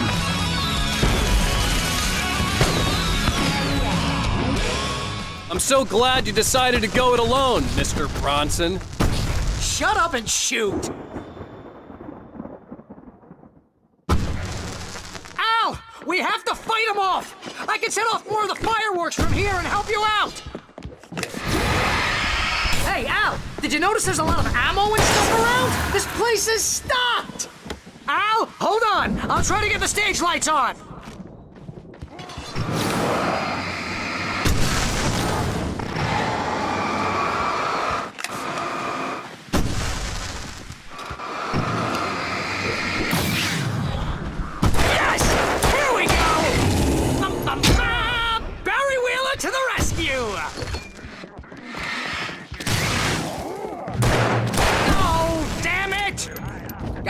Turn of the century wiring! Hang on, Al! I'll get them working again, I promise!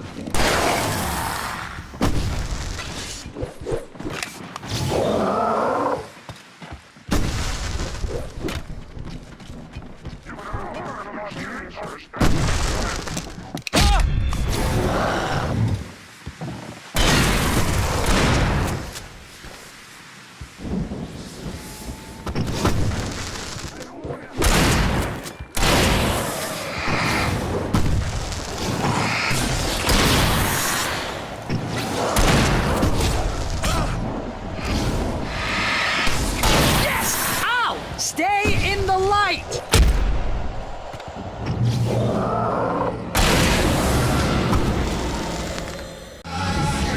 No, no, no! Why do you keep doing this to me? Do it for Barry, please, please, please!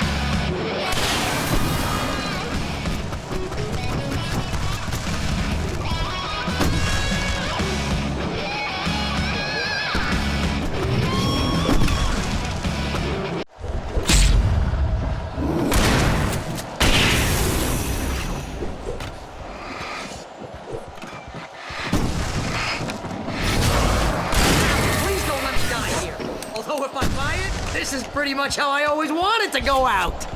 Rock and roll! Woo! Al, this may be the most awesome moments of our entire lives. They are trying to kill us. That's the high point of my life? Really? Children of the Elder God! Enjoy it, God damn it!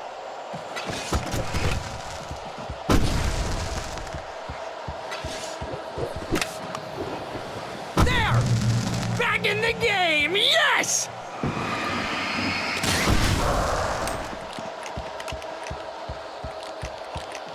Oh, did I do that?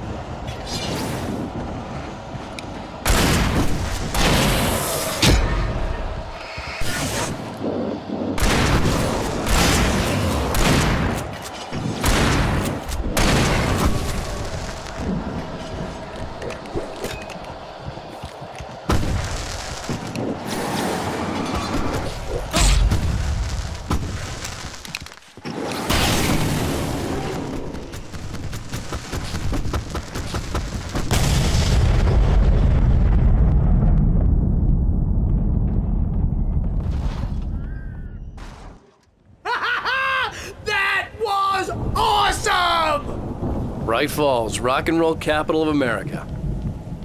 Hey, Al! This way to the farm!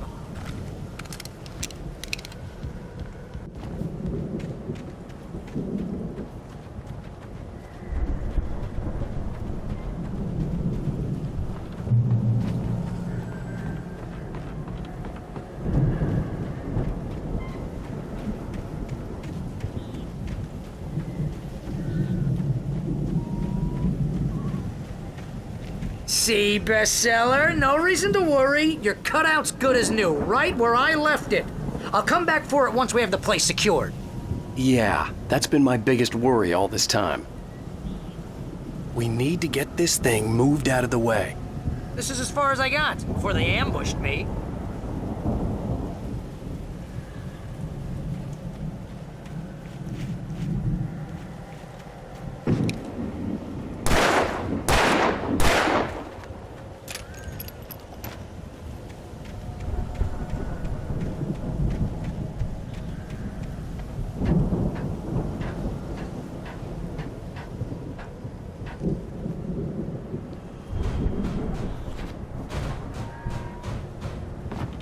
I think Alan Wake here has something to say. What's that, Al? I'm Alan Wake. I'm always right about everything. And if I don't get my way, I'll sulk all day long. I'm always intense and moody. It makes me very attractive and mysterious. Right now, I'm just standing here because I need my best friend Barry to carry me. But that's okay. I can just take him for granted. I think I see what you did there. Yeah, it was pretty good. You want me to do my imitation of Barry Wheeler? No? Thought so.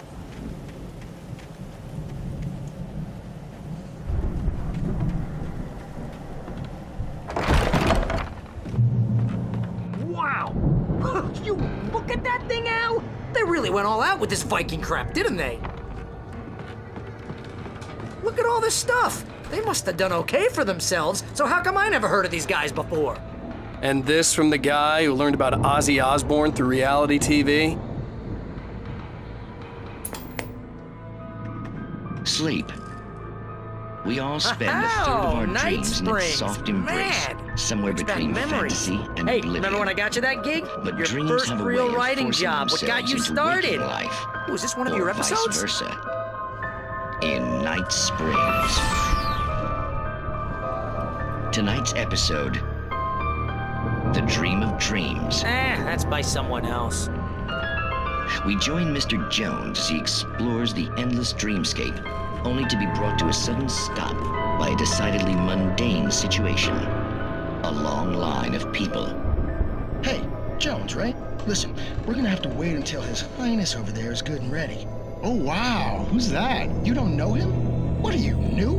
He's the guy dreaming us. Well, not just us. He dreams everything. All of this. But wait, no. I'm the one who's dreaming. I'm asleep. Isn't this my dream? Oh, yeah. Sure. Get real, pal. You're just another dream. I'm a dream. You're a dream. The weirdo in the diving suit is a dream. And the girl made of smiles and sunshine is definitely a dream. But I'm pretty sure I'm dreaming this. Well, maybe you're a really confused dream. What am I, a shrink? All I know is I'm going with the smart guys. And they say that's the guy doing the dreaming. Right there. I don't know what that means. It means we keep him happy. No sudden falls. We make sure he has his clothes on when he goes out in public. No chases where the monster is nipping at his heels and he runs like crazy, but his legs don't seem to get him anywhere. None of that. Because if he wakes up in a cold sweat... Oh... Yeah, precisely. So we wait till he wants to move on. Keep things nice and calm. Hey, something's happening here. Yeah? What's that? What? Can't you hear that? Oh, God help us, it's an alarm clock. Oh, it's you, isn't it? Please, man, I got a wife and kids. Please don't wake.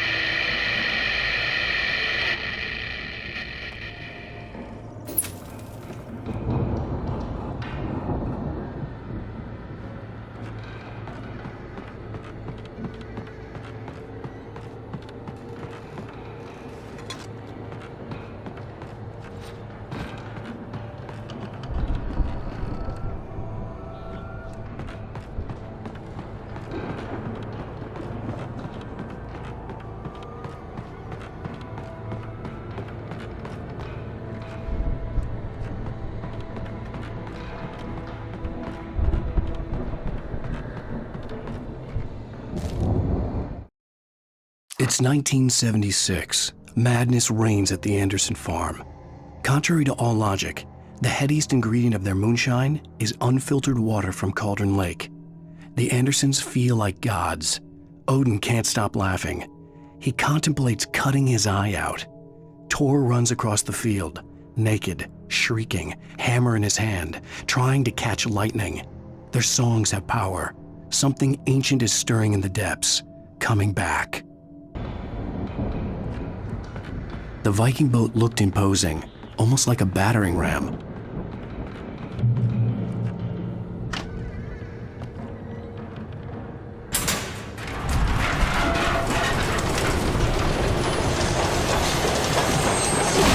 Whoa! Good going, Al!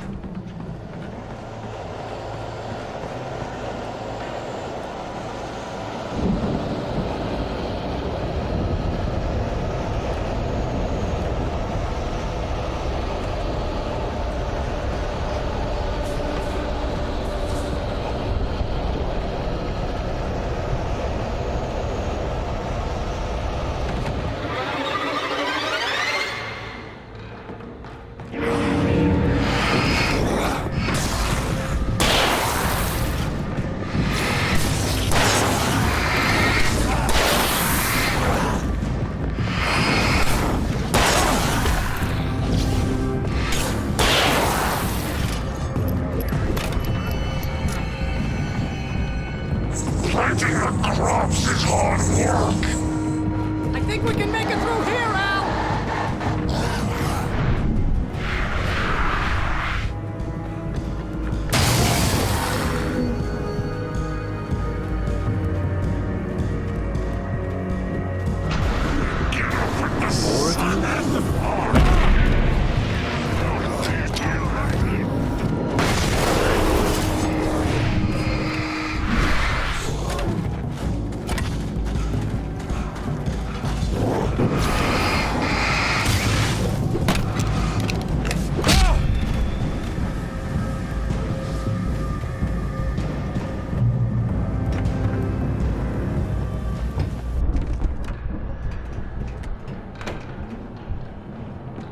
Wow! Those geezers had quite a production going on. Ooh, you know what, Al? If we make it through this alive, I'm gonna start representing them.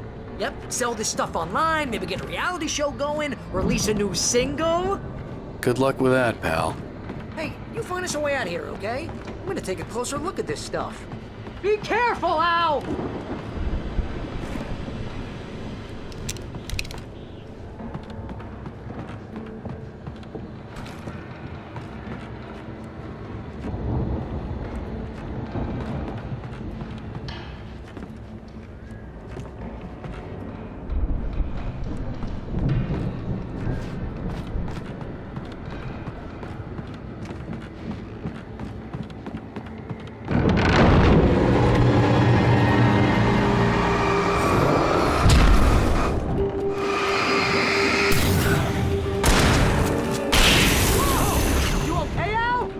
I'm good. Keep your eyes open, okay?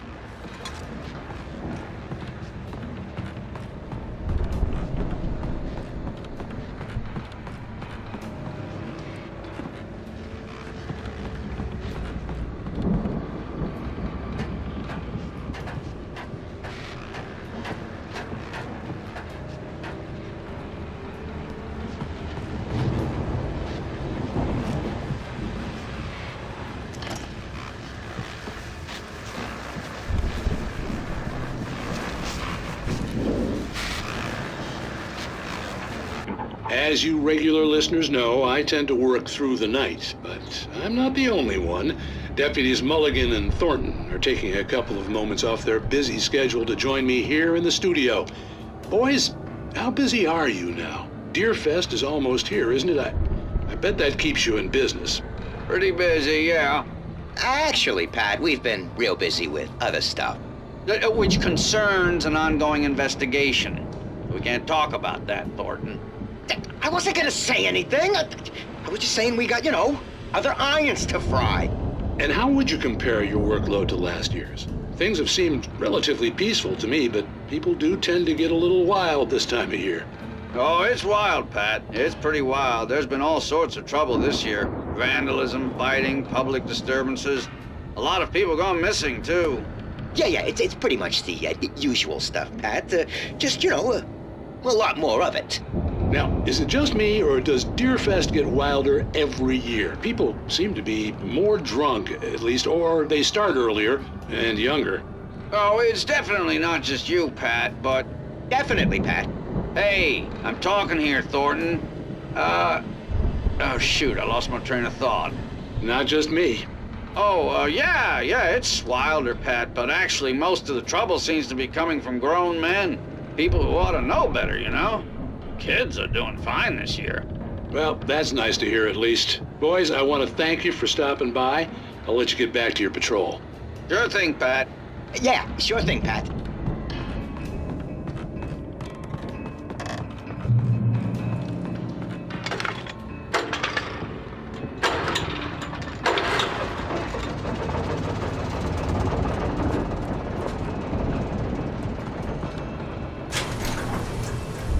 I could see the building that had to be the Andersons' home on the other side of the field.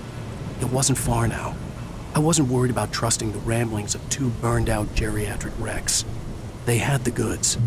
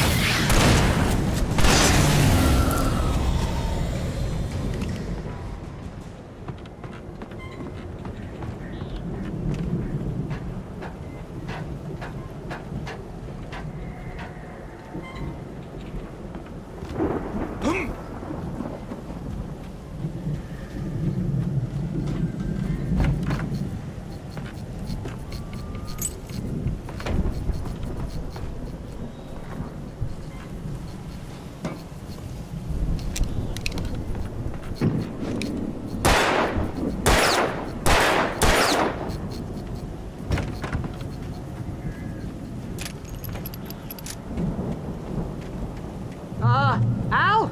Is that you out there, buddy? Yeah, it's me. Hang on.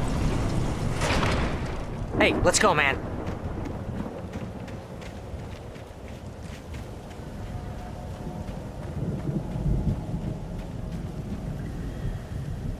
I think we're gonna have to work together to open this gate, Al. Looks pretty heavy. Ah! Hey, I think that's the farm on the other side of the field. We're almost there.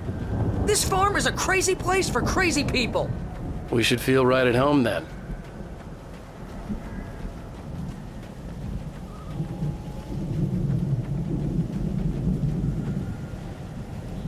Come on, one more gate. Let's do this thing.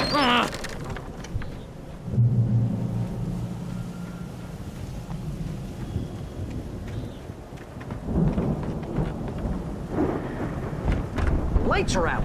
I guess we better check the fuse box.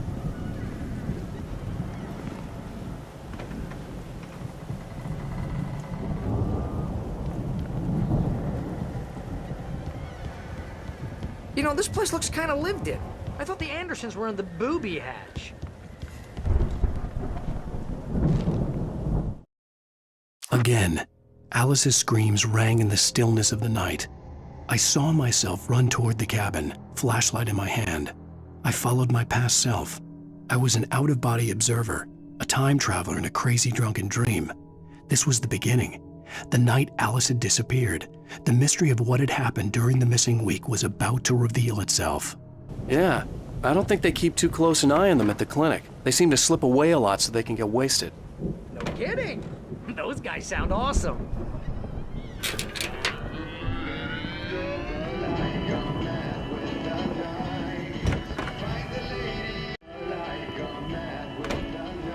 Can you hear that, Al?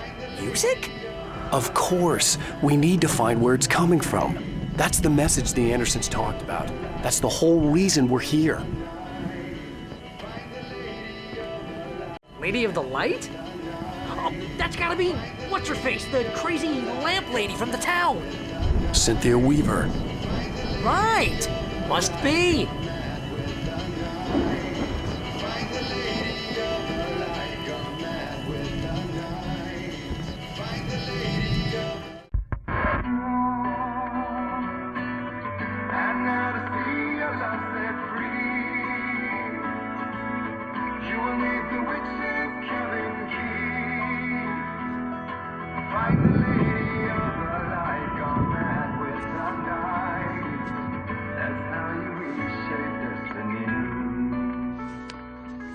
Okay. We need to find Cynthia Weaver. We'll stay here for the night and head back to town as soon as it gets light.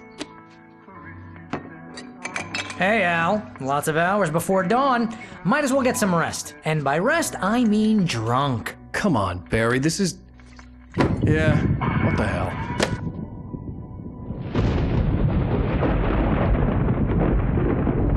Listen, Al. I'm sorry about this. No, seriously, because I know we don't get along, but we're gonna find her, right? And even though you're a crazy bastard, I'm gonna stick by you, no matter what, ever, Al. Sure, like a brother. I'm a writer, goddammit. Correct. If I just wanted to, I could write 10 books a year. And they'd be the best books that year. No, you couldn't. That's right, I couldn't. But I could, because I'm a writer. What? What do they put in this stuff? I feel like my brain is coming out of my nose. I'm gonna get the recipe off those coots and be a booze millionaire. I just miss her, Barry. I just want her here with me. I know, Al. I know. It's gonna be okay. We're gonna make it okay.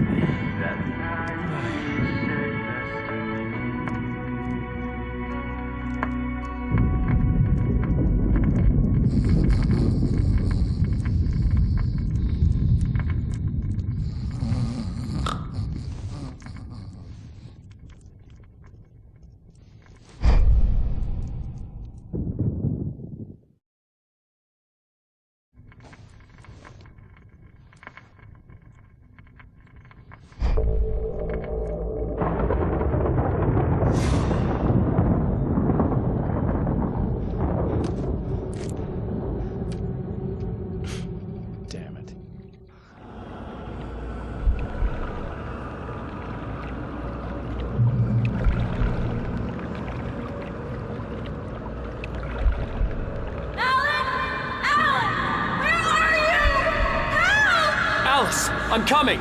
It's all right! I'm coming!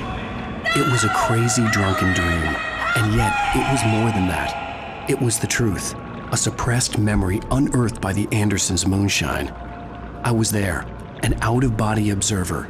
This was the night Alice and I had arrived at Bright Falls, the night Alice had disappeared. I had a chance to find out what had happened. I remembered being surprised to see the cabin dark. Alice would have never turned the lights off.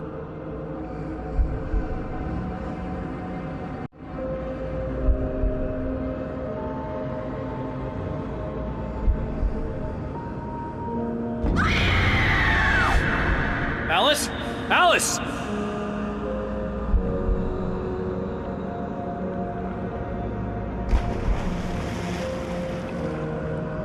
I remembered thinking I caught a glimpse of her form underwater, sinking into the darkness.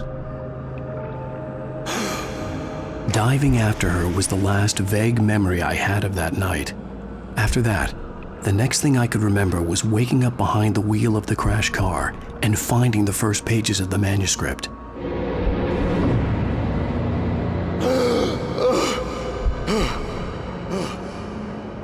I couldn't find her in all that blackness. I must have thought she drowned.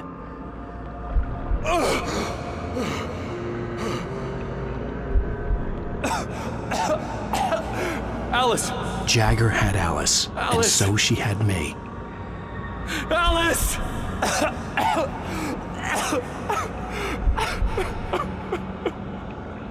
I'd been easy prey. Look at the cabin. Is there someone in the window? Alice? Maybe she didn't drown after all. Maybe she's inside. Alice! Yes.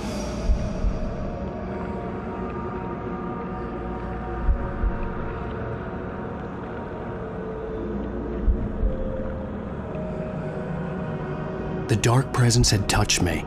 She had dug her nails into my brain and used me, made me her puppet.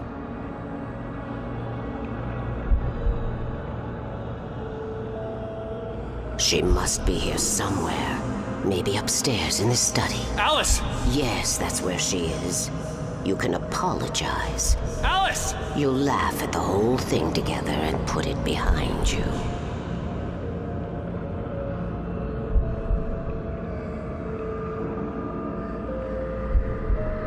Alice? She's not here. You were foolish to think so. No, she's dead. She drowned.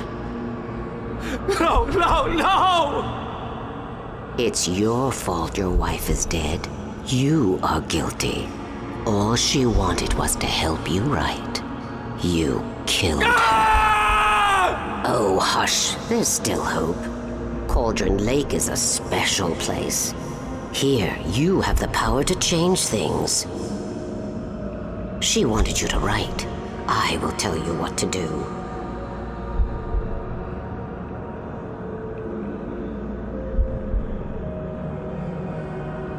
You can write her back. The story will come true, and all will be well again. She had Alice, and the manuscript was the ransom for her.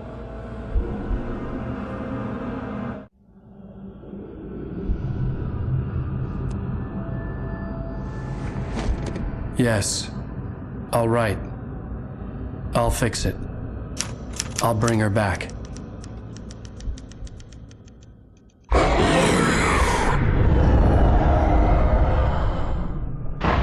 No.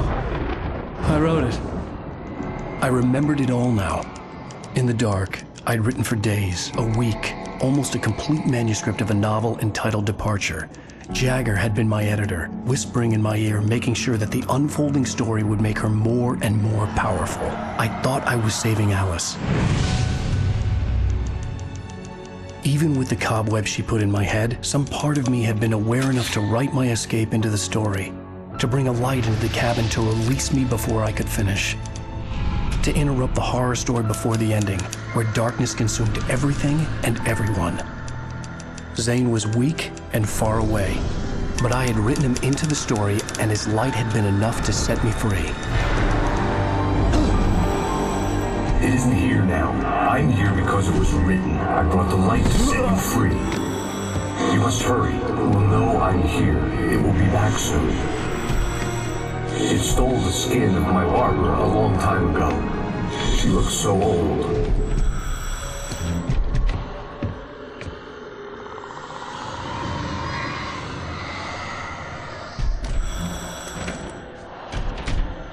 I had woken up, confused and groggy, my mind consumed by darkness and fear. All I could do was to escape.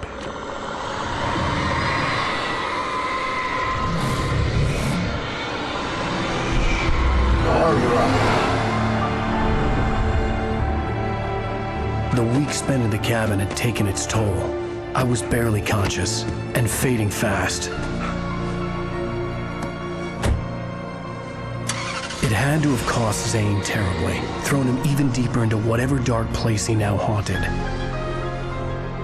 But he had managed to weaken the dark presence, kept me safe that night.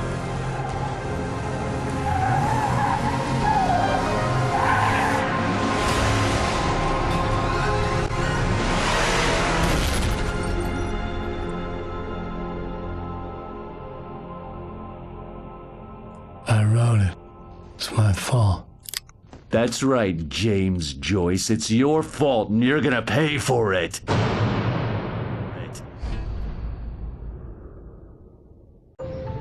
Well, we're expecting a record crowd from the neighboring counties. Naturally, we hope to break the record set by last year's Moose Fest in our neighboring town, Watery. Ladies and gentlemen, some people have asked me, what's the big deal about Deer Fest? And I think that this sums it up. It's about friendship and community. We've got a great party coming up, but let's try to hold it in until tomorrow and get through the night in one piece, all right? I have it. Someone will come for it when the time is right. Thomas said so. He wrote it. The key is insurance. It's my job to keep it safe. Safe in the light. Always in the light.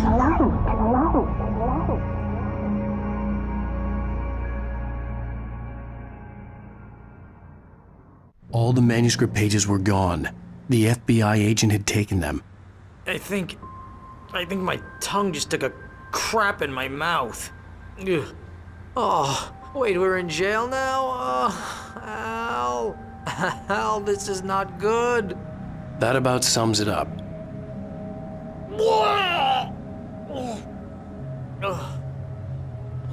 Oh, I am never drinking again. I need to talk to Weaver. She's the one in the song. The Lady of the Light. What, the crazy lady? Ugh, whatever you say, Al, but we're stuck here. They're not gonna... even interviewed Wake. I had some reading to do first, Sheriff, and let me tell you, it was an interesting read.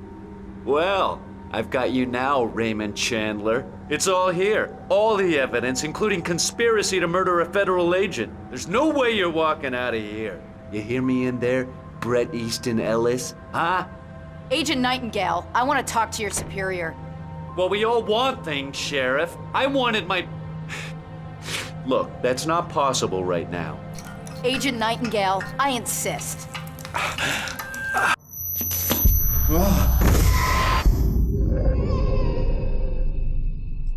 Wake, what's wrong? Lady, are you stupid? It's a trick. It's an obvious trick. Okay, I've had enough of this crap. Wake, I'm gonna trust you with this. You're joking. Agent Nightingale, your opinion would matter more if you were sober and if I actually believed you were here on official business.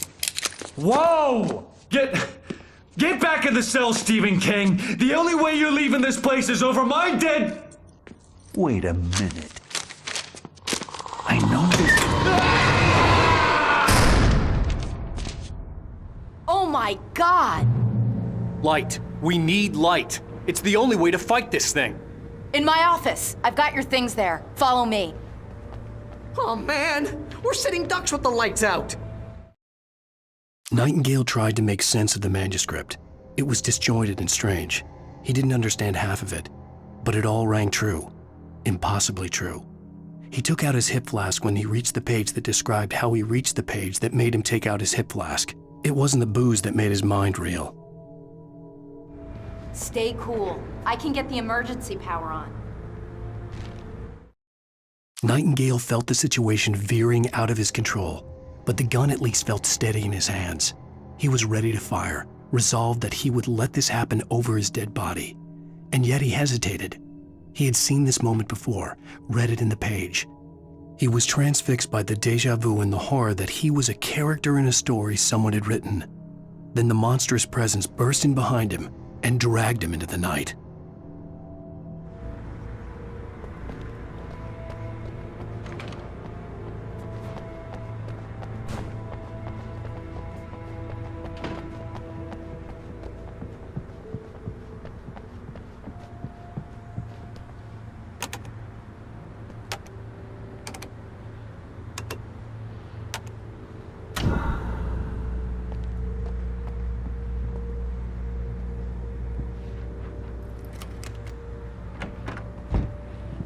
Here are your things. Wake, what do I need to know? What do you need from me? They can be hurt in the light, only in the light, and I need to find Cynthia Weaver. She can help me stop this. Light. Check. Cynthia. She lives in the old decommissioned power plant. I can get you there pretty quickly in the rescue chopper. Come on, let's get back to your friend. Wheeler, I need you to stay here. What? No! We're going to fetch our ride, but I have friends who need to be warned about this, and I can't be in two places at once. I need your help. Well, okay. Here's a list of people and phone numbers. I need you to call them and tell them you have a message from me. Night Springs, okay? They'll know what to do. Night Springs? Like the TV show? Gotcha. Oh, hey, that radio guy is on the list, Maine. Who's Frank Breaker? He related to you? My dad. Hey, is this like a secret society? Can you do this? You'll be safe here. The backup power's on. These guys need to be alerted, just in case we don't come back. You'll come back for me though, right? As soon as we get the chopper ready. Thanks, Wheeler. I owe you one. Okay, let's go, Wake. Through the back. My hangover wants a pizza. You think there's any way I could order one, Al?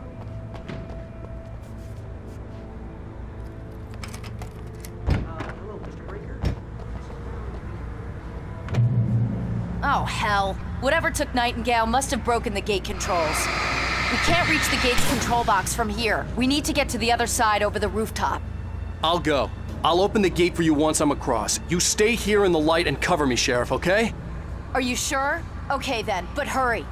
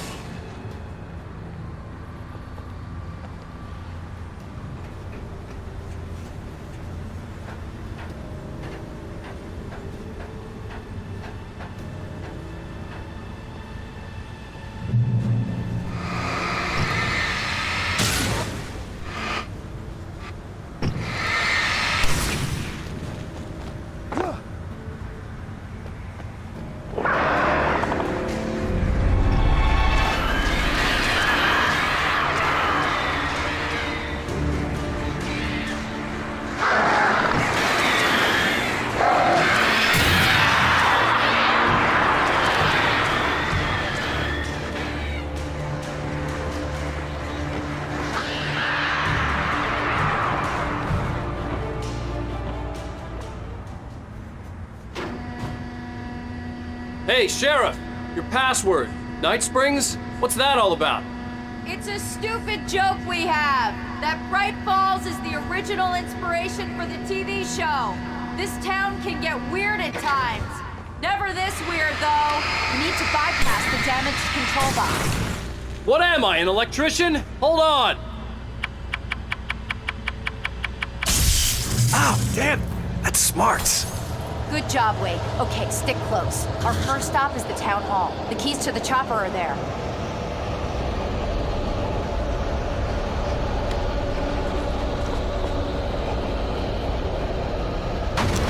The graveyard shift may cause queues.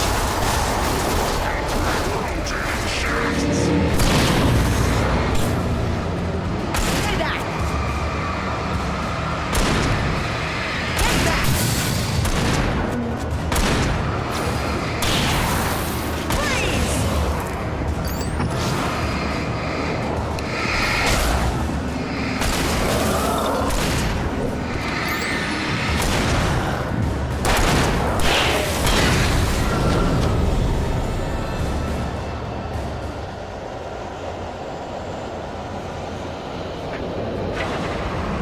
Look out!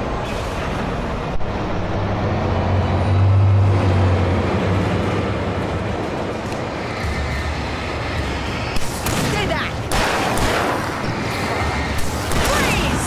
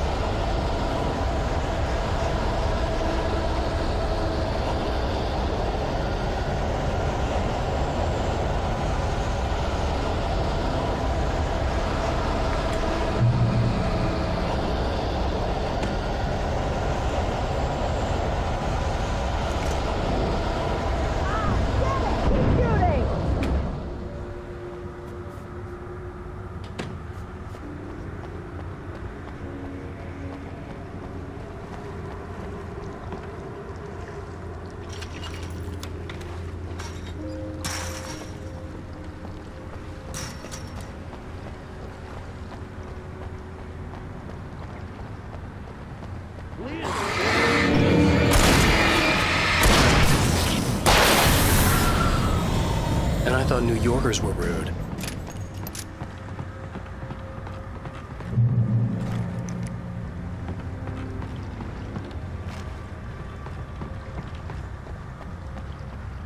You have the right to remain silent. I understand these rights.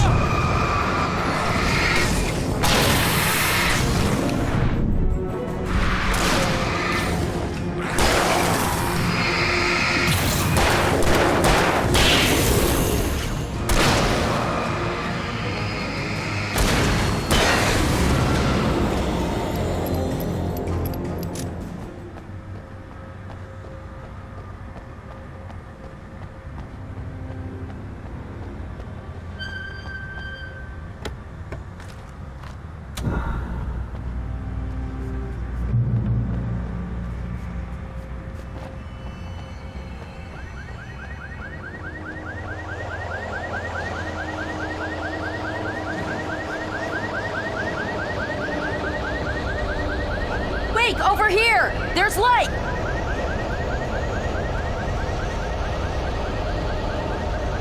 I have a key. Watch my back, Wade.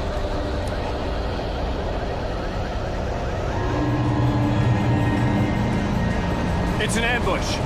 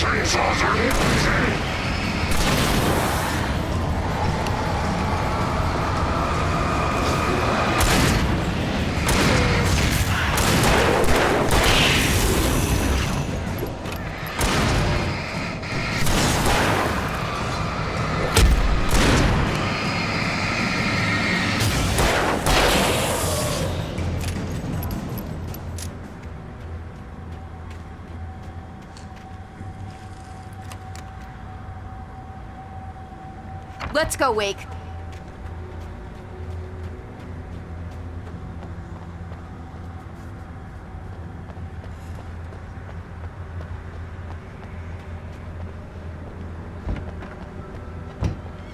Okay, someone's messed with the fuse box here, but you should be able to jury-rig it while I find the keys. I already got electrocuted once today. How about I look for the keys and you get burned for a change? Fine. They should be in the clerk's office on the other side of the building, near the main entrance. Gotcha.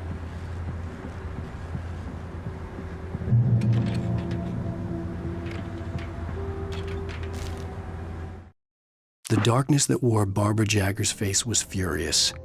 The story in the manuscript had been making it stronger all the time, but now the light had set the writer free and hurt it, weakened it. It was only a matter of days before the dark presence would be strong again, but meanwhile, it would be difficult to recapture the writer.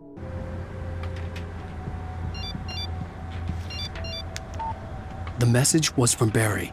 He was getting worried at the station. He wanted us to hurry.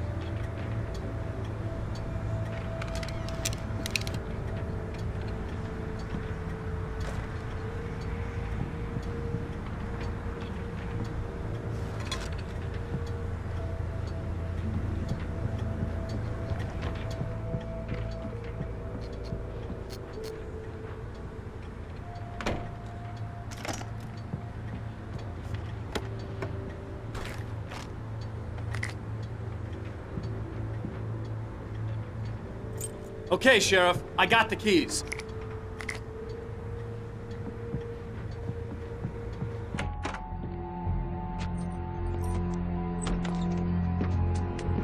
Barry?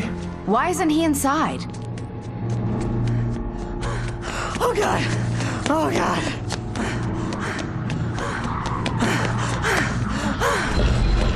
Barry! Look out! Barry, move!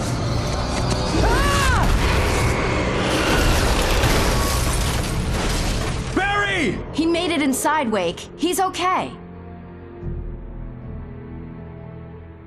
The storefront's blocked. Come on, Wake, let's go around. We can meet him in the back.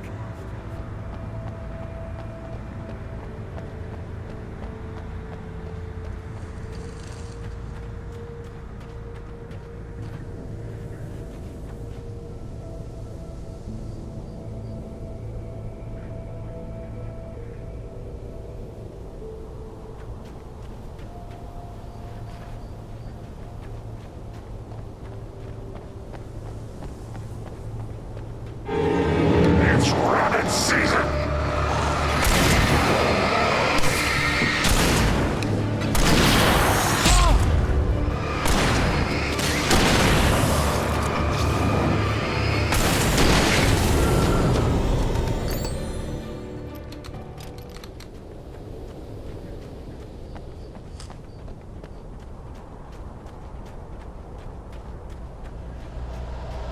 We can make it through the bookstore. Wheeler should be waiting for us in the backyard. Keep the hell down or I'll call the sheriff! Oh, hi, Doc! I've got it. Don't worry about it. Sarah, about time somebody showed up. All this shooting in the air is idiotic. One of these days they'll kill somebody. And over Deerfest. I know! Go back to bed! He's got a point, Wake. Look, this town can't take this. It's me they want. The sooner I get out of here, the sooner you can all get back to life as usual. I hope you're right. Come on, let me get this door open. Wait, you got the keys to the bookstore? Perks of being the sheriff. A girl needs to get around.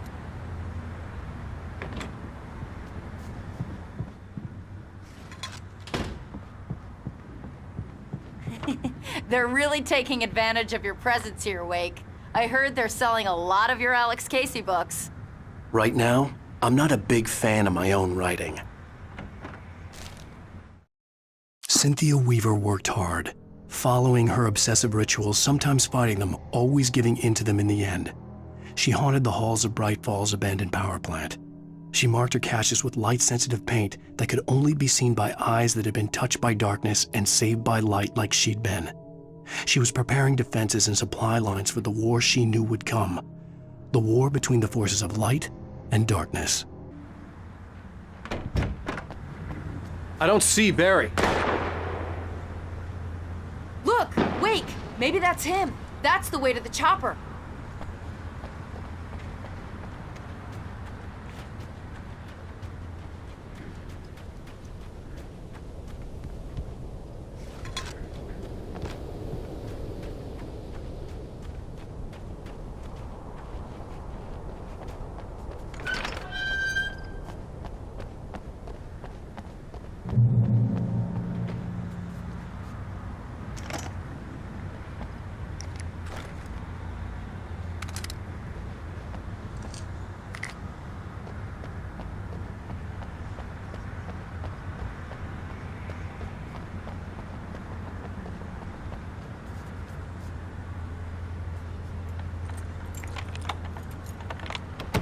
I'm gonna give Pastor Howard a piece of my mind about this lock. Ugh! I told him to get it fixed. Here they come! Labor!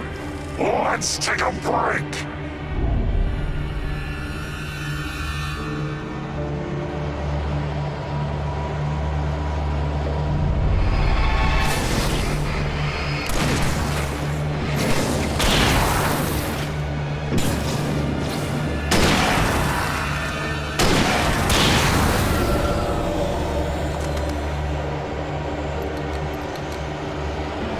Omega-3 fatty acids are good for your heart.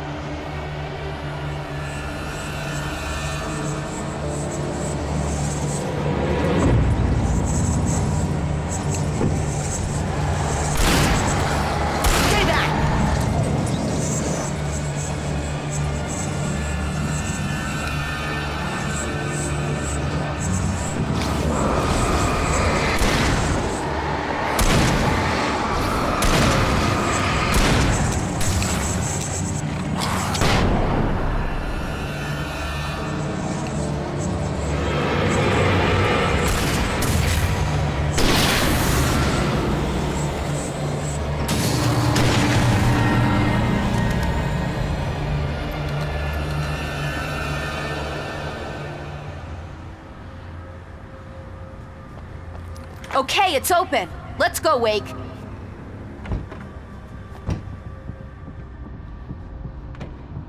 Wow. We keep them lit all night long on the night before Deerfest. Why? Well, it's tradition. For it to be free, the Dark Presence needed the writer to finish the story.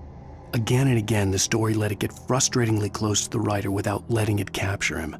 It was bound by the events depicted in the manuscript, but it could pursue the writer indirectly, put others on the task and stop those who would help him. It took over everything in its path, made them its puppets, and sent them after Alan Wake.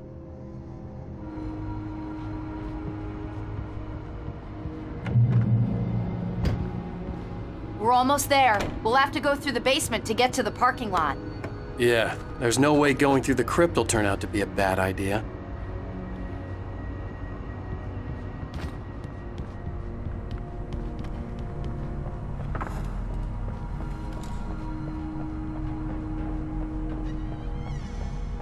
You will have the right to answer. Right there!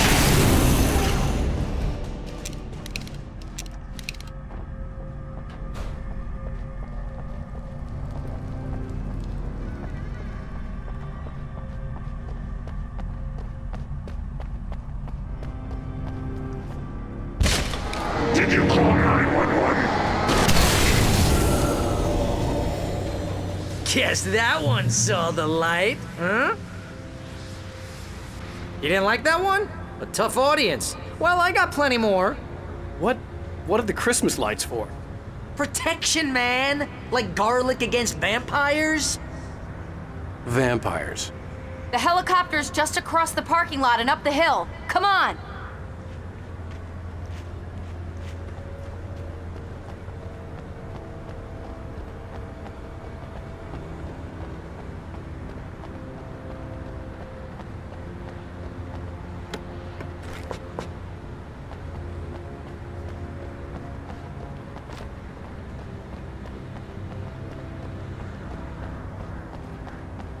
The Bright Falls General Store is now my favorite place in the entire world. See this headlamp? It's like a superpower. I can just look at one of those things and they die. It's my flaming eye of Mordor. I wish I didn't say that. Yeah. Hey, I want a headlamp. Last one. Bastard. Alice had screamed until she had no voice left to scream. Around her, the darkness was alive. It was cold and wet and malevolent and without end. She was a prisoner, trapped in the dark place. The terror would have burned her mind out, but one thing made her hang on. She could sense Alan in the dark. She could hear him. She could see the words he was writing as flickering shadows. He sensed her too. He was trying to work his way to her.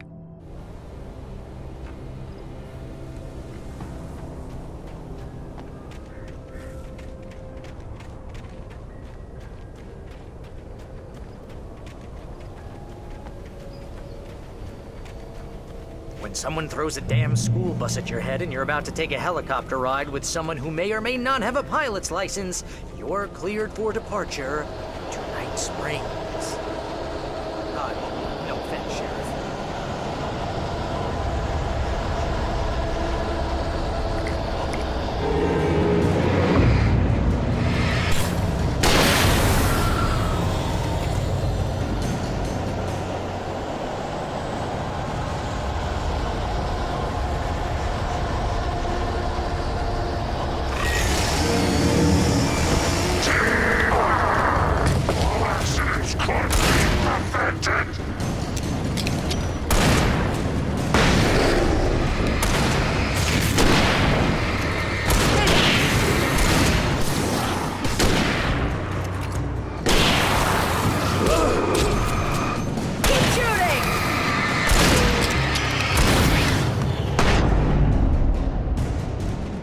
Never gonna get used to this.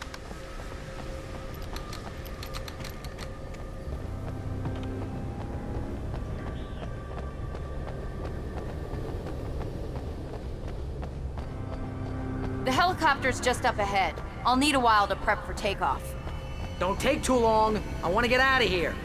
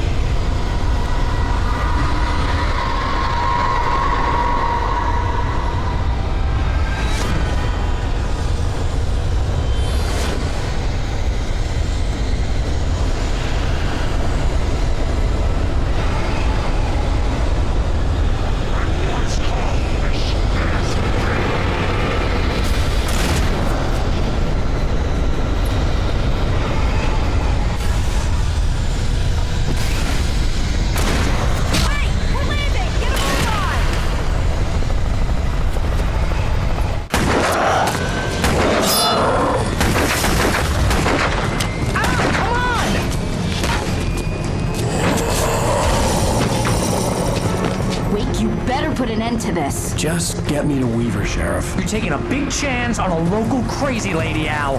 I hope you're right about her, or we can kiss this town goodbye.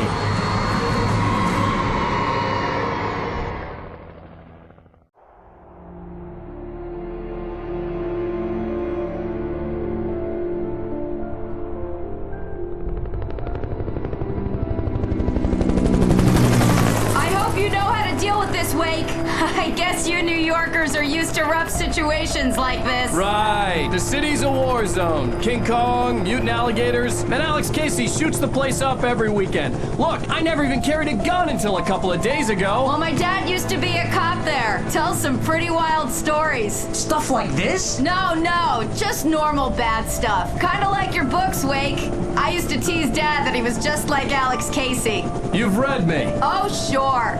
You're a pretty good writer. A little heavy on the metaphors, maybe. Nobody's ever said that before.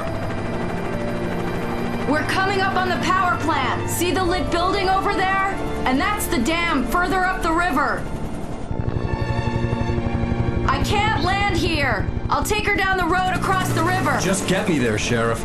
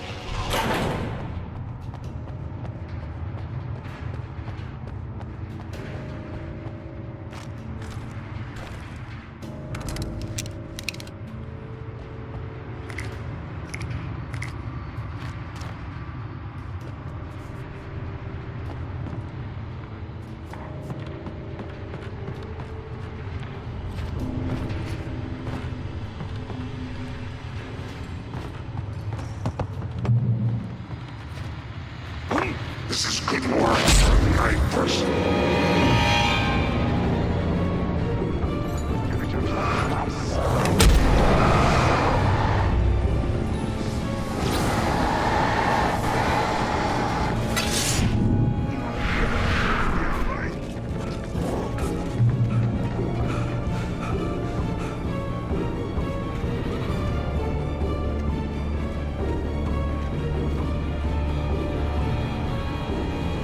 The power plant glowed in the night. It was close, but I had to find a way across.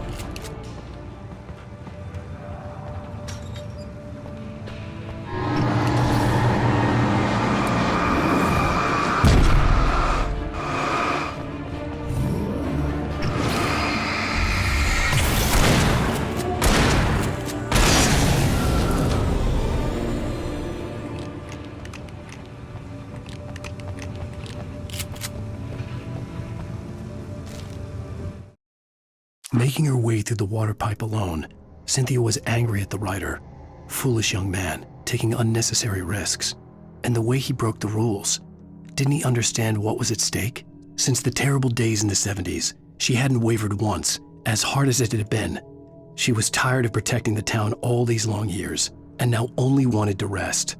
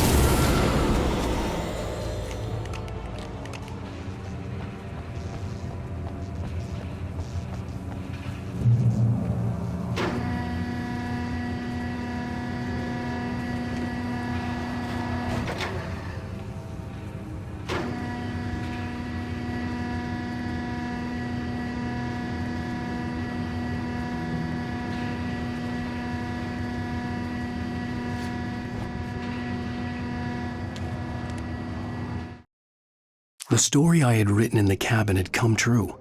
Touched by the dark presence, I had written a horror story, but the end was still missing. The story was incomplete, and the last unfinished page of the manuscript still sat in the typewriter in the cabin study. If I could get back there, if I could read the page, then I could write my own ending to this story and save Alice.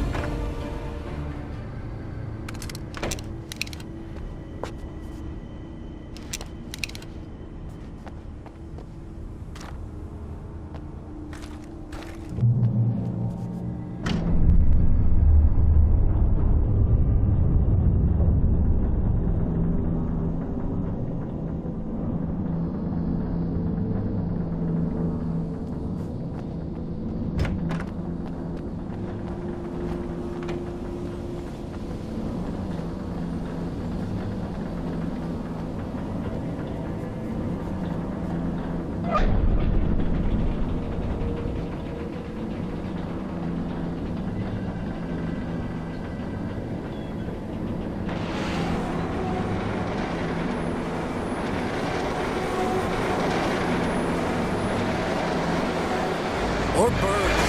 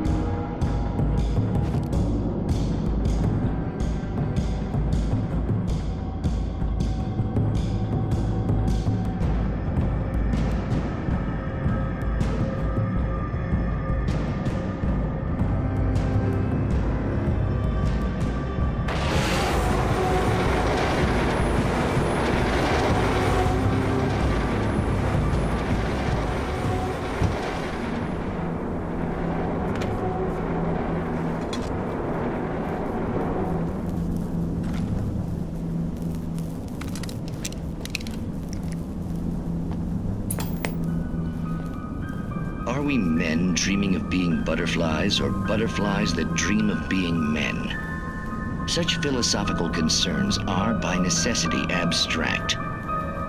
And yet, some of us can find concrete proof of the nature of our existence in Night Springs. Tonight's episode, an absence of creativity. Hello, Martha. What did you want to show me? Oh, Lydia, thank God you're here. Please, it's in the basement.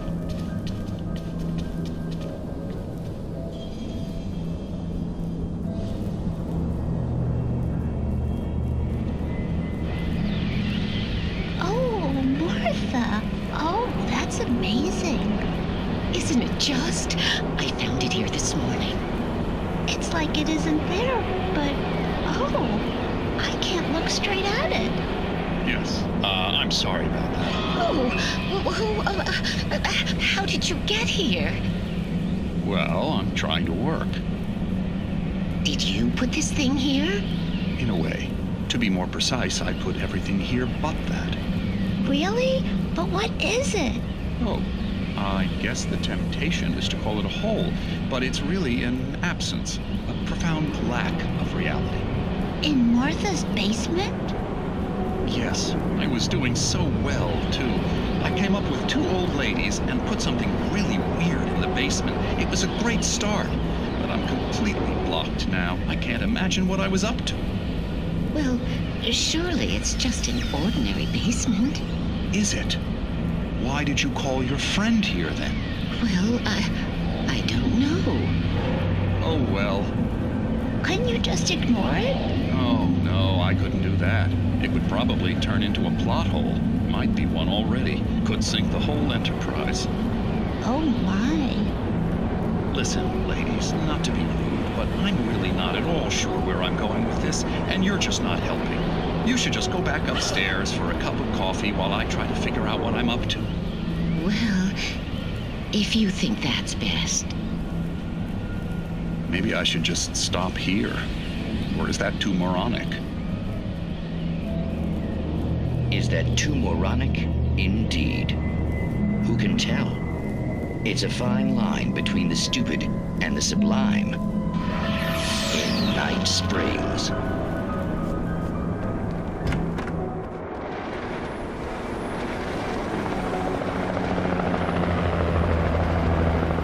We managed to lose the flock! You're almost at the power plant! Keep going! I'll give you support!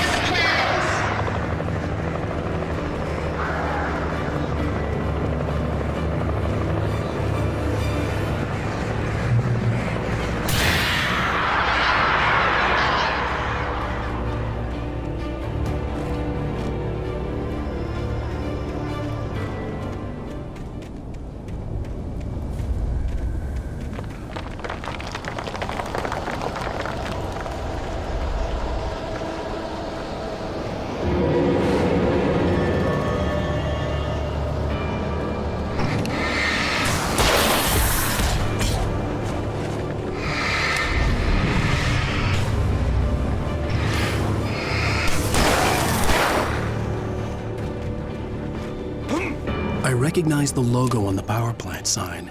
I'd seen a version of it painted all over the area, signifying hidden caches of supplies.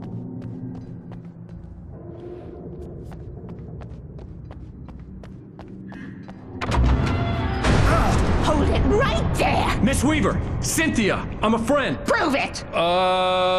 You knew Zane! Thomas Zane! You're the Lady of the Light in the song! You can help me! About time! Young man, I've been waiting a very long time for you. It's in the well-lit room. Excuse me? What you need to drive the darkness back. The well-lit room is at the dam. I built the room to keep it safe. Will it help me find Alice? Will it get me back to the cabin? Fine, let's go. I can get my friends to come back with the helicopter. Oh, we won't go outside. Never at night. That's rule number 1. You've been breaking the rules, young man, and where has that gotten us, No, I have a secret route, a lit route, an old water pipe. Something was damaged at the transformer yard. It's draining all the reserve power. Without it, the pipe will go dark. The power to the yard must be cut. Let me guess. You want me to do it? Young man, you're the one who likes to break the rules. I can't be outside in the dark. The kill switch is outside.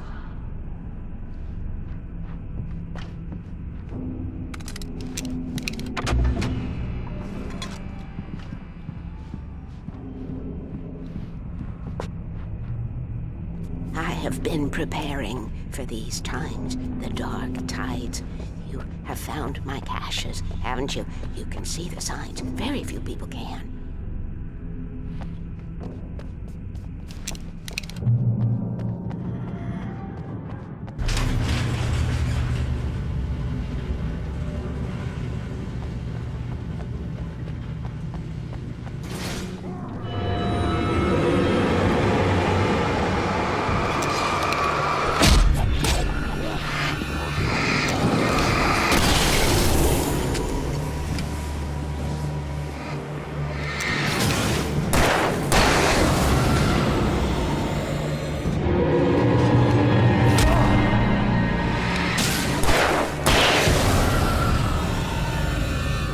Weaver had sent me to cut the power to the transformer yard. I was willing to do grunt work for her to get her to help me. I hoped Weaver was dependable. I'd stumbled into this crazy world a little over a week ago. She had been living this insanity for decades. I could see the kill switch that would cut the power to the transformer yard. Now I had to find a way to reach it.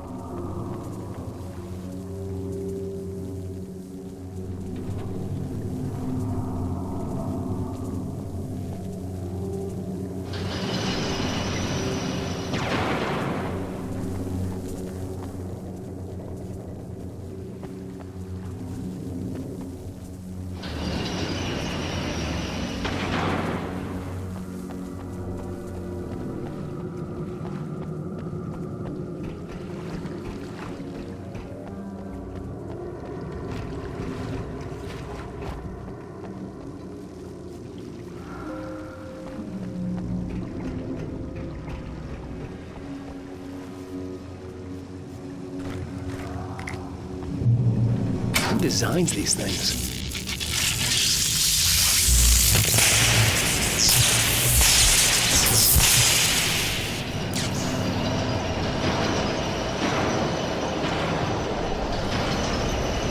The transformer yard went dark and dead. Weaver's water pipe passage should now be good to go.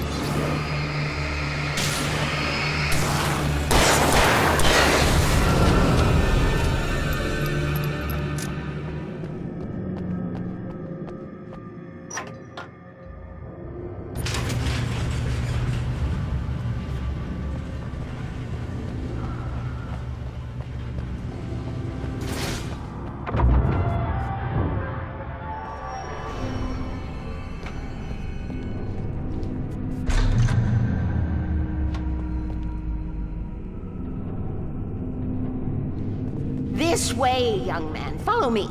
Come, the pipe's empty now. We're ready to go. This way. We need to go.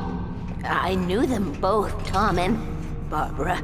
I had such a crush on him. Such a beautiful man. I was jealous. There was a part of me that was maybe a little glad when she had the accident. And then Tom started writing and woke the darkness up. He tried to bring her back, but you can't do that. There are no free rides like that. I'm starting to realize that. In that case, young man, perhaps you're a smarter man than Tom was. The witch looked like her, but it wasn't. Barbara was sweet. He didn't understand until it was too late. He tried to undo it, wrote himself, her, everything he'd ever written out of the world. Oh, he was so famous. And afterward, no one knew. Oh, Tom. He left only one thing behind in my care, in case it happened again. Insurance. He trusted me, or perhaps used me a little.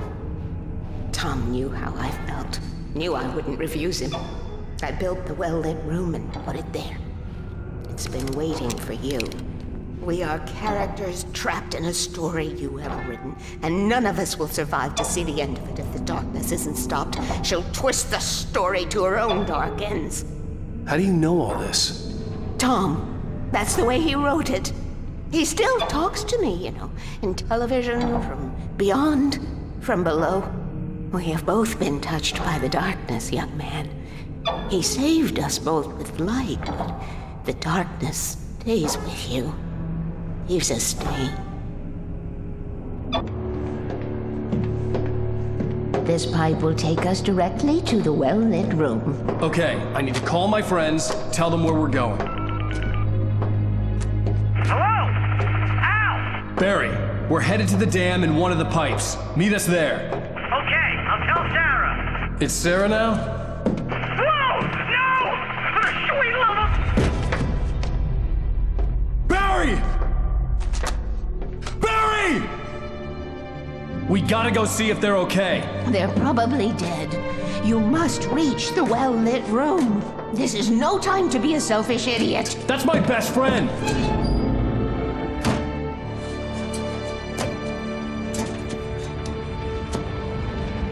Well, be a fool.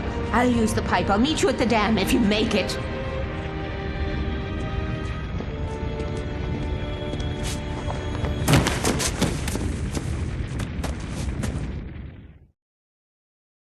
At least I didn't have to worry about her. She knew how to stay safe.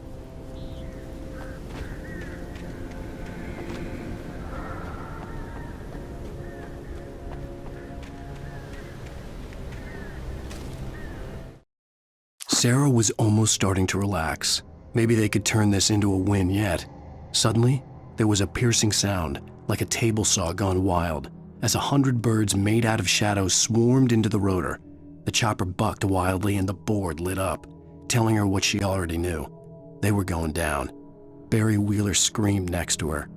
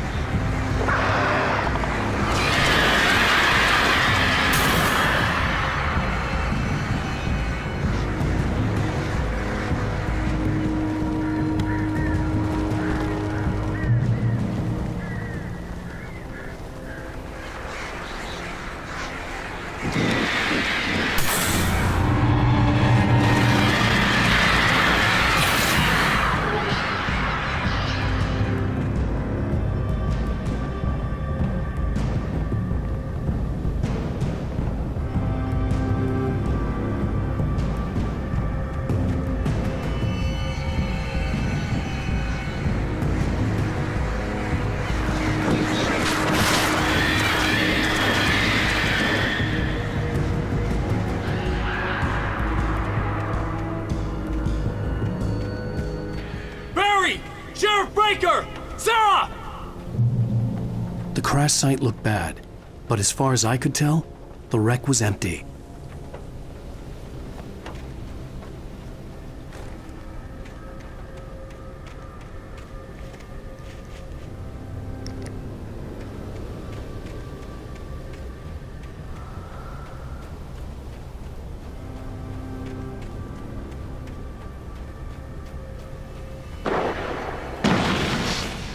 Barry!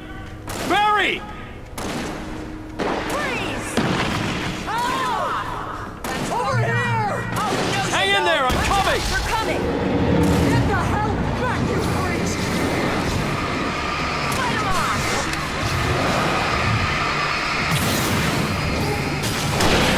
Hold it right there!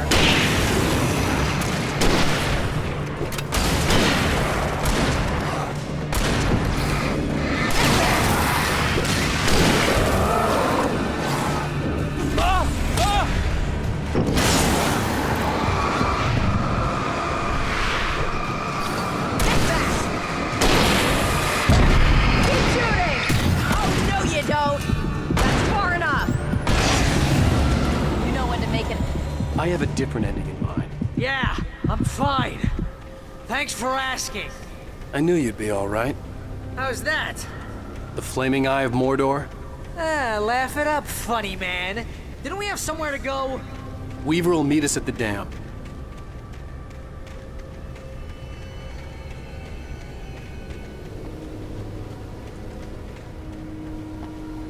When you spend most of your night running uphill while the crazy bunch of demon hicks try to take your head off with an axe, you know your helicopter crash landed in Night Springs. I don't really want to do this, Al.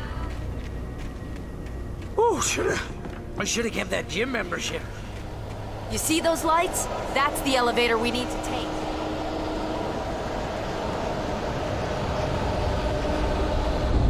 You can't sneak something behind! What the hell is that thing? It's everywhere! Oh crap, there's more than one of them! Nothing moves like that. It's impossible.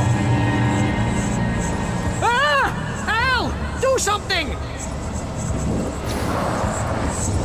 He's too fast. I can't get a shot. There! No, there! Al, they're all over the place! How many of them are there? Where'd that one go? Ah, this can't be happening! Say that.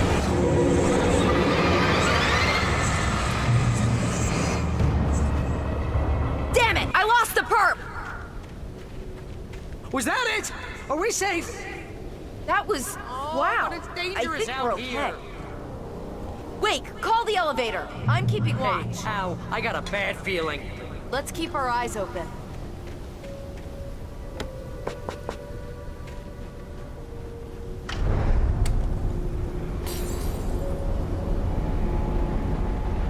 Heads up! Here they come! Oh no! Oh no! They're coming! We have to hold them off!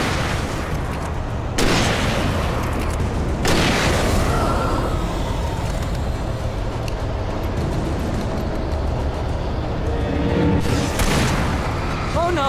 Oh no! A little help here!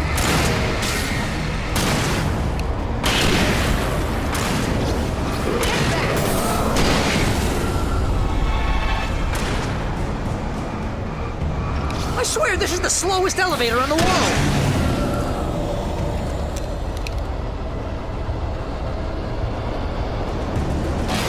Far enough! It's almost here, Wake. Just hold on! Freeze!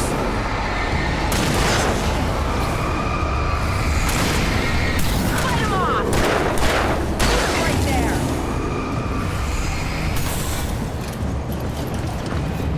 It's here! Al, let's go!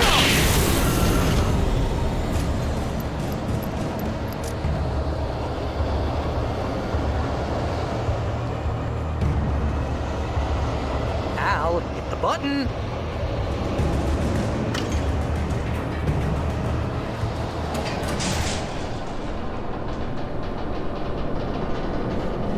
We're almost there. There's an entrance into the dam at the top. What's the plan, Wake? Well, Weaver's crazy, but she's got something Zane left behind. Something to fix this. Gee, could you be a little more vague? Thomas Zane? Seriously? Might as well be Paul Bunyan or Bigfoot. Yeah, well, he was real.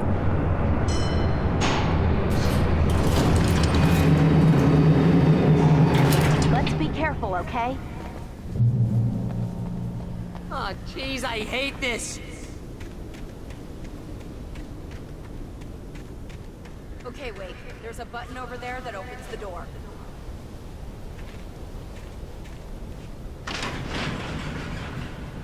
I think something's broken. Hold the button down so we can get in.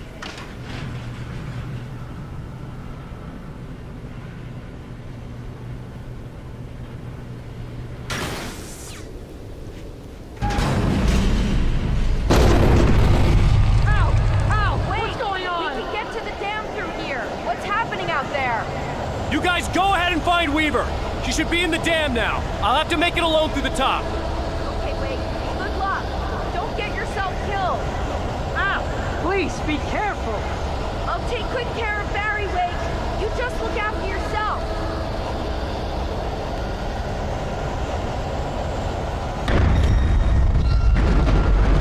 You gotta be kidding me.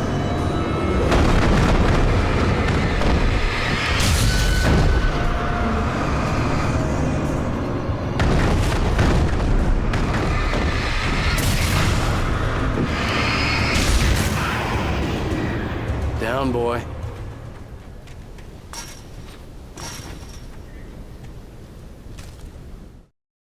Thomas Zane knew he had to remove all that had made this horror possible, including himself. That was the only way to banish the dark presence he had unleashed and now looked at him through the eyes of his dead love. But he also knew that despite his best efforts, it might someday return. So even as he wrote himself and his work out of existence, he added a loophole as insurance, an exception to the rule. Anything of his stored in a shoebox would remain.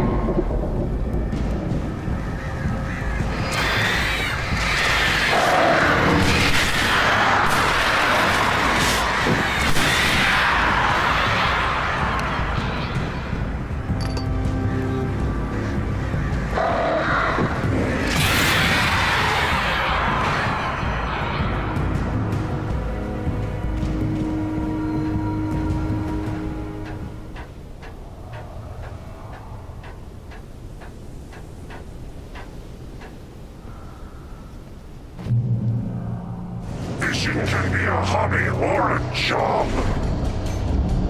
I was ridiculously outnumbered. The searchlight could even the odds.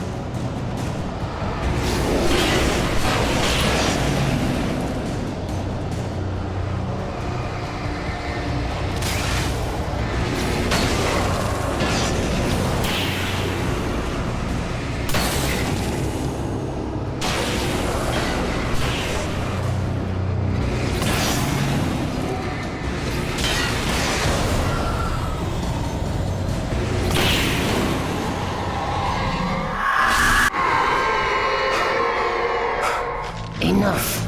You will go no further.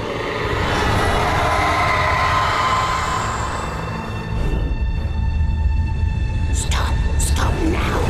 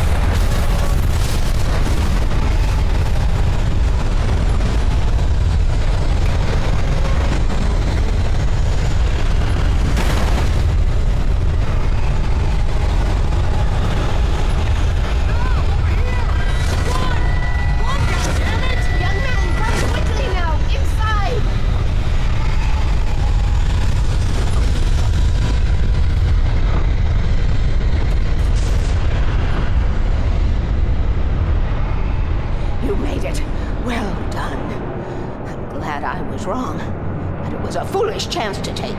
Don't worry about the noise. We're safe here. I have looked after the well-lit room for many, many years now. There is no shadow in the well-lit room. The power is fail-safe, and all the bulbs are numbered and changed regularly based on their make and model. Right.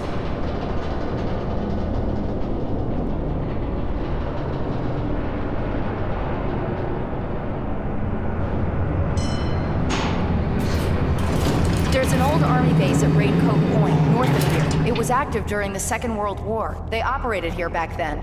They must have built this. Yes, they did. It's my place now.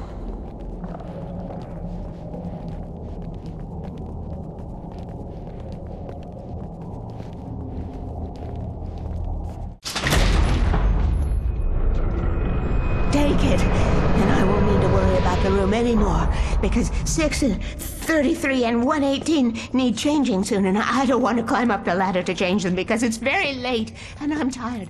And if you take it, I won't have to do that anymore. The page was autobiographical, a memory from my childhood. But I didn't write this. It was a page written by Thomas Zane. None of them were supposed to exist anymore. Alan, 7 years old, would fight sleep to the bitter end. When he did sleep, he soon woke up, screaming, the nightmares fresh in his mind. One evening, his mother, sitting by his bed, offered him an old light switch. She called it the clicker, and flicking the switch would turn on a magical light that would drive the beast away. To imbue the talisman with all possible power, she added that it had been given to her by Alan's father. Alan never knew him, and anything of his took on mythical proportions in his mind. With the clicker firmly in his hand, Alan finally slept like a baby. Now, almost 30 years later, Alan thought of this as he stood on the rim of Cauldron Lake, the clicker in his hand. He took a deep breath and jumped. My mind swirled. I'd given the clicker to Alice, yet it was here. Zane had written it into existence in a story I had written. I can get to her now. I can finish this.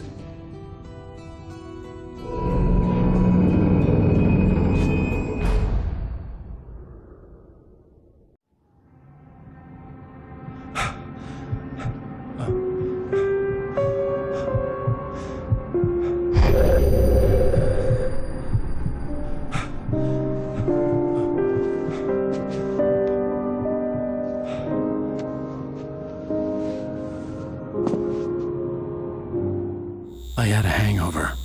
My head was about to explode and the light hurt my eyes.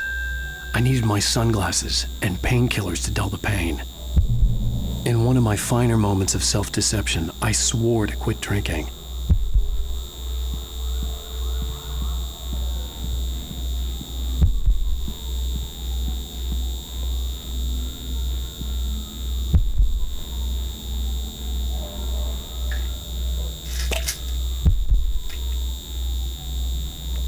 The pills worked fast. The prospect of being awake started to seem bearable again.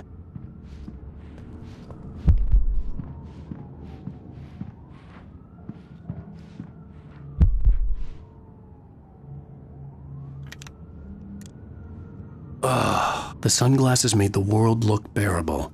Now I could keep my eyes open without feeling like a vampire in the sun.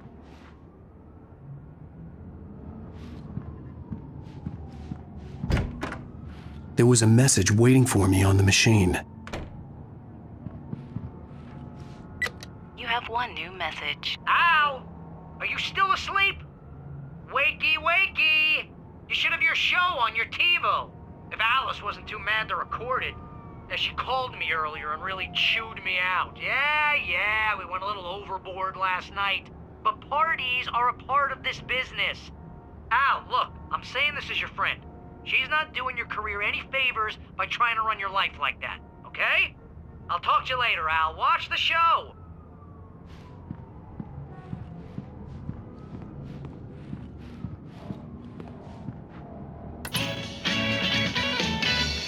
Ladies and gentlemen, welcome back to the Harry Garrett Show. Thank you. Thank you, everybody. We have a great show tonight. I've been talking with the best-selling author Alan Wake about his new book, The Sudden Stop. Yeah, good read. Go buy it. No, it is a good read. Look, I'm gonna be honest here. Is that wise? No, but I'm gonna do it anyway. I got people who give me the lowdown on books. I'm a busy guy. But this one, I actually read from cover to cover. I mean, I'm a big fan. Wow, thanks. Now, this might be a spoiler for those who haven't read the book yet. Based on the sales figures, the 2 people out there who haven't read the book yet. But this last book is all about the death of the main character, the hard-boiled New York detective, Alex Casey. Now, there's been a lot of outrage about this. Why the hell did you kill Casey? What the hell were you thinking, man? Good riddance. No, seriously though, 7 years and 6 books is a long time. He was a gloomy guy to spend all your working hours with, and it was a good run. But it's time to explore new things. My next book will be a departure from the old for me. You selfish bastard, always thinking of yourself. Well, you've certainly given us a lot of entertainment over the years. And now that you mention it, Casey was a gloomy guy. Never had much luck with his love life with the ladies. Was that autobiographical in any way? Yeah, no kidding. Casey's lady friends tended to die on him. With Casey, it was all about his pain. No, nothing autobiographical about that. I'm a happily married man. My wife is my muse. Well, congratulations. That's great to hear. So, how's the publicity tour been treating you? Good. Great. But I gotta say, I'm glad to be back home in New York. Well, you've certainly been on the news a lot lately. Lots of parties and, you got into a fight with some paparazzi. Oh, man. Well, that guy was really in my face. I lost my temper. I know that wasn't cool. You are famous for that temper. Well, I did also write several books. Well, your latest novel is called The Sudden Stop, and it's in bookstores now. Go get it. That means the 2 of you out there who haven't bought it yet. Ladies and gentlemen, that's all we have for you tonight. I want to thank all our guests for the evening. Alan Wake, Sam Lake. Once more, do the face for a Sam. There it is. And our musical guests, Poets of the Fall. Thank you, and good night. At least I've been funny. I told myself I could live with that. Hey, honey. Did you watch the show? I didn't say anything stupid if that's what you want to know. Okay, Grumpy. You want an aspirin or something? Are you going to start with me about drinking now? You know what? Go back to sleep, Alan.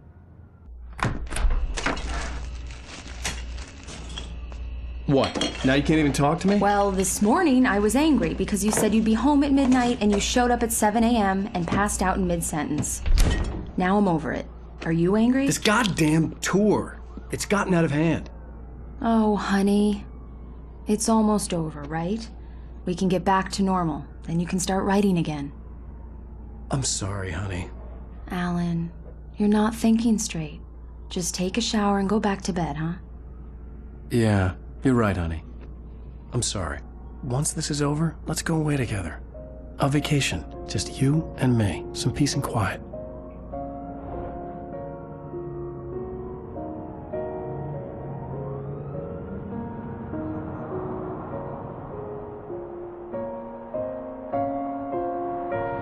Somehow, the clicker was the key to the cabin. I had to return to Cauldron Lake to save Alice.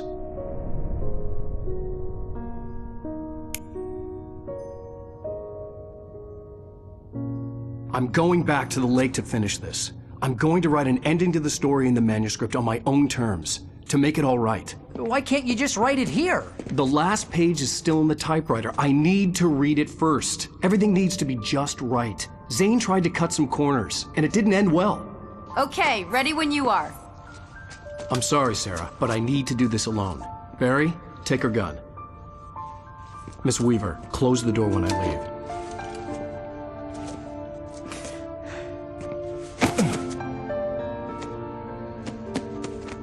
Good luck, Al. See you later.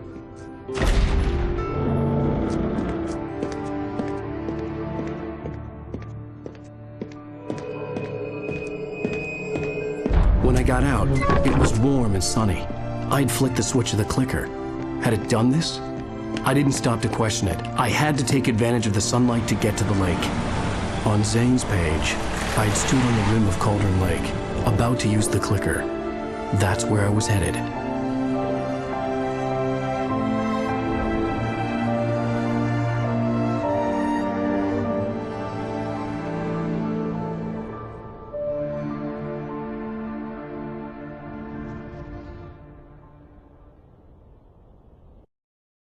Alone, in daylight, surrounded by the beauty of the Pacific Northwest landscape, it was hard not to let doubt creep in one last time.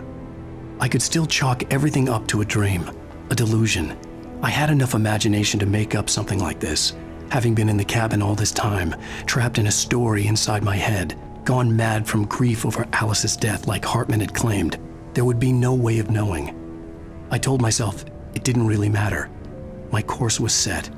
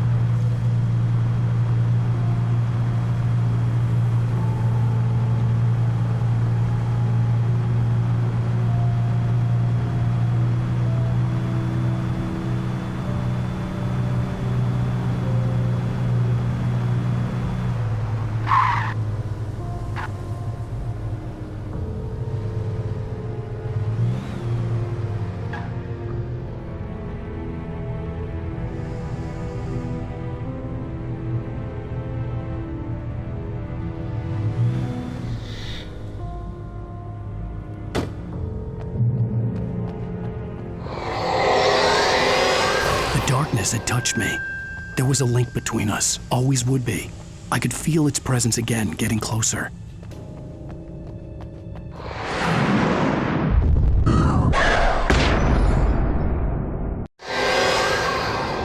I will kill your wife.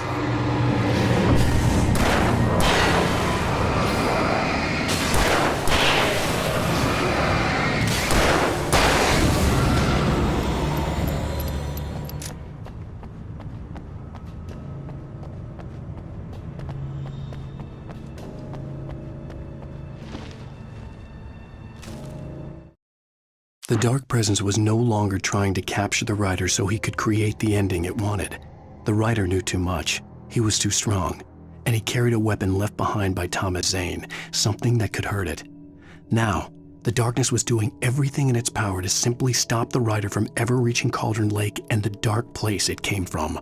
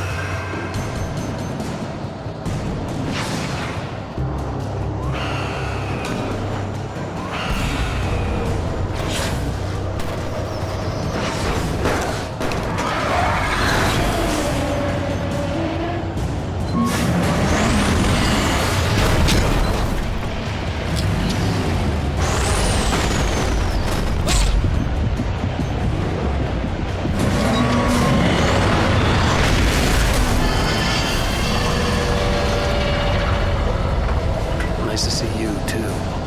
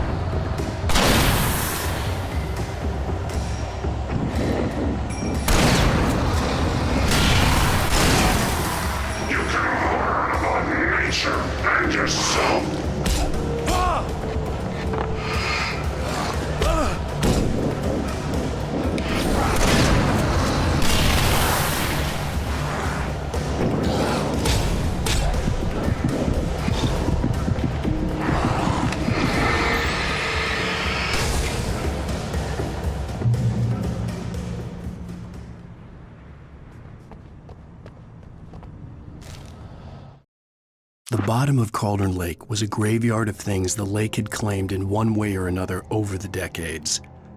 The dark presence brought them up in its wake, scattering the rotten waterlogged hull of an old boat here, the remains of a long-ago crashed airplane there, trees shattered under the impacts. The earth groaned. It didn't even notice.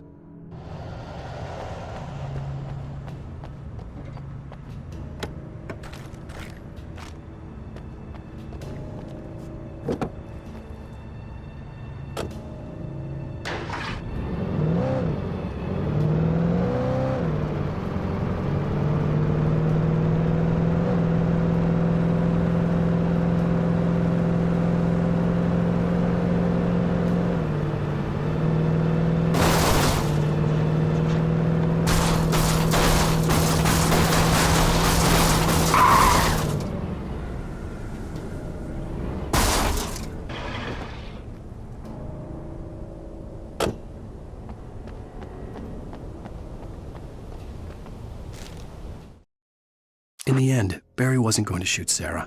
They both knew that. Once she had no chance of catching up to Wake, Barry gave up the gun and sat down on the floor, shielding his face from the merciless glare of the well-lit room. "I don't think I'm ever going to see him again," he said in a weak voice. Sarah didn't have it in her to be mad at him. Besides, he was probably right.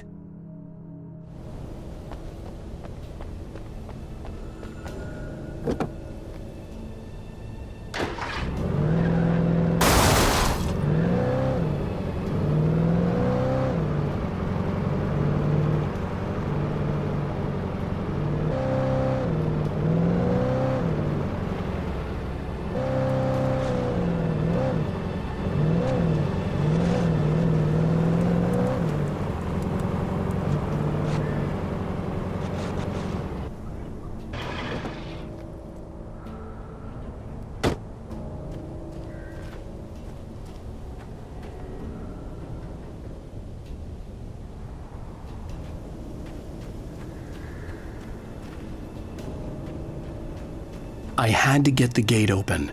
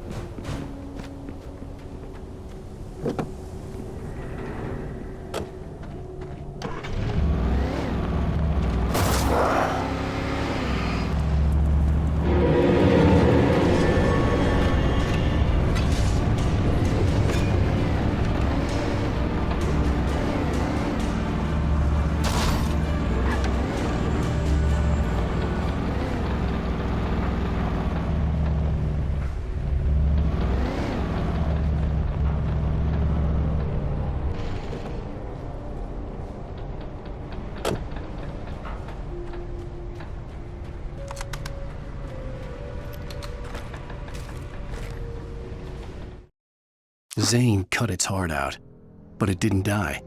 The thing that wore Barbara's face kept crooning sweet nothings sugar-laced with poison. He put on the suit, untied the monster from the chair. The thing in his arms thrashed weakly, but he held fast. He stepped outside, off the pier, and into the dark water, a sinking pinprick of light descending toward a bottom that never came.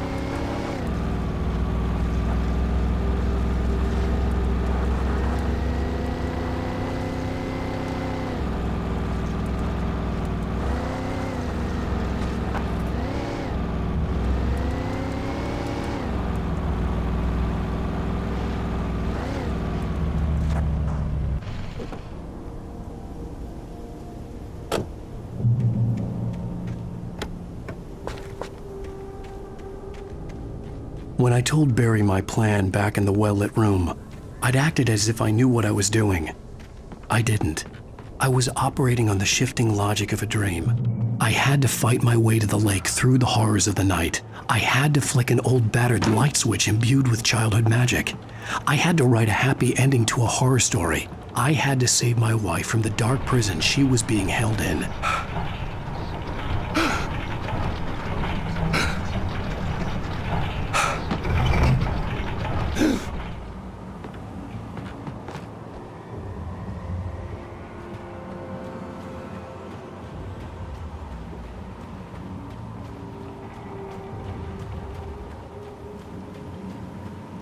I will never give her to you.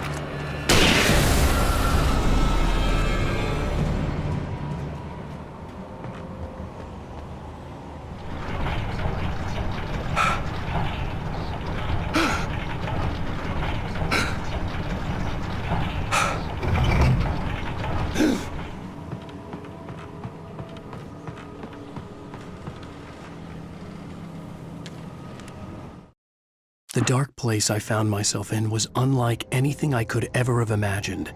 It wasn't solid, it flowed. It was conceptual and subjective. For someone else, an artist in another field, it would have been very different.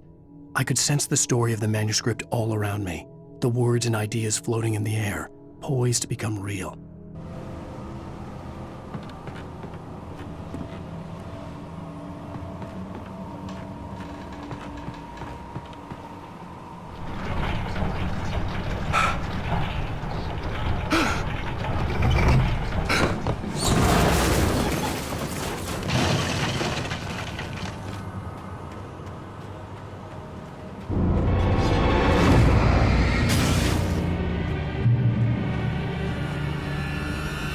I could see Mirror Peak in the distance.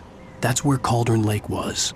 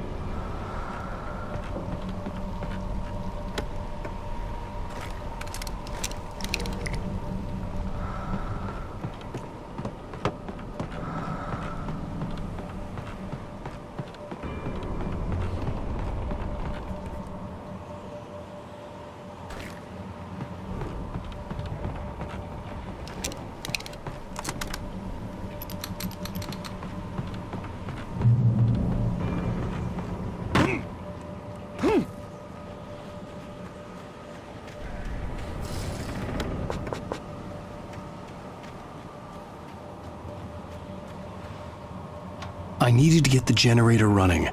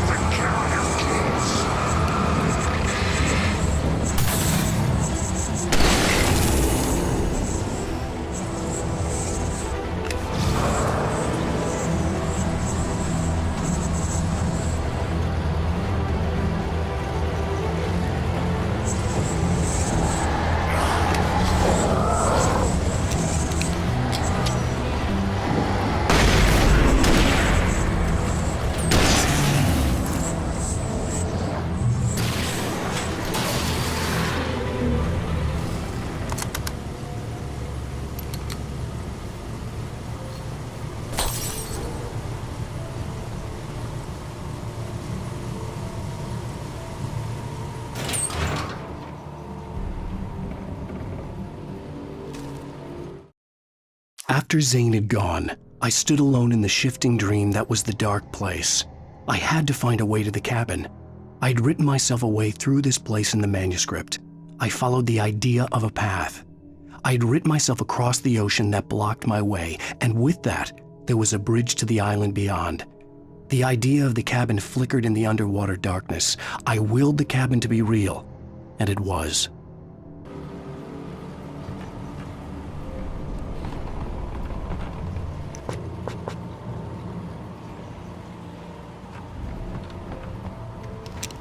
Turn back now.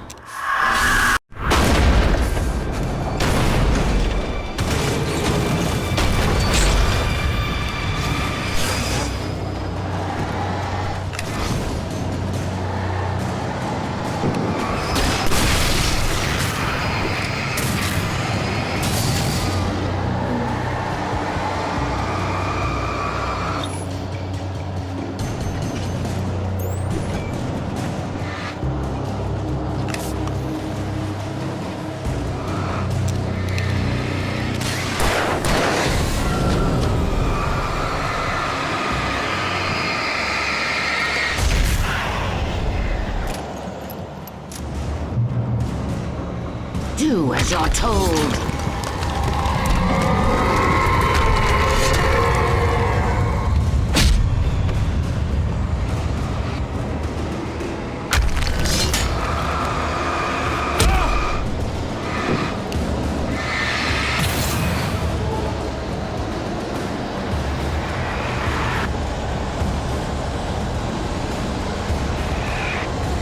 Alice never loved you.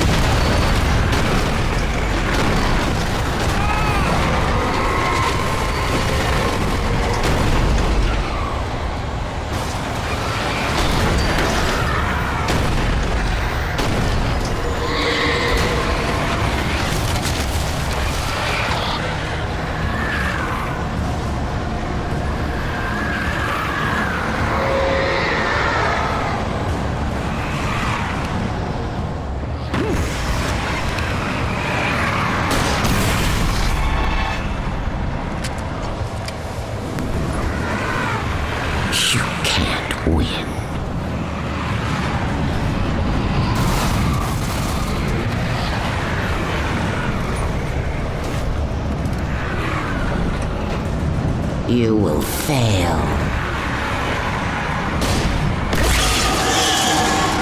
It's all in your head.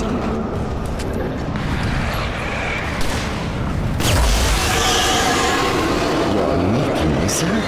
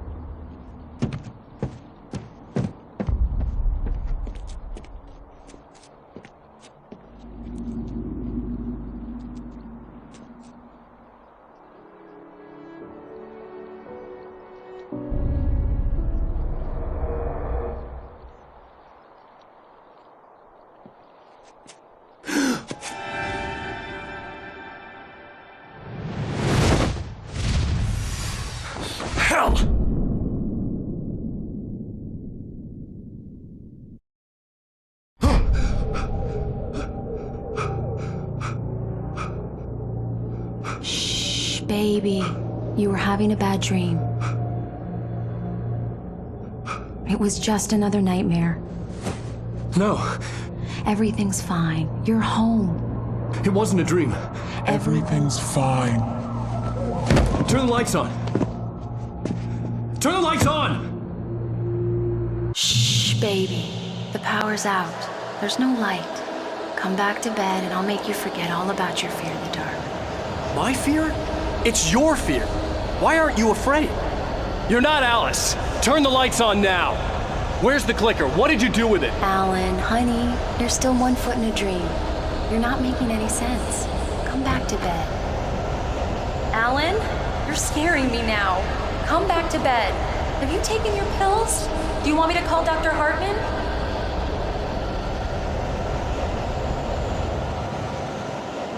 Come back to bed, Alan.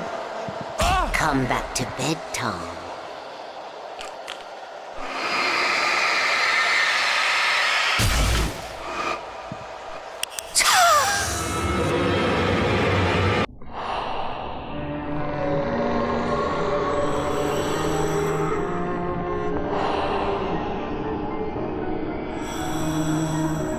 You must find your way to the cabin.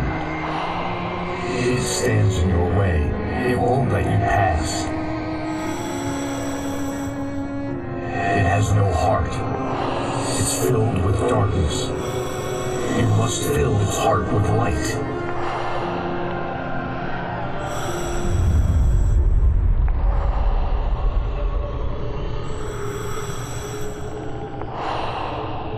Don't mind him. He's Mr. Scott. Your friends will meet him when you're gone.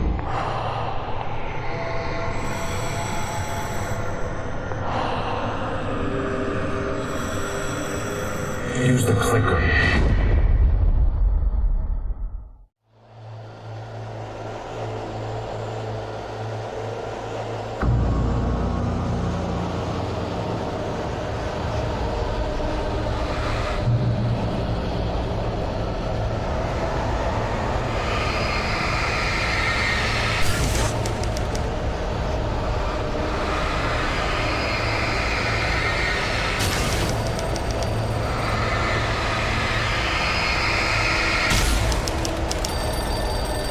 I followed the idea of a path.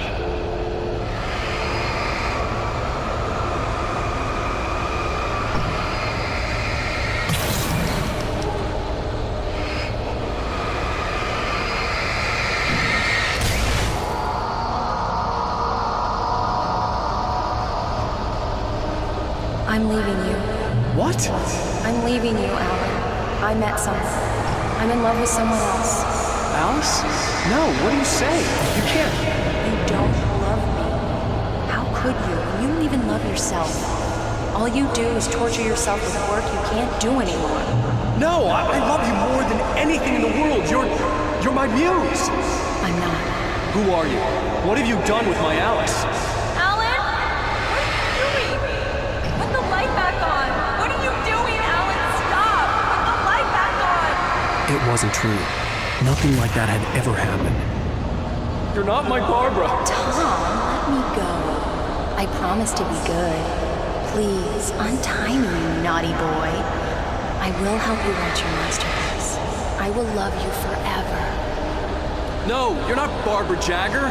I made a terrible mistake. I should have...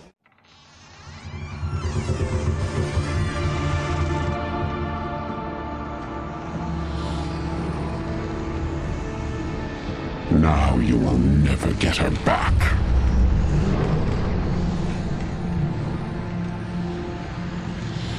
I am much older than you.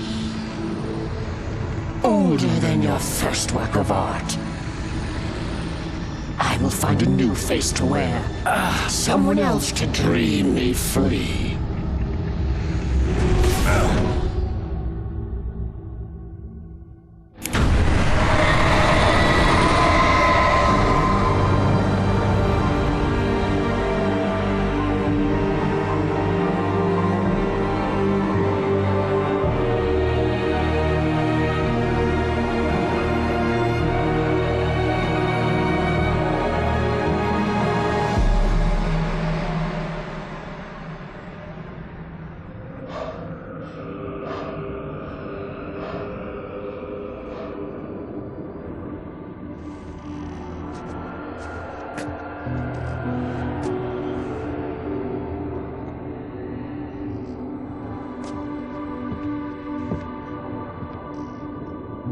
I could feel Alice's presence close by. I understood what I had to do now. I knew how to write the ending to Departure. There's light and there's darkness. Cause and effect. There's guilt and there's atonement. But the scales always need to balance. Everything has a price. That's where Zane had gone wrong.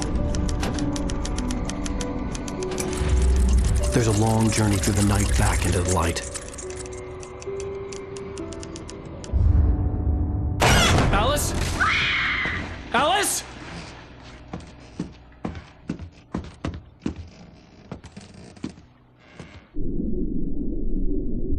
Oh no!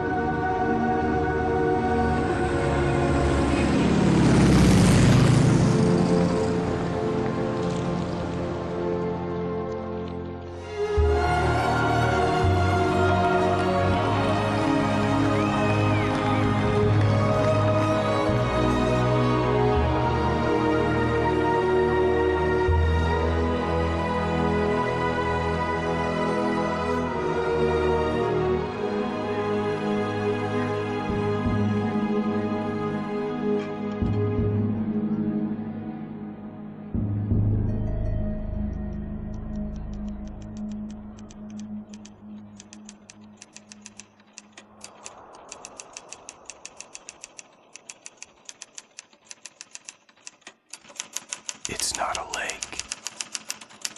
It's an ocean. Alan, wake up.